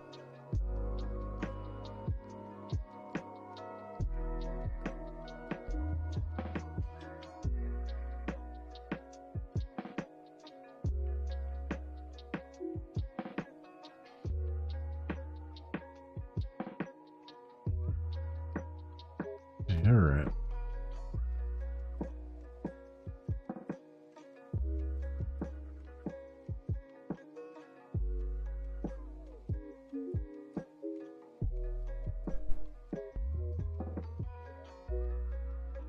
Event 3.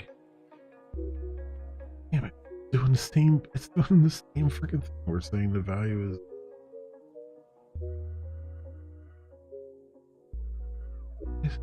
Why is that?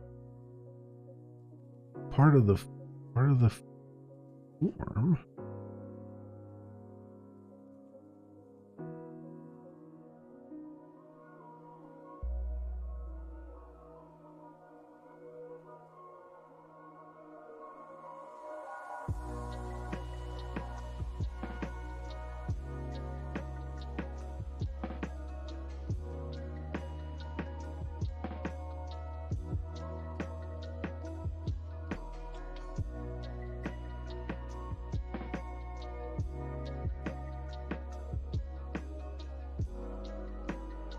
Why that's still... Actually, you know what? Let's make sure that's still part of that request. Paste there.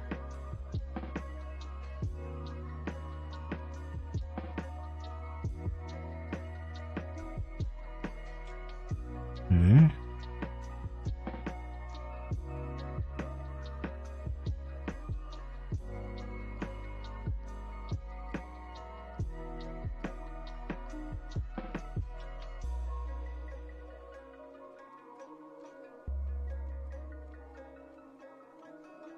Again. I'll try this. Invalid, but there's no log message. Oh, that's fine. That's real.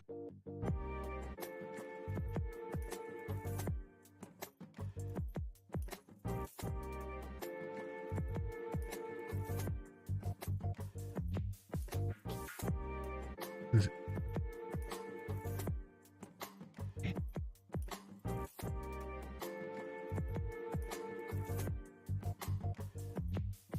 Did I miss a firing step here? Leave read message.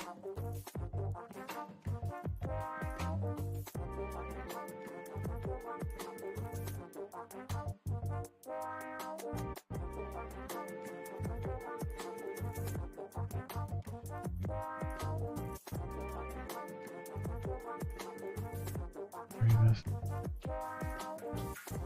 I know why this doesn't get called, but it's still.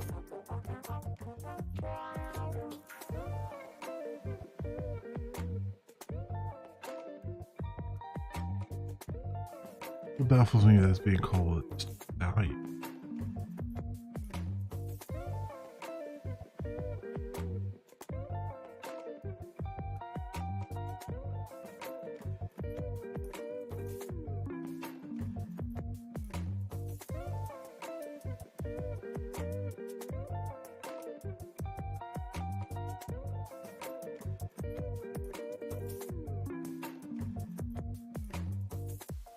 What?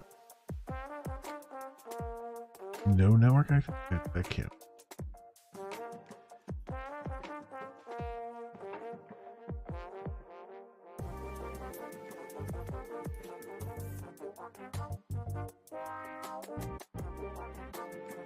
Okay. Posts. West headers.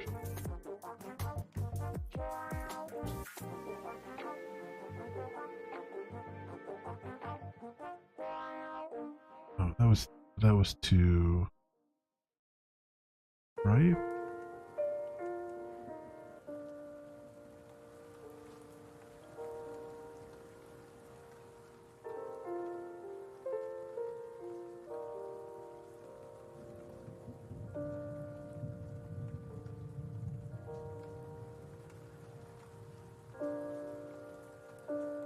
Move it. This. Do that. Do it like over here.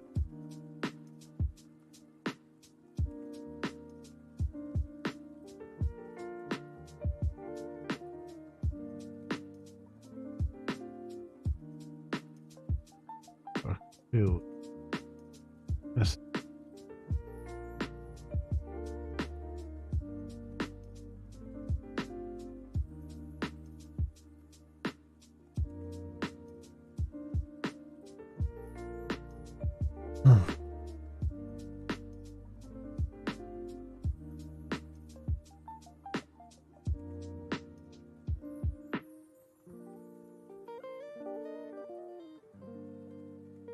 I didn't see the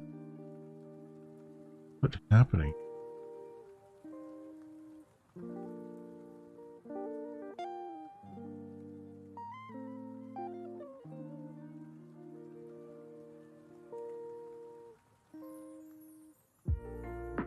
I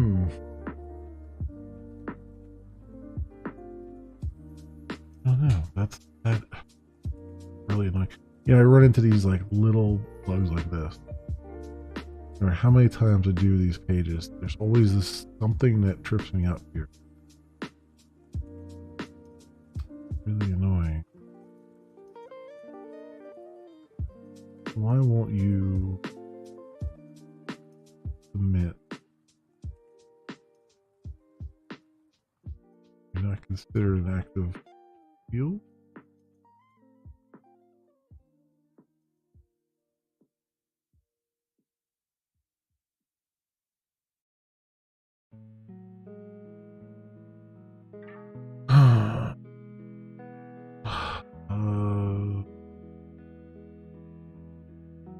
Input channel read message.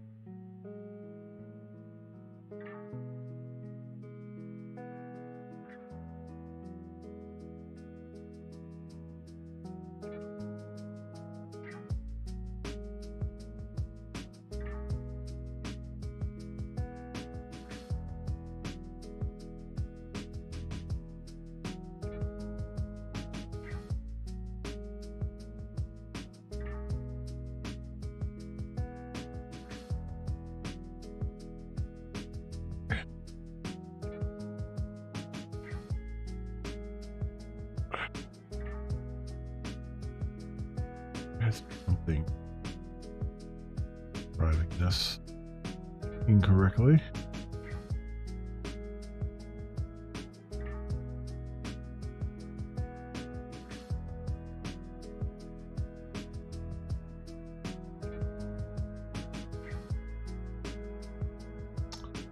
What is, why is this split not?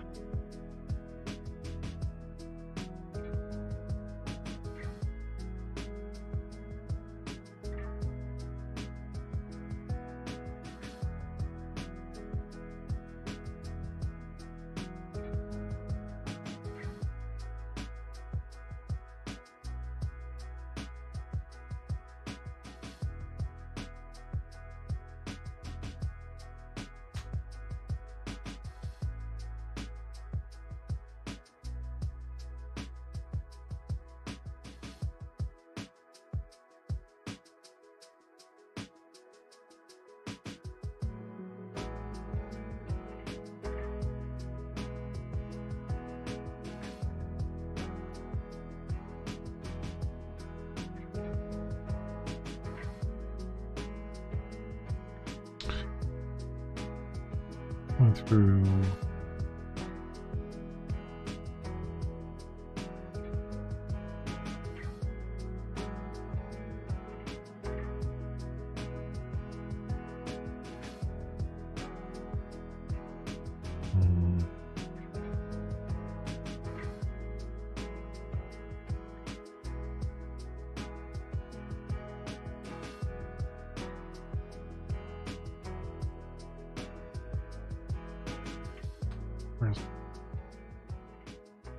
Text input.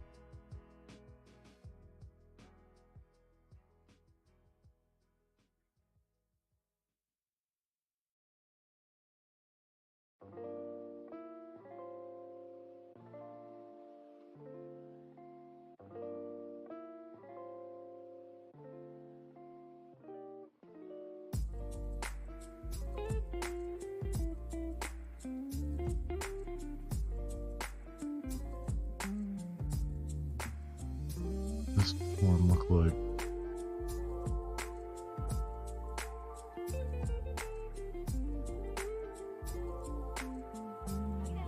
That form and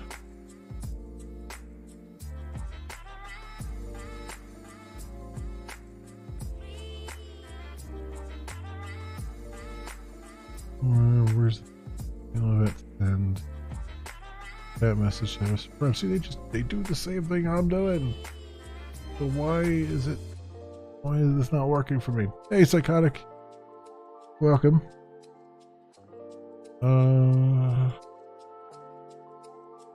This from ID F4 change that text input F message.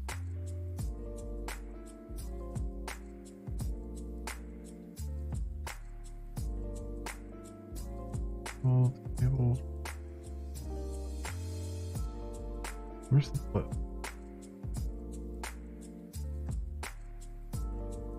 Play button.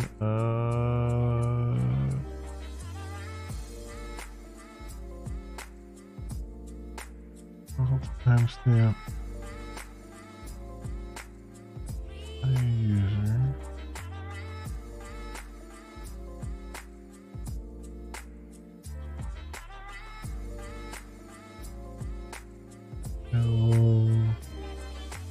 Hit button.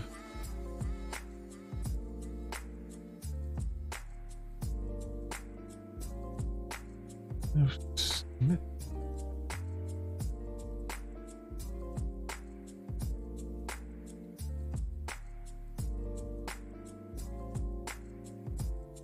Let's check. You hit enter just so that makes sense.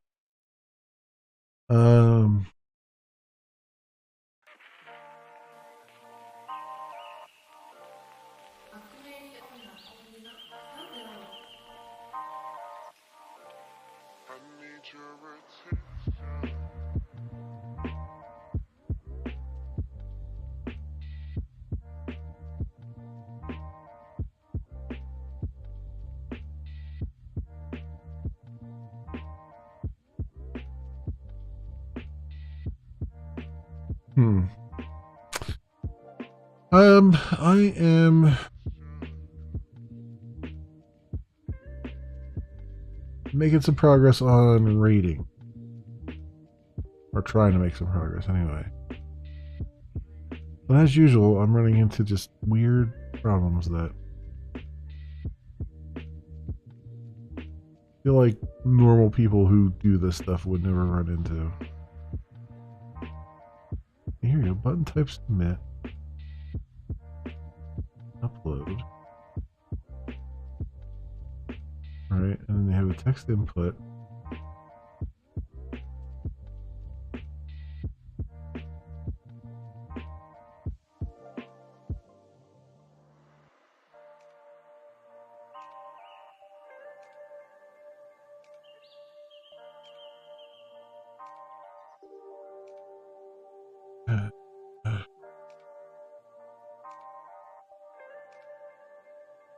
Driving me nutty.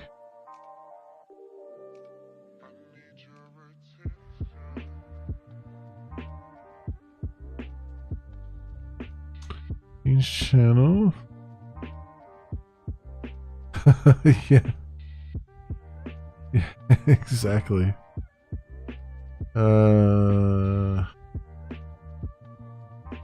What? So that does that hold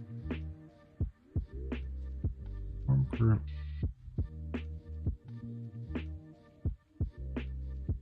Yeah.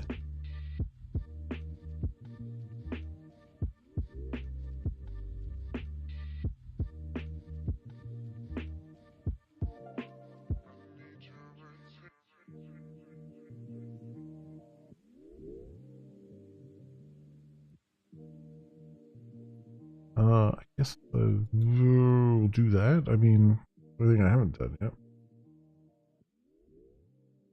Say, yeah, here.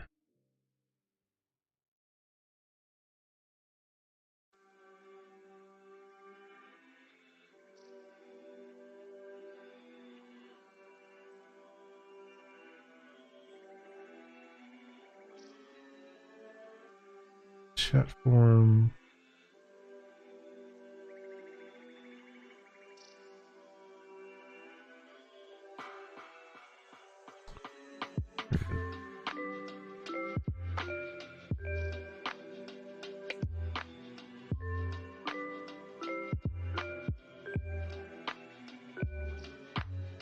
I just do that equals knit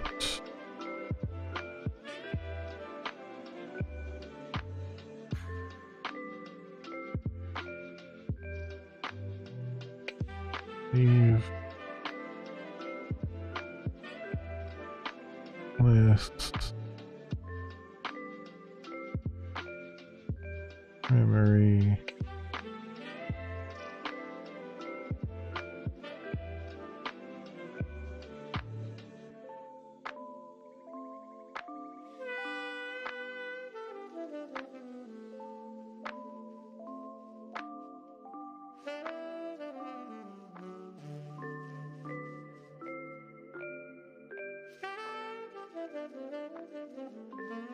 at type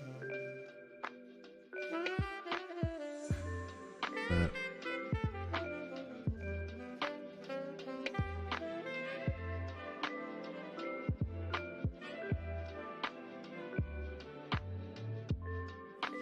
This.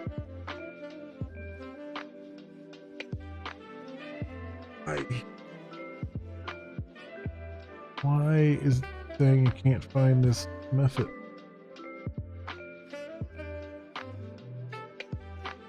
Somewhere along here.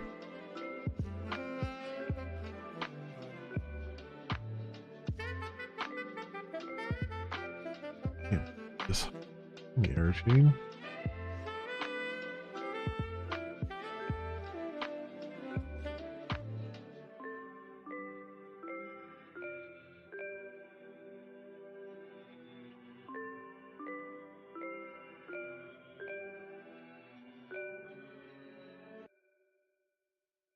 I can't find.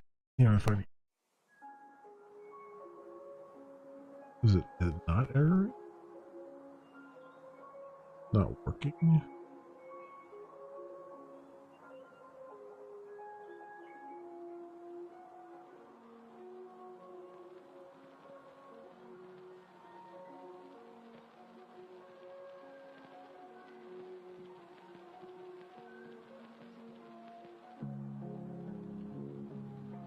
Thank you. Now. Invalid feedback. Invalid. Invalid. So.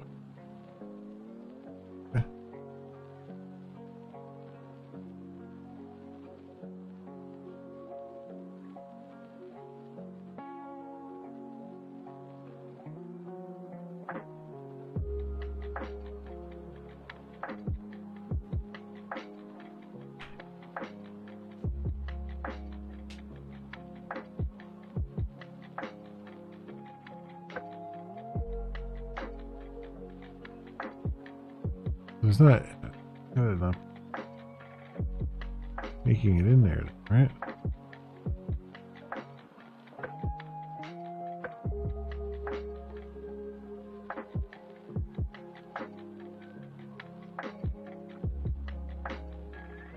Oh, well, let me see. Let me see if it's making it. Maybe it is making it in here, and the bodyguard thing is stopping me.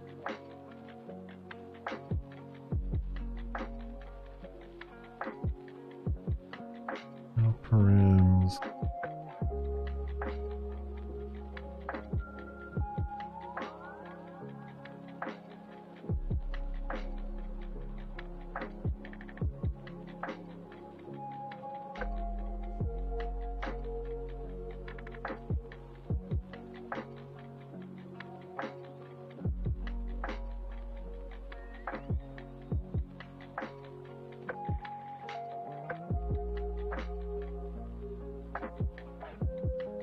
Here it is. Friends.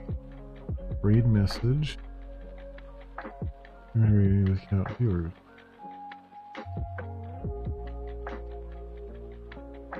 Okay, so we're getting in there now.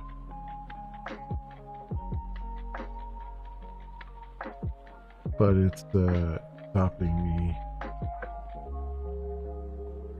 Probably here. State channel.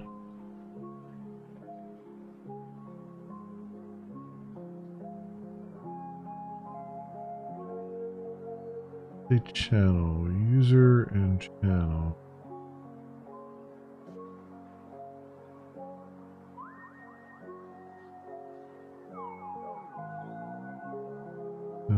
Stock assigns user, stock assigns channel.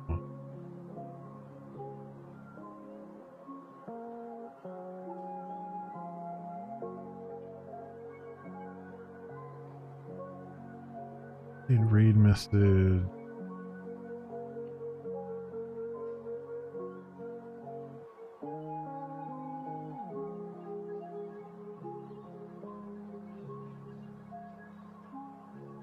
So might be in here.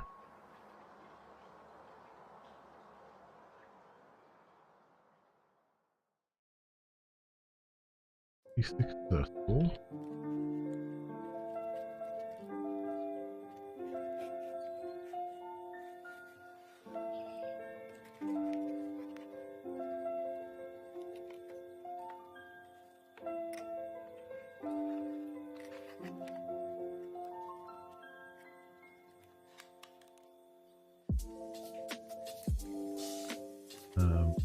There.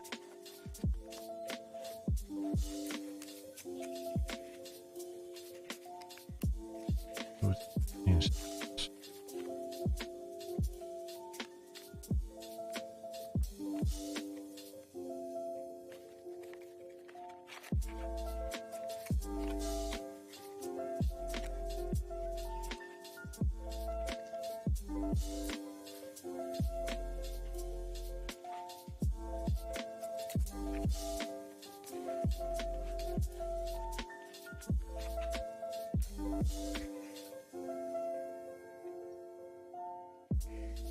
Okay, so it's definitely failing. Getting there, and then it's failed.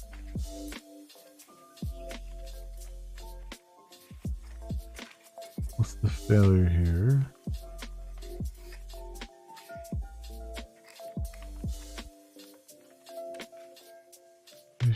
Cat. Update changes. Raid message is invalid.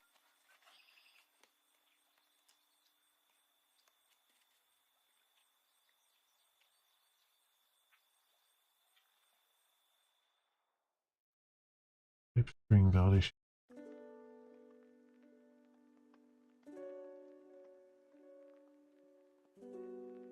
Is it valid?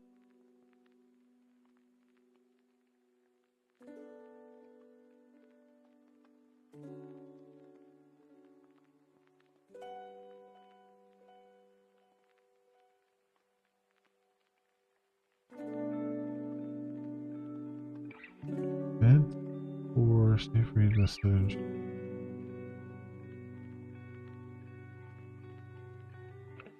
Use channel. Read message. Image me.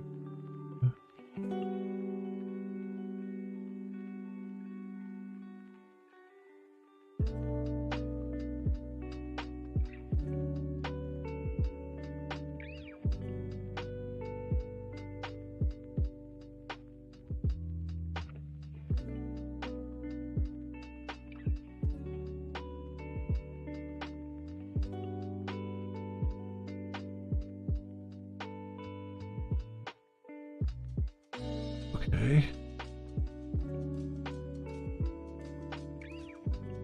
Message.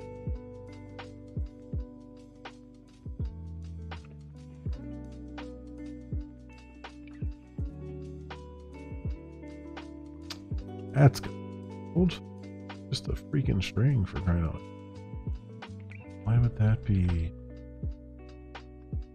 Would would that be valid?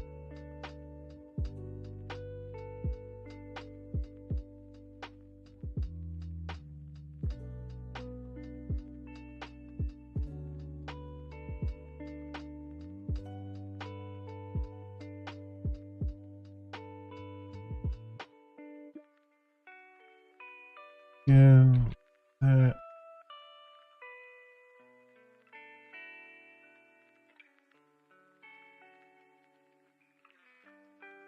Always.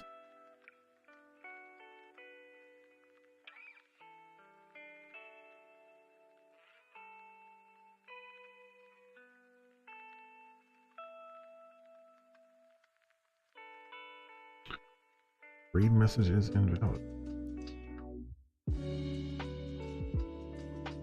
Is not getting, must not be getting that.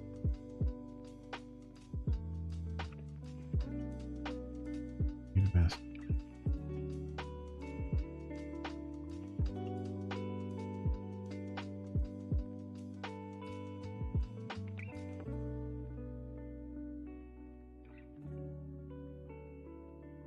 Oh, you know, oh, I see what's going on. I think.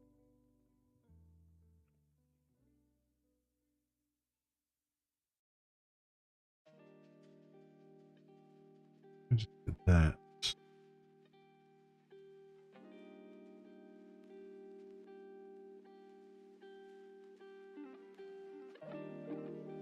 That worked. That's how I did the other way.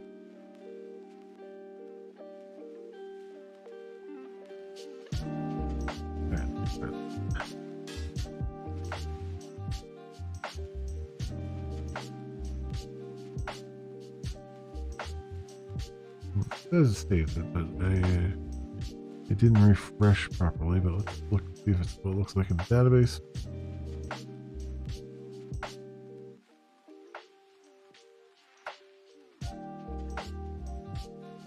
Okay, it saved it to the database. It's just not putting it back on the page correctly. Oh, because I didn't set the value, right? I set the change set. But where's the value? Read message.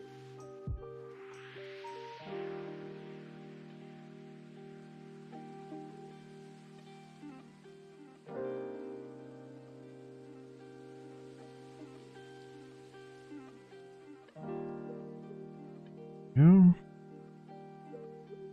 I mean, I assigned channel. I could just say channel.read. Whatever.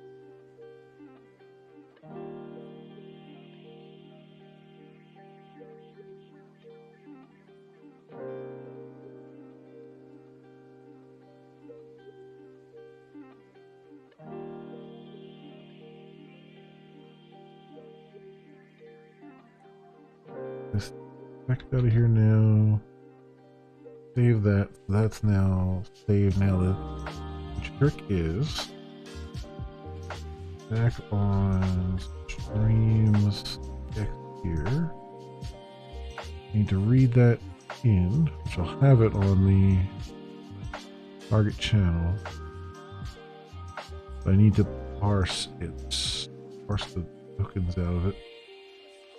So let's see what kind of tokenization has.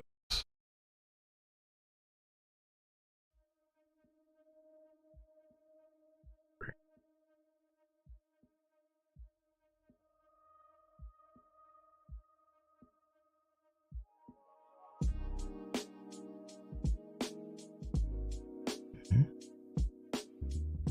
He's good.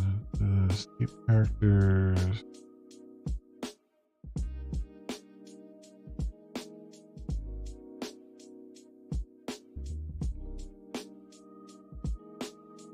Binary operations. What function does it have here? No? Splits the string into chunks of characters that share a common trait.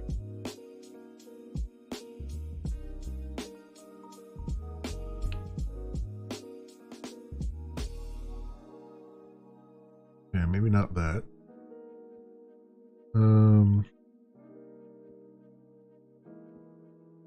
Replace. There's a new string created by replacing occurrences of pattern in subject with replacement. Okay, now we're getting. Subject is always a string. Pattern may be a string, a list of strings, a regular expression, or a compiled pattern. Replacement may be a string or a function that receives the match pattern and must return a replacement as string or IO data. By default, it replaces all occurrences, but this behavior can be controlled through the global options. See the options below. Okay. Here's the question. I can definitely give it a pattern.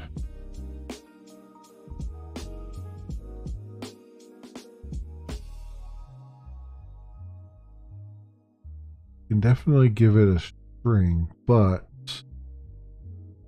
I'm wondering if it recompiles that.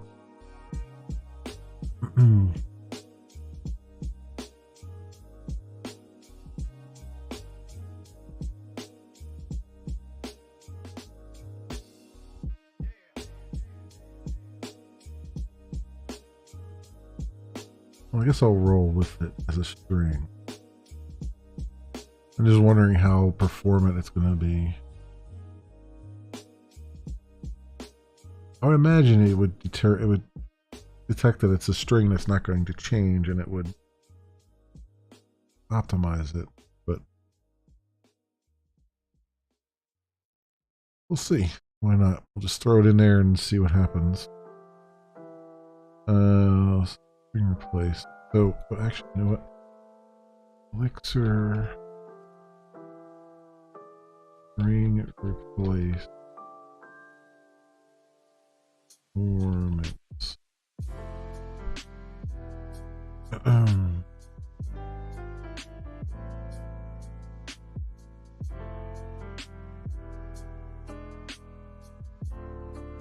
Banshee multiple proof is okay.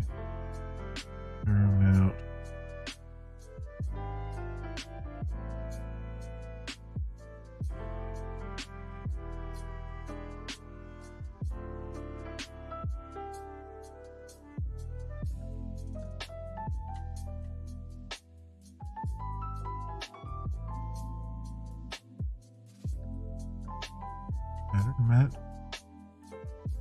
Pattern match function.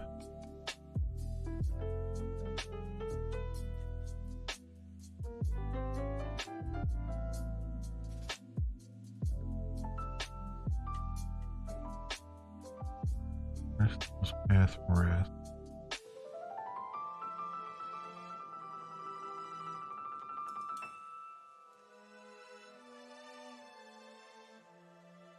Working regex. Zoo.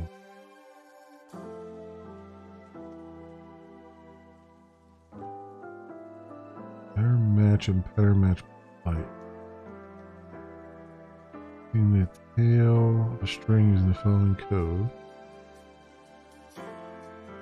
Reverse pattern match byte.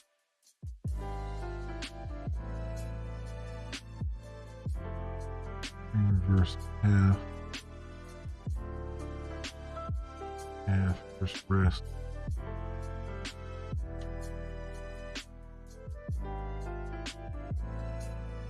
Quickly for replace prefix to replace stuff. Oh yeah, they're doing like okay, so they're doing binary manipulations.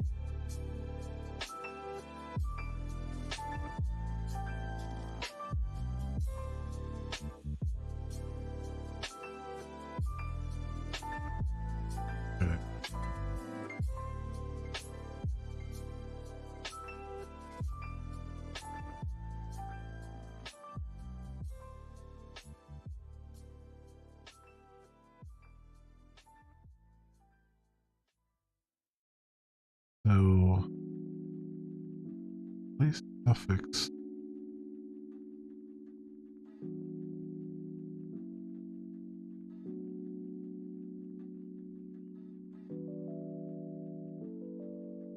Place regex split.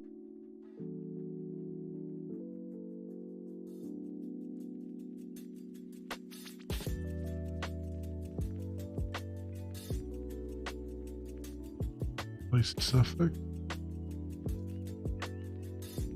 Replace the suffix in string by replacement if it matches met.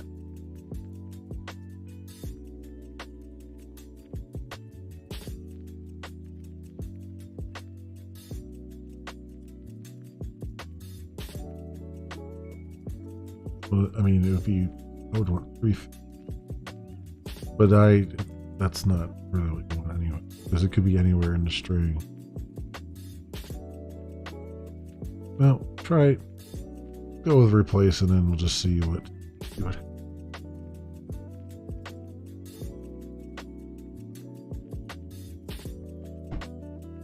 rid of these damn robocalls.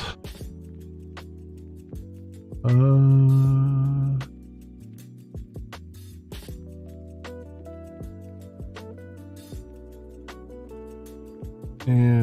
let's see. Let's run with it. See what we do here. And we'll say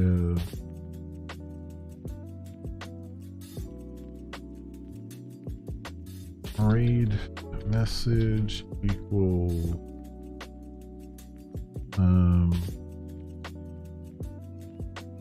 if not is nil.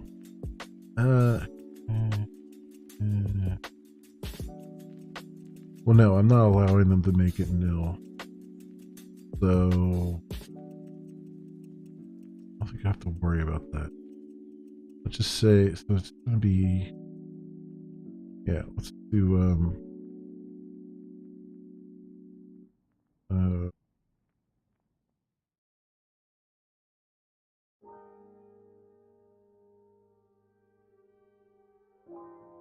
place the raid message.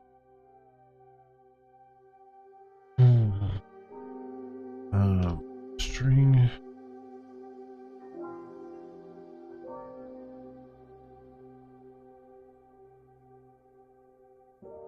Place.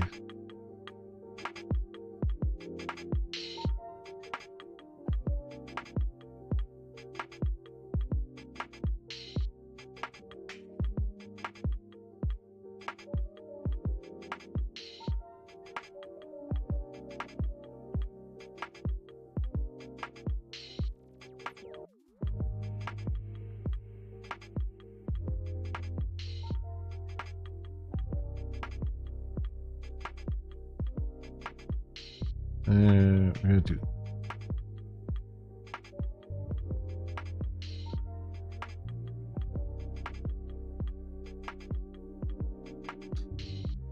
replace raid message is target channel dot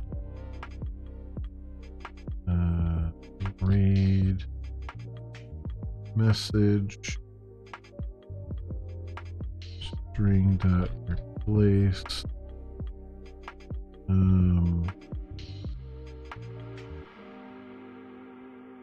and replacement. We want to do replace streamer with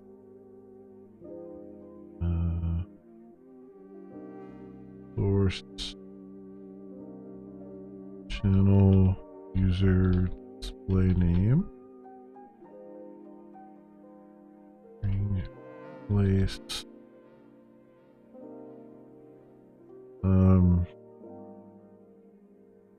now with enum count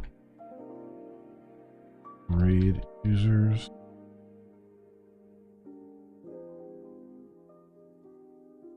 Okay, and then that will go to the message here. Place raid message. That. And see if that works. Over here, and we'll say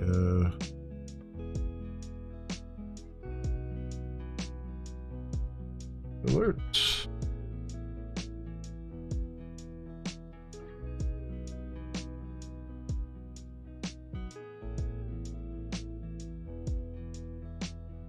Ship with no.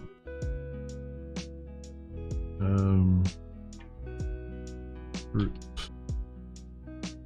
Okay. Save. Good.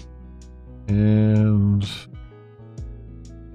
we'll go to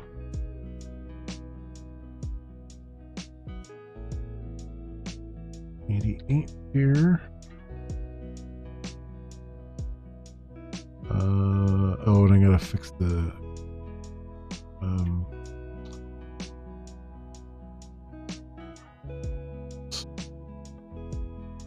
I have allow rating. I'm gonna turn that on.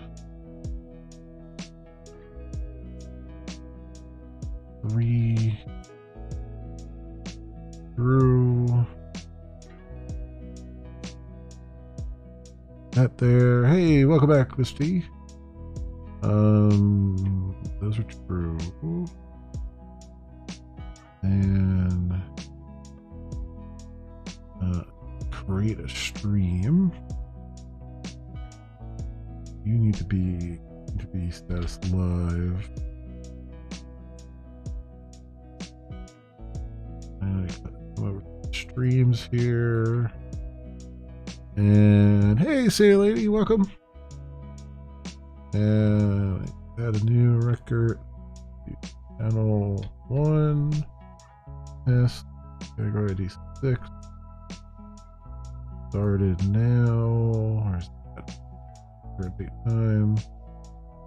Insert some nulls here. Oops, I didn't want null there, but that. Zeros, and then put the current date time there. I'll copy the thumbnail down. Set these to null.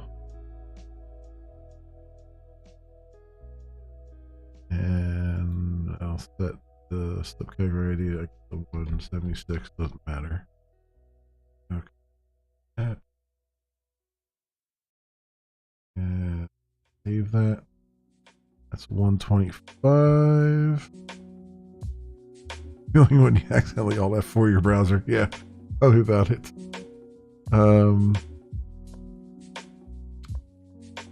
Channels. Go to over. Where's the stream ID? Look here. 125. You stuff. Okay. So over here, run the 88 and test 88 channel. Refresh. I can raid them now because I'm live.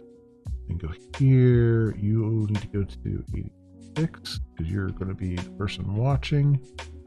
You're going to be the raider. Okay. So now come over here as the streamer. I hit raid. I say, yes, this is going to end my stream. I come over here. I see a message saying that a raid is about to happen. So we wait 30 seconds here. Keep this going.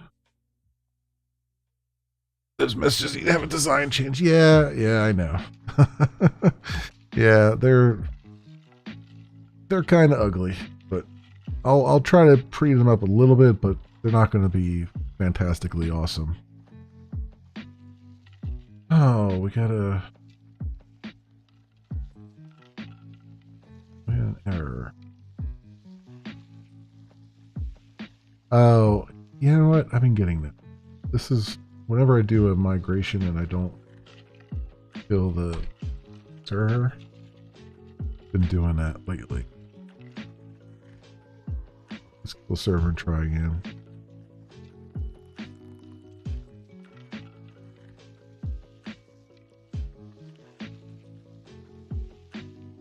Hey, St. Lord.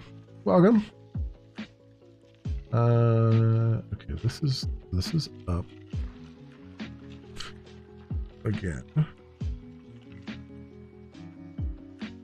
The job had failed, so hopefully it didn't mess up the other thing. So where are we at here? Yeah, we're on Test 86. This is still live. That's good. Over here, I'm on 88. All right, we'll raid them. Say okay. That message comes up over here. Let me monitor the console. It says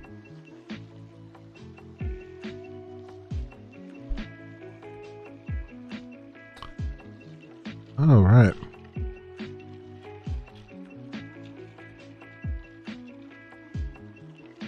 Do its thing, hopefully.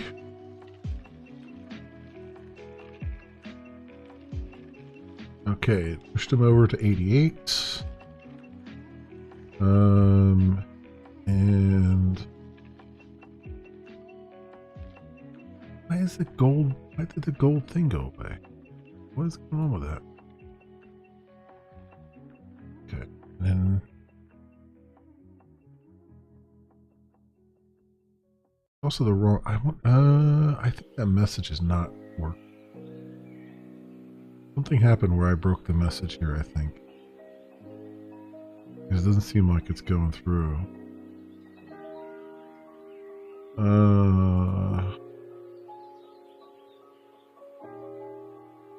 Oh, well, I might have just broken it because of this. What's going on here? What is your problem?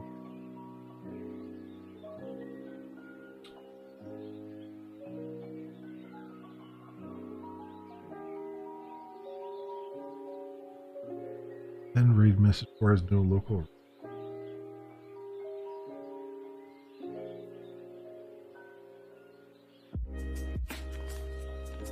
Wait, am I not calling?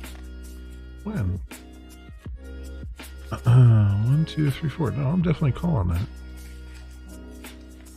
Raid channel has no local return.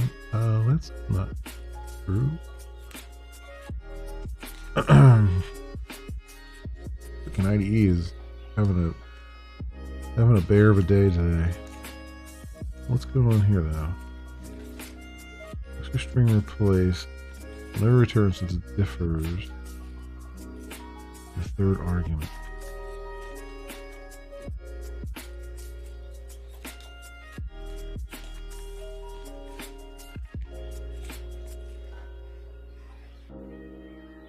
Oh, because it wants a string. No. Sure, okay. You want a string? I'll give you a string. Have a string. That's why. But did that actually, did the job fail? Yeah, it did. Okay. That's why no message got, which I just changed. Are you gonna be happy with this now? His display name is a string, so it took that fine. What's the? Try it again. I think everything's still late, right?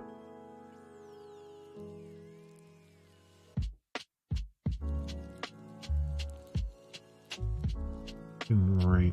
What's interesting is it's still sent. I just send the guy over. Oh, right, because it broadcasts. I do the broadcast first before I do the sending the message chat. That makes sense. Okay. So I broadcast to the user, hey, the raid has started. Come over to this channel, and then the next step I do is announce in the channel a raid has come in. So, and that's the part that failed. So it did the first part, but it failed on the second part. Okay. Got it. Hero Siege is doing your head in with his learning curve. Yeah, it's they definitely could have come up with maybe a better UI, but I think a lot of their UI too is just because they support mobile. So I think it's all like they kind of shoehorn things into weird places, just for touch screens and stuff. But what actually got me on that game is I had it in my library forever and I never played it. I guess it was like free on Humble Bundle or something at some point. And I had my Steam Deck, and I was like, oh, you know what? Maybe this will work pretty good on the Steam Deck. And I was playing it on the Steam Deck, and I was like, man, this actually works really well on here. You know, surprisingly well. So that's what got me on it. On the PC, it works pretty good too, but if you can get over the small resolution and stuff. Yeah. So that, okay, so we're back on here. Oh, you got it full screen? Oh, cool. Cool. Yeah, I think the resolution picker is weird, and then you can just say full screen, and I think it just kind of stretches out the full screen or something. Loot system and stuff. Wow, yeah. Yeah. There's a lot of stuff in that game. I don't even, like I said, I don't even know half of it. I've played, 3 hours of it now, and I'm like, I'll just pick up stuff. I don't know what's good, what's not. I think the one thing that throws you off, too, is the comparison stuff. They tried really hard to make it, show you the difference in, strength between one piece of gear and another, but there's so many different attributes on there that it just becomes a jumble of green and blue and red. And you're like, which one is which one of these is better? Geez. So yeah. So what I'll often do is I'll rather than look at the diff, I'll click on it and I have the side by side and then just kind of eyeball it to see which one is which. You know? Because it's just bonkers sometimes. But it is definitely one of those games where it's it's like a lunch break game, right? You just kind of sit back and just I'm just gonna kill half an hour and just turn my brain off and just murder things. And it's pretty fun. Pretty fun from that perspective. All right, so we'll launch a raid over here. The message comes up. I gotta make the message bigger. I gotta move these buttons away from one another.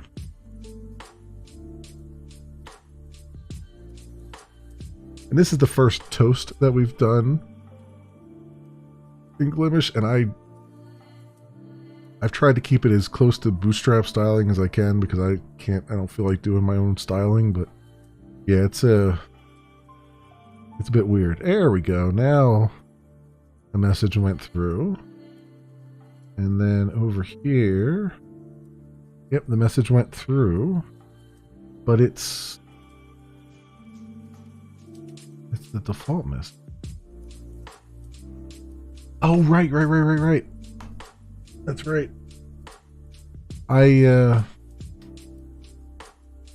changed the message for 86. I didn't change the message for 88, which is the one that we're actually rating. Duh. You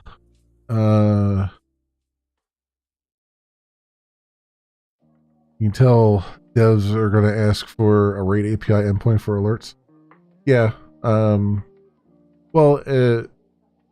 I'm going to add it to the chat API because it's really just another flag. It's another chat flag that just says, hey, a raid just started. So I don't think that's going to be too bad. As far as having an API to start a raid and stuff, I'm going to hold off on that for a little bit.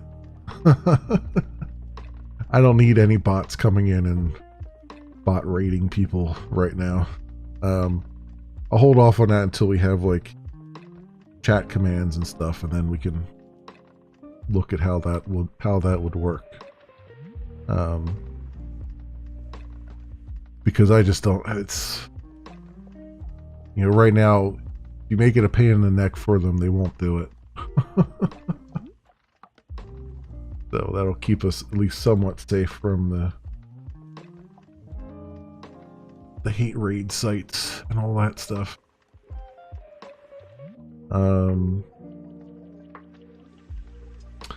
Only chat commands come from bots though, right? Right. Well, by chat commands I mean when I support chat commands in the actual chat. So being able to slash whatever in the chat and have it do things like mod commands and raid commands and title commands and stuff like that. And then theoretically, the chatbots could do something similar. They could come in and run those commands if they want to. But they'll do it through the chat. And then we just have to... The tricky part on that is making sure that is just checking to make sure that you have permission to run those commands and stuff like that. That's probably the trickiest part there. And then there's some visuals and stuff. So so let me go on to 88 here, which is number 3. Yeah, I did that. So let's edit you. Give you the same thing here. We'll say we're being boarded. Streamer has sent a raiding party of out.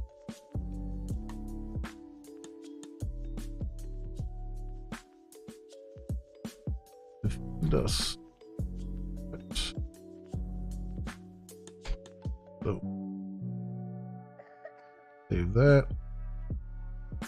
Over here. Oh, I think it put me offline, didn't it? Yeah, I gotta make another thing here. Another stream record.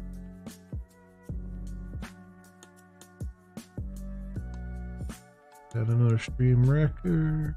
So 1 test category 6 started at day. Just no the zeros across the board here. Make these day and copy this down. Make this guy null. And actually, you know what? I'll make all these null. Screw it. Don't need to have numbers.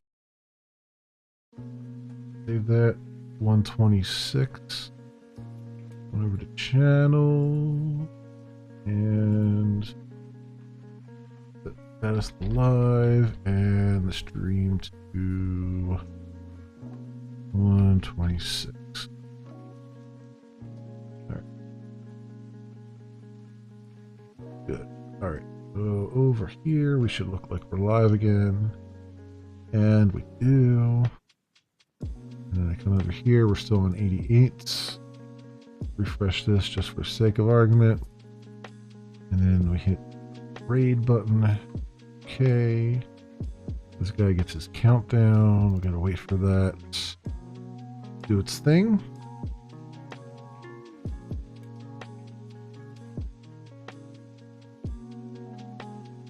That would fall under a mod panel type thing like Twitch uses now.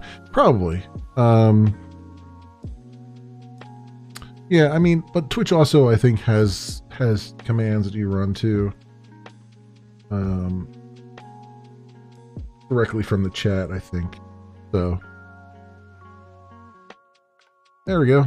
There's the custom message. we're being boarded. Raiding party of 1. Cool, so the replacements are happening. Yada yada yada. Awesome. What I'd like to do, now see, the only other issue here is the raid button should go away. It'll go away if I refresh, but it should actually update itself to go away. I have to fix that because we're no longer live. So you only see that raid button if you're on other people's channels if you're live. And it should be that I don't.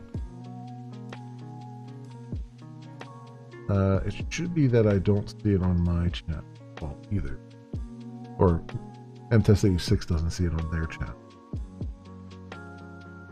Like you can't raid yourself. I'm pretty sure I put logic in for that, but who knows at this point.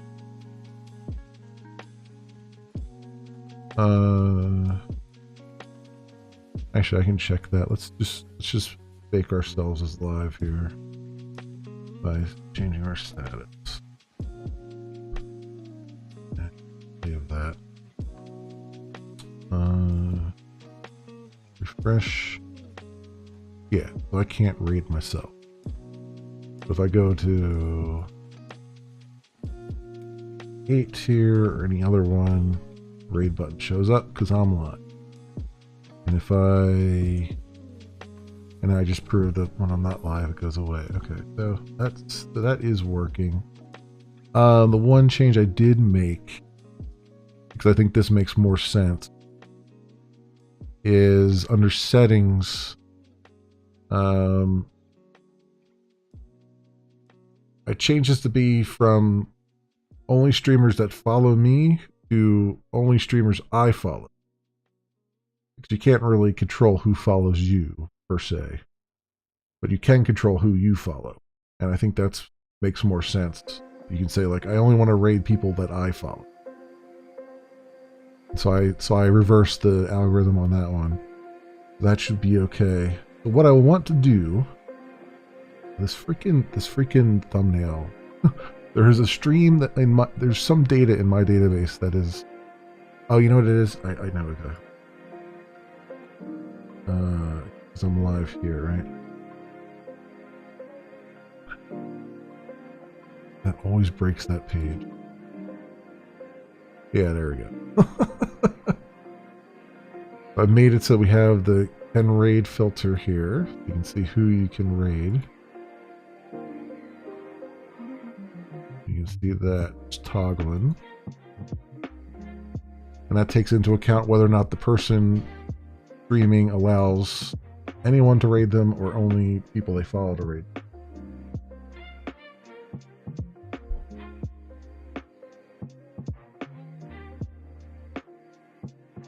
Lone said there's a bug with the applications not showing the authorized apps on the accounts. I'm aware that there's a bug on that page. I just haven't looked at the page to tell you what the bug is. Like, I think I'm pretty sure he knows what the bug is. Maybe he knows what the bug is, but I haven't looked at it. Mostly because there's just so many other things to do. There's so many other things to do. I think there was something with the authorizations where this page just kind of breaks down. There's a couple of bugs that I have in the back of my head that I want to get on top of at some point, but at the same time, they take a little bit of effort to figure out. Like the applications thing, I have to set it up locally to get this to, like, I have to do some setup to get this to be able to replicate this. Because I have to, like, there's a service called, I think, ngrok or something that will temporarily expose my computer as a website endpoint, and then allow the OAuth handshake to go through and stuff like that. So there's a little bit of setup I have to do to truly test this locally and see what's happening. Although I might be able to just look at the code and figure it out too. So there's that. I think that was the authorized applications you said. It was the authorized page, not the applications page, I guess. So I'll have to look at that. Authorizations, yeah. Yeah, that's the one. And then there's a couple with the payment stuff. Like I have a Stripe, which would do is it? I have a Stripe developer account, but I haven't been able to get it to link up properly yet. So I haven't really read the documentation that much. So I need to read it, get on top of it. But it's there's a couple things with that, like payment stuff and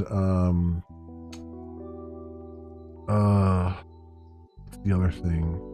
Like payment cancellations are hanging around in our system, even though they're well and truly gone, as far as I can tell, in Stripe.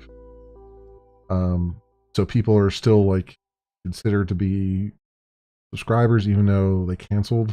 And I think I see where that might be happening, but I have to test it, try to replicate it, see if it's truly the thing. And then the other thing was making it so that when you subscribe to somebody, it actually puts it in a new window rather than taking over the current window. So you stay connected to somebody's stream and can see the actual subscription go through, rather than having to remember that it's going to go to a different tab and all that stuff. So again, another thing that I think it's probably just a really simple fix, but it's I have to set it up such that I can actually get that window to work enough to get that button to work enough. So yeah, tell me on your end, if you relog into Glimish, that authorizations list goes empty, but you can still access the website supporting Glimish login. Yeah, it's I have to look at the code in the back end to see what's going on. I have not even looked at this page, to be honest with you. So it might be, it's probably more than likely it's still in the database. It's just this page just isn't picking it up for whatever reason. And it might be just a SQL query that needs to be modified or something like that. Let's have a public bugs list that showcases the current bugs with Glimish. Yeah, the GitHub repo, the issues list there, I don't know how reliable that issues list is. Some of them are still issues, like the ones that I opened up that I still haven't addressed. And others I'm not sure. I'm not sure if they're issues or not. Like I couldn't point you at the list and say like, yeah, that one still is a problem, that one's still a problem. Like I don't know. So it's hard to, I don't know if there's a central list somewhere that's like, here's all the bugs. The closest thing would be the GitHub repo, but even that is, you know, I don't know what kind of state that's in, you know.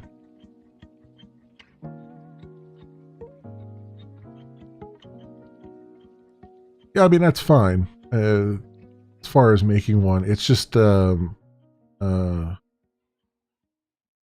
existing bugs. Yeah, exactly. It's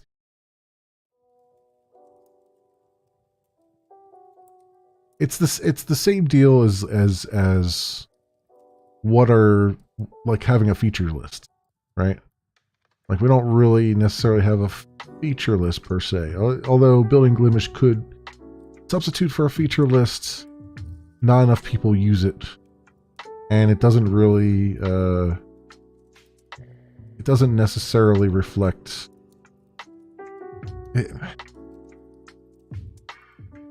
it's not like a card wall where I can say like, here's some features, here's something to go run off and do kind of thing. You know?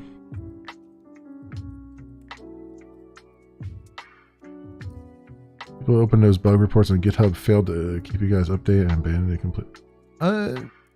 Maybe. I don't know. It's more of a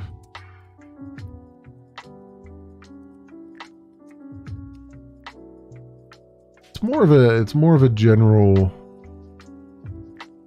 coordination thing, I think. General organization and stuff. It's just things kind of fall by the wayside. And it's hard to, how can I put this? Like I think there is a desire to have the community take the ball and run with it and just kind of make this organization happen, like make these different organizational pieces happen. The problem is you can do that and you can run with it, but eventually you hit a wall where you need some sort of buy-in. And by buy-in, I mean you need some sort of, process in place that goes all the way up to the top of Glimish that empowers you to be able to continue working with it. You know what I mean? Like, it's just like, sure, we can go, and I think we had a Trello spun up at one point, and we can try and keep that, up to date. But if not everyone's keeping it up to date, or keeping it, or adding things to it as they come in, then you can only go so far with it. You know what I mean? So, open source Notion project called AppFlowy. What's AppFlowy?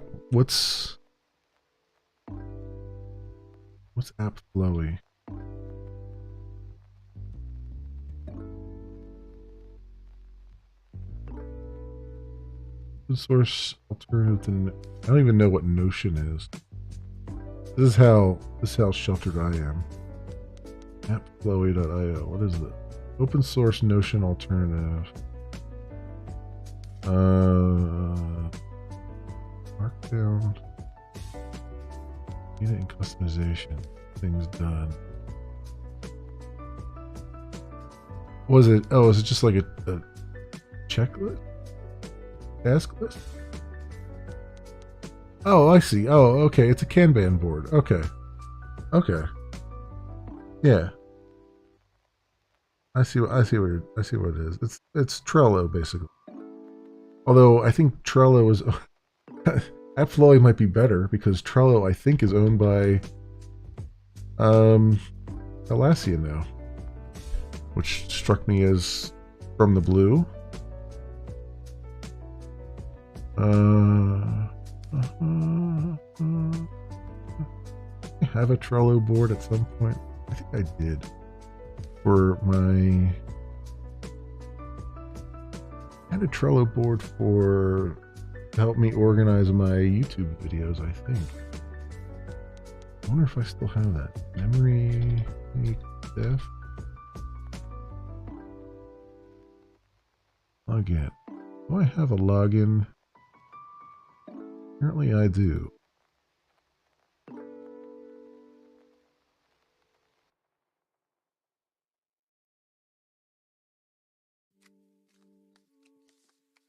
Your account has been updated. Please check your email and continue using Trello.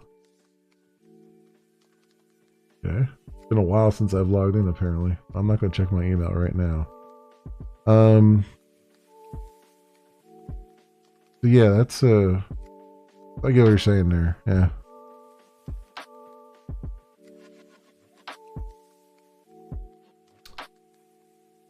Written in Rust under the Flutter framework. Oh, I see. Stuff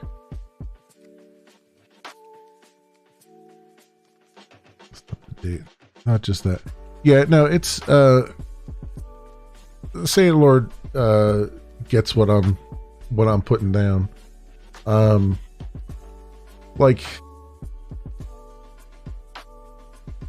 and I don't part of me doesn't want to go into it fully right now because I feel like this might be a topic for Sunday, but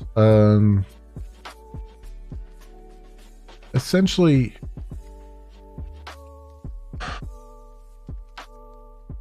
the way that, if you look at what I'm doing, for instance, right? No one told me, hey, go do a weekly live stream of yourself coding Glimish.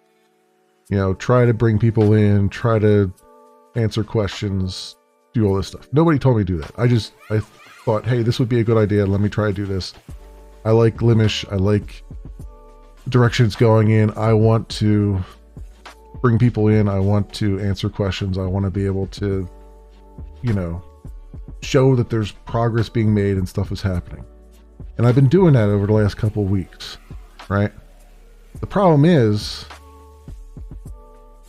I've been making all this progress and I've been putting all this stuff out there, and I've got all these pull requests out there, and I've hit the wall, right, where the pull requests are just sitting there.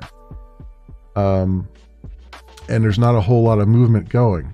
So, like, I'm doing everything I can, that I think I can, to try to, you know, keep the ball rolling, keep the wagon rolling, you know, keep people interested in Glimish, because I'm not a cheerleader. I'm a code monkey. The only thing I know how to do is write code, and so I figure if I can write code and I can stream myself writing code, and I can answer questions and get feedback and all that stuff, that's half the that's half the equation. And so that's what I'm trying to do. I'm trying to keep that going. I'm trying to keep people interested, maybe get people interested in working, you know, with Glimish and all that stuff. But at some point, without having that buy-in from higher up in Glimish, I hit a wall, right? And that wall is, all that stuff is just kind of sitting there waiting now. And I'm just going to keep adding on to it as much as I can until I can no longer write any more code, because because it's got to build on the foundations that are just sitting out there waiting, right? So it's one of those things where, you know, what was it? Last year we had, and I pulled up Building Glimish because last year we had this whole thing on how to organize the company, right? And I don't know, is it under building? What was it under? Was it under sessions? I'm not sure. Maybe questions? No.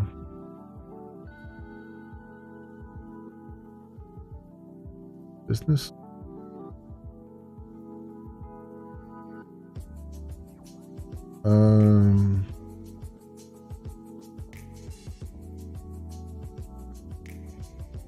I don't know where it's at now. I don't see it on here.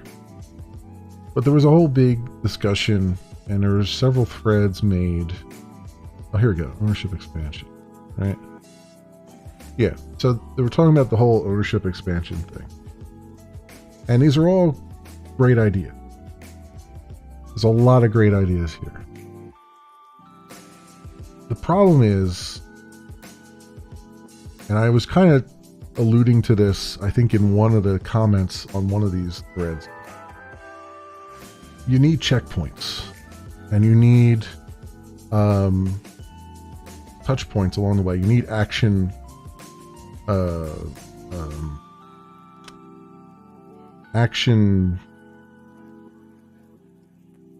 stuff. I'm trying to think, the word is not coming to my mind. You need an action plan, kind of as you're going along.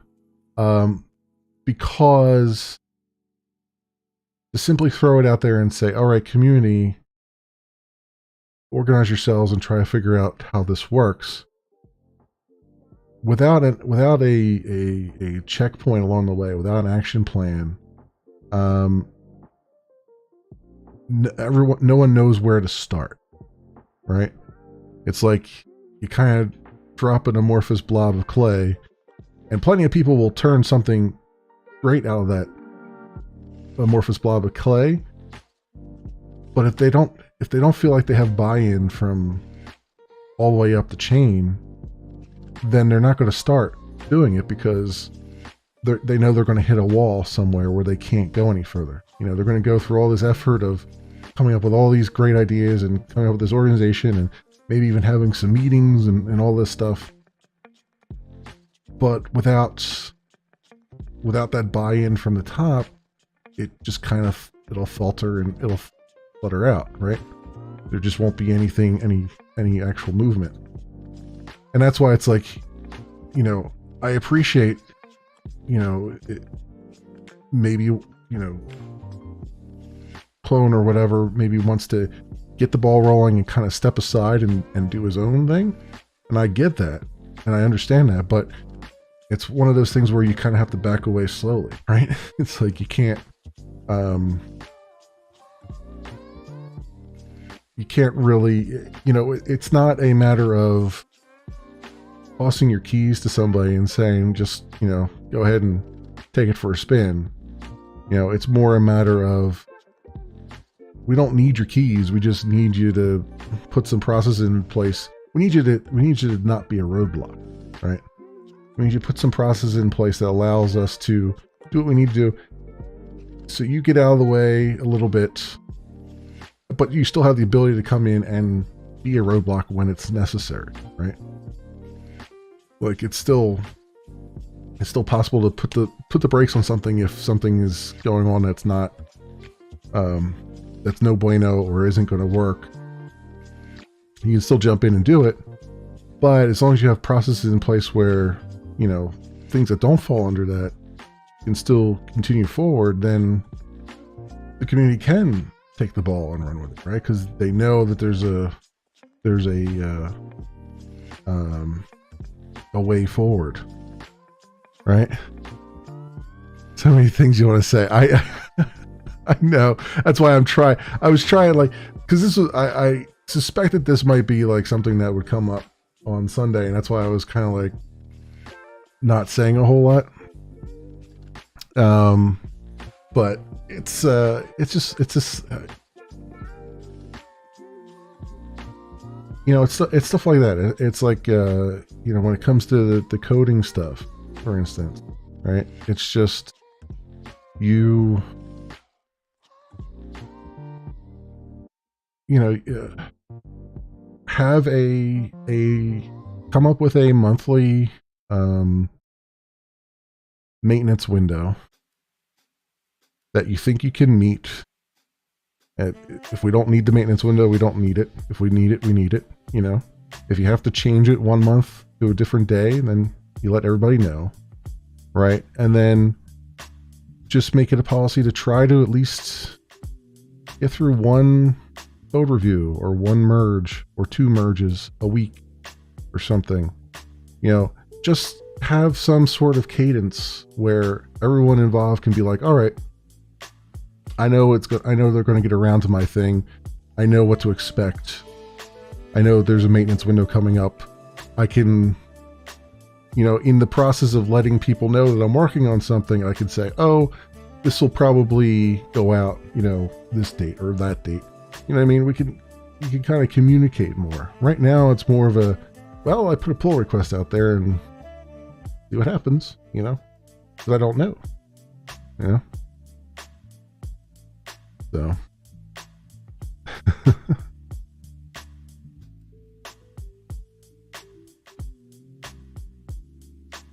yeah, Saiyan Lord has, is one half of Side Note Show, which will be coming back on Sunday. Um, so you guys want to chat about things, by all means, go look up the Side Note Show, folks.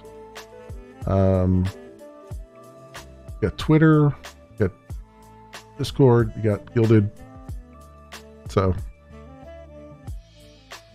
you can feel free to advertise that too, saying it if you want to. It's up to you.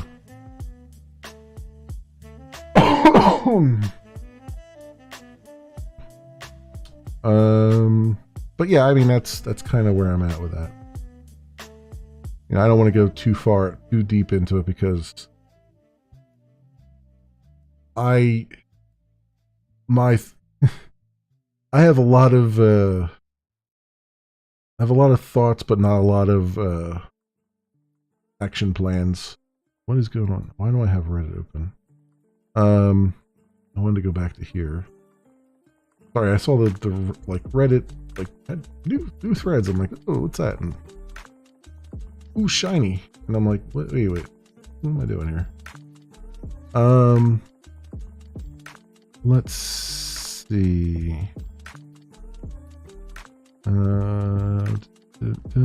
Yeah, there you go. There you go.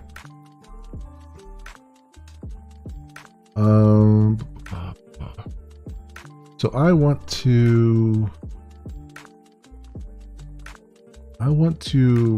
record a video for Twitter, potentially. It's kind of giving a little update of where we're at. I think this might be a good time to, like, a good little, like, because static images are great and all, but it's good to see it actually in action.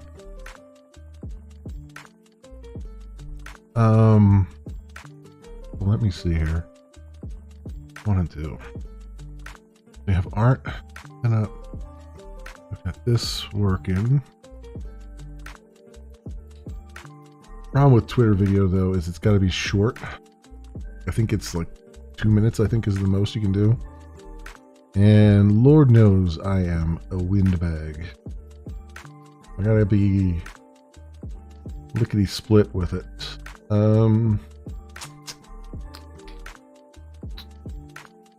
Where are we at? So you're on 86 there. I gotta make that live. I also have to hit the restroom. I'm gonna do that right now. I'll be back in a minute or so. And we'll get this set up and I will probably do a little short recording. So hang tight, folks. I'll be right back.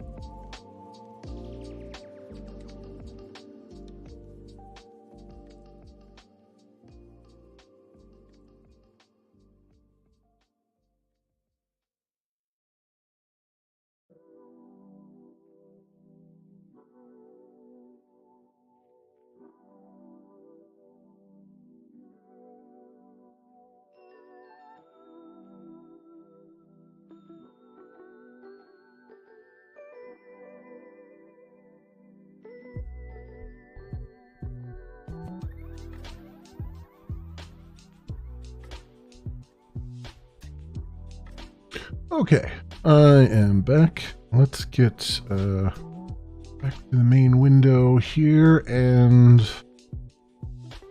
let me get the database set up again. So we'll set up a stream here.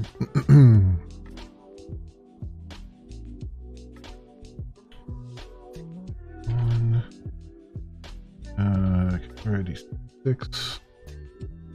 Started at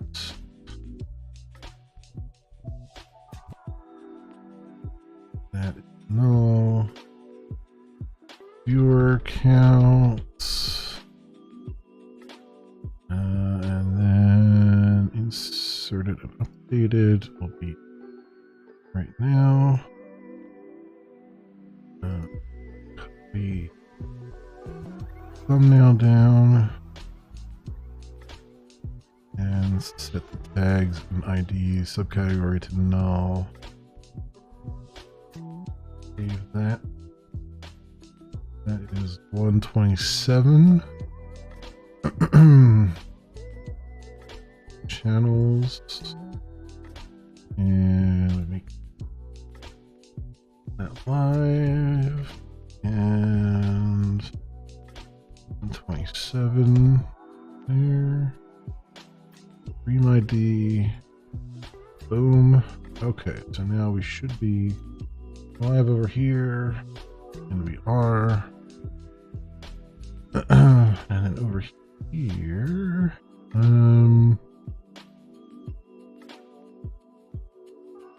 Yeah, I'm gonna start with this page. Let me just make sure that grade button's there. It is. Let me also go into chat messages and just hide a bunch of those.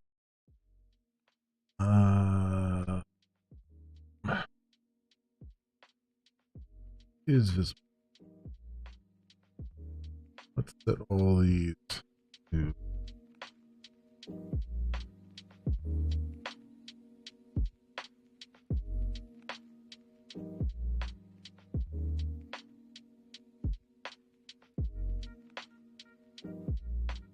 there we go. And you're empty and refresh here. We got a bunch of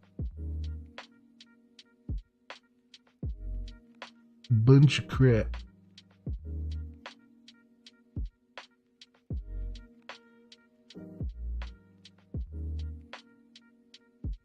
You know what? Screw it. We'll just set everything is visible to false on it. Update chat. Whoop. Make that a little bit bigger so everybody can see it. Update chat messages set is visible false where actually no, I eliminate it where set everything to false in the table. 200 records effect. Okay.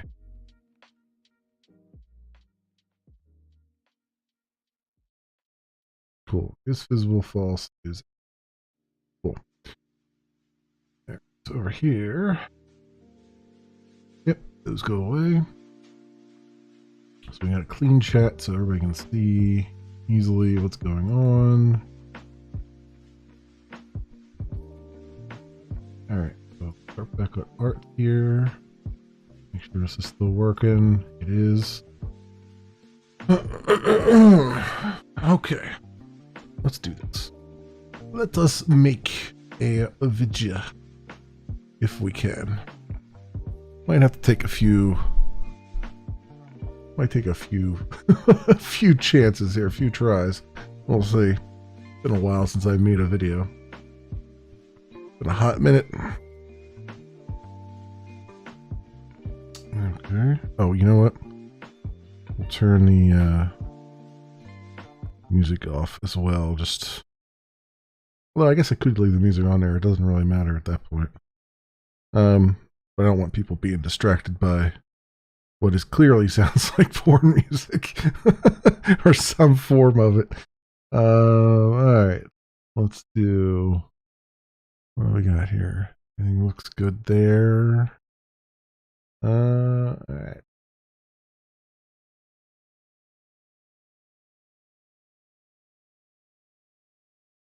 Excellent.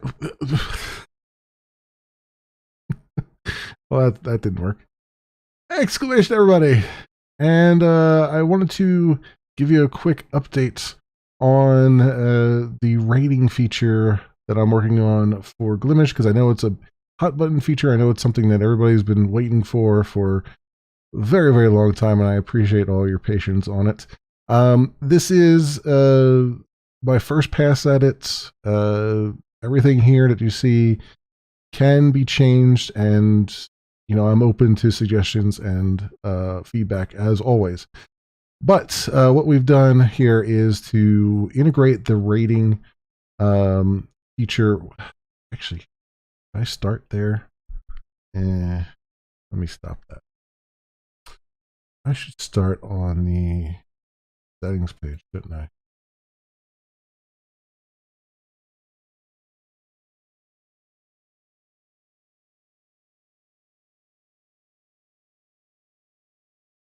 Yeah, I think it makes sense to start on this, so that makes sense to start on the settings page. I think it does. Sometimes it doesn't. Sometimes it makes sense to start on the other page.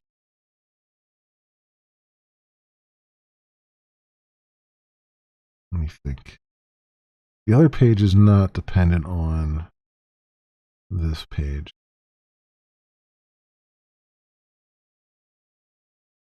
But it does lead into the stream page.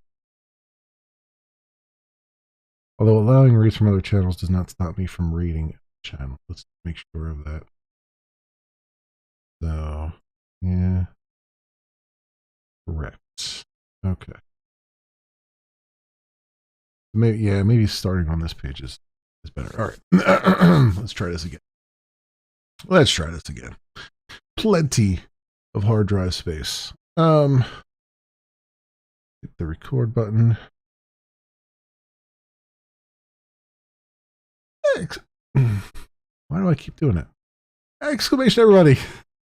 And I wanted to give you a quick update on the rating feature that I'm working on for Glimish. This is the an early peek at its first iteration. As always, I'm looking, to any suggestions or feedback you might have on it. But I wanted to at least show it in action and let you see how far we've gotten so far. So first of all, you can notice that I'm sitting on the art category right now.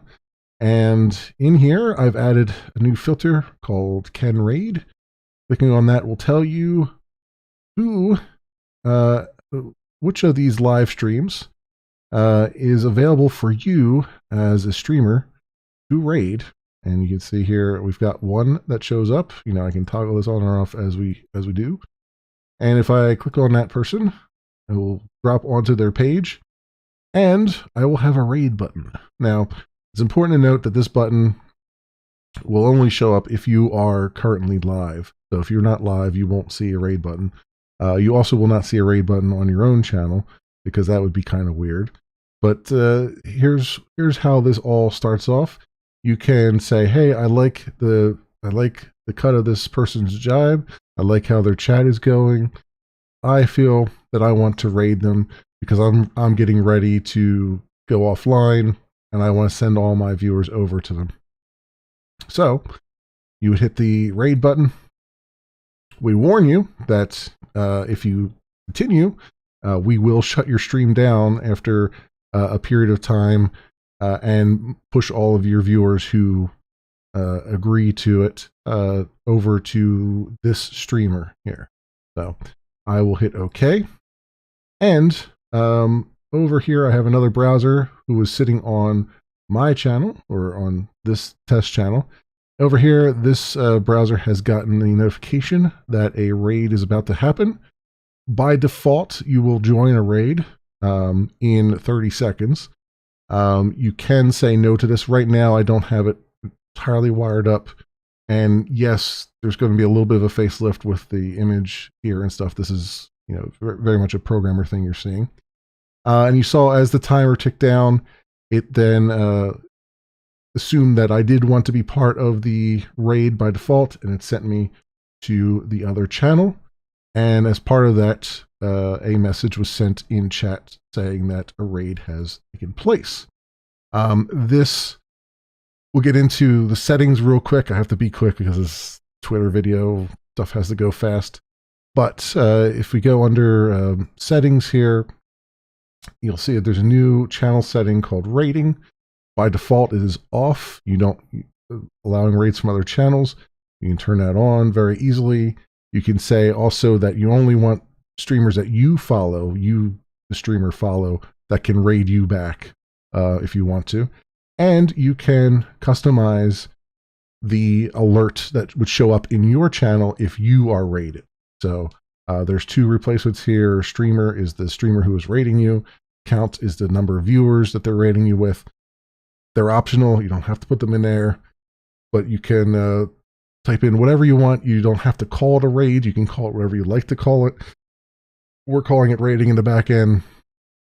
You can absolutely call it whatever you want. A red alert, a party time, who knows? It's up to you. You can do that. Few notes. In order for another streamer to raid you, they must have a verified email address, their account must be 5 days old, and they must not be banned from your channel.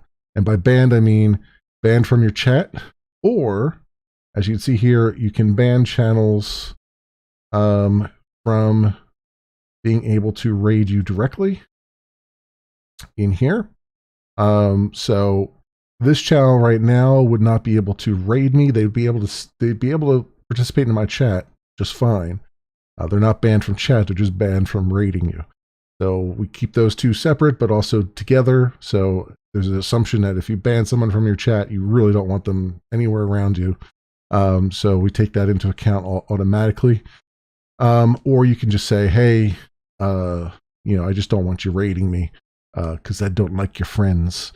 So that is what I have so far, my friends. Hopefully this will spark some ideas and some feedback.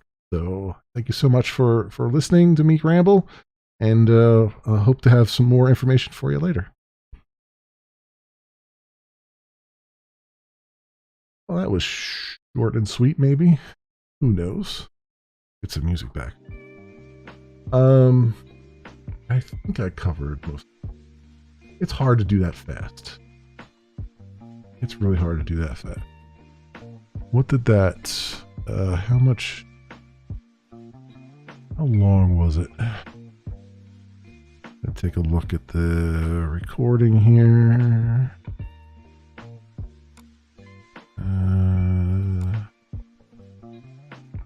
That's not the right drive. Where's the recording at? Here it is. 1813. Here we go. Properties. Yeah. 5 minutes and 22 seconds. You're kidding me. There's no way.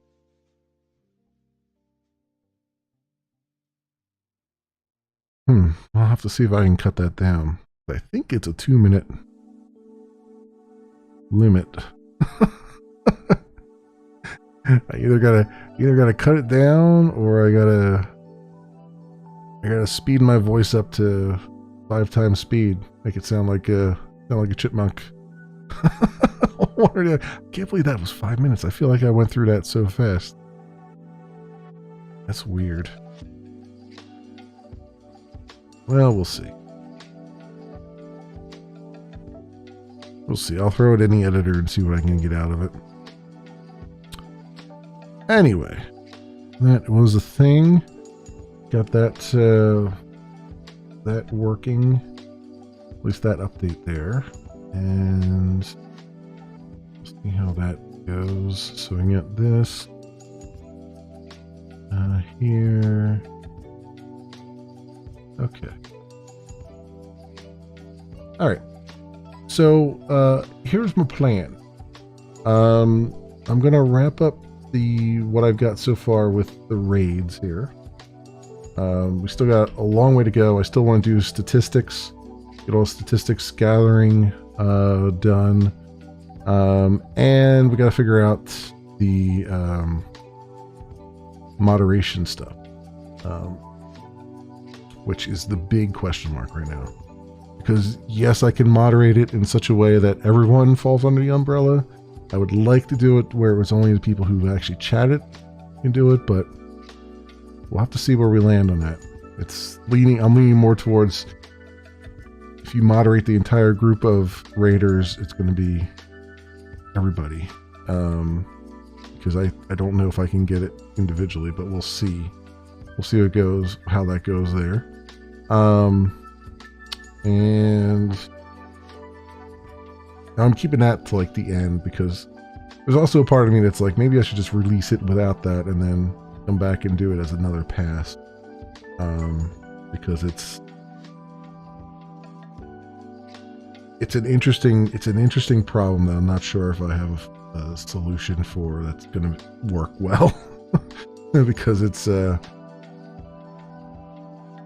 basically every chat message that you chat with would have to be tagged with the group ID, which I have a group ID, and the first message is tagged with the alert. But whether or not I can keep that around on each of the users and manage the life cycle of that, is another story. So we'll see. Add commits more reading stuff.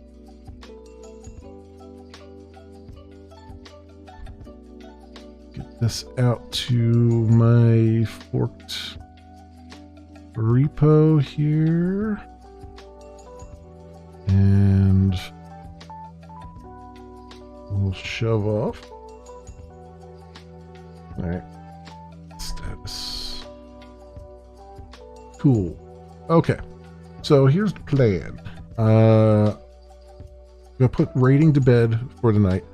I am going to go offline until about 9, which is the normal time I'd be streaming. So at about an hour, 2.5 hours, roughly. I'll be back in I might even be back at 8:30. We'll see. So it might be like 2 hours, 2.5 hours. I'm going to take a break and finish the laundry, because it's been sitting in there and it is laundry day. And then we're going to have our normal small feature Friday stream, and I'm going to tackle a chat thing, probably the autocomplete for the @ symbol. So when you're replying to somebody, it will try to help you reply to somebody. I think that's what I'm going to try to tackle. It seems like it might be relatively small in the grand scheme of things. So we'll see on that one. I think that's what I'm going to try to tackle tonight. And then tomorrow afternoon, I think we're going to jump back to raiding and try to get some more of this raiding stuff done. Definitely want to get the statistics gathering done, which I don't think is going to be too difficult. Really, the only thing about raiding right now that I'm worried about is is moderation of the entire group, and that's the only thing that's actually got me a little bit concerned. Everything else about it is, I think, pretty straightforward. So I might just do the statistic stuff and maybe start getting some tests written, and then we'll see about the moderation part. I don't know. It's going to be at the very least, I can maybe get the back end part of that working and maybe not do the front end right away. That's the other part of it, is like, it's basically another set of buttons on those bubbles, and hit the wrong set of buttons, you have a much higher impact than the other set. So I don't know. We'll see how that all kind of rolls together right now.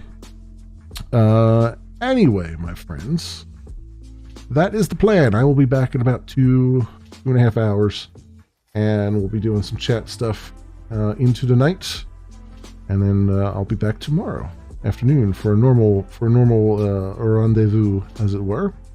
And that's that. And then Sunday, as I've mentioned, I will be joining the crew on a side note show for a show, and chatting about Glimish and streaming and other streaming Glimish and streaming topics as I can. That will be, I believe, based on what I saw based on the time conversion for Gilded, it looks like it's going to be 5 p.m. Eastern time.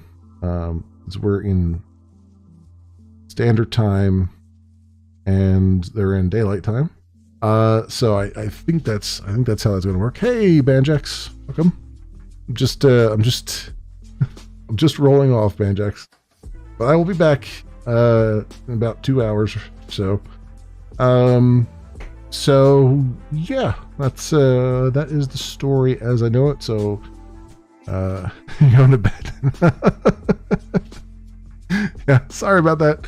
Sorry. Yeah, so that's where we stand. And yeah, if you're going to join me again in 2 hours, great. If not, hope to see you tomorrow afternoon.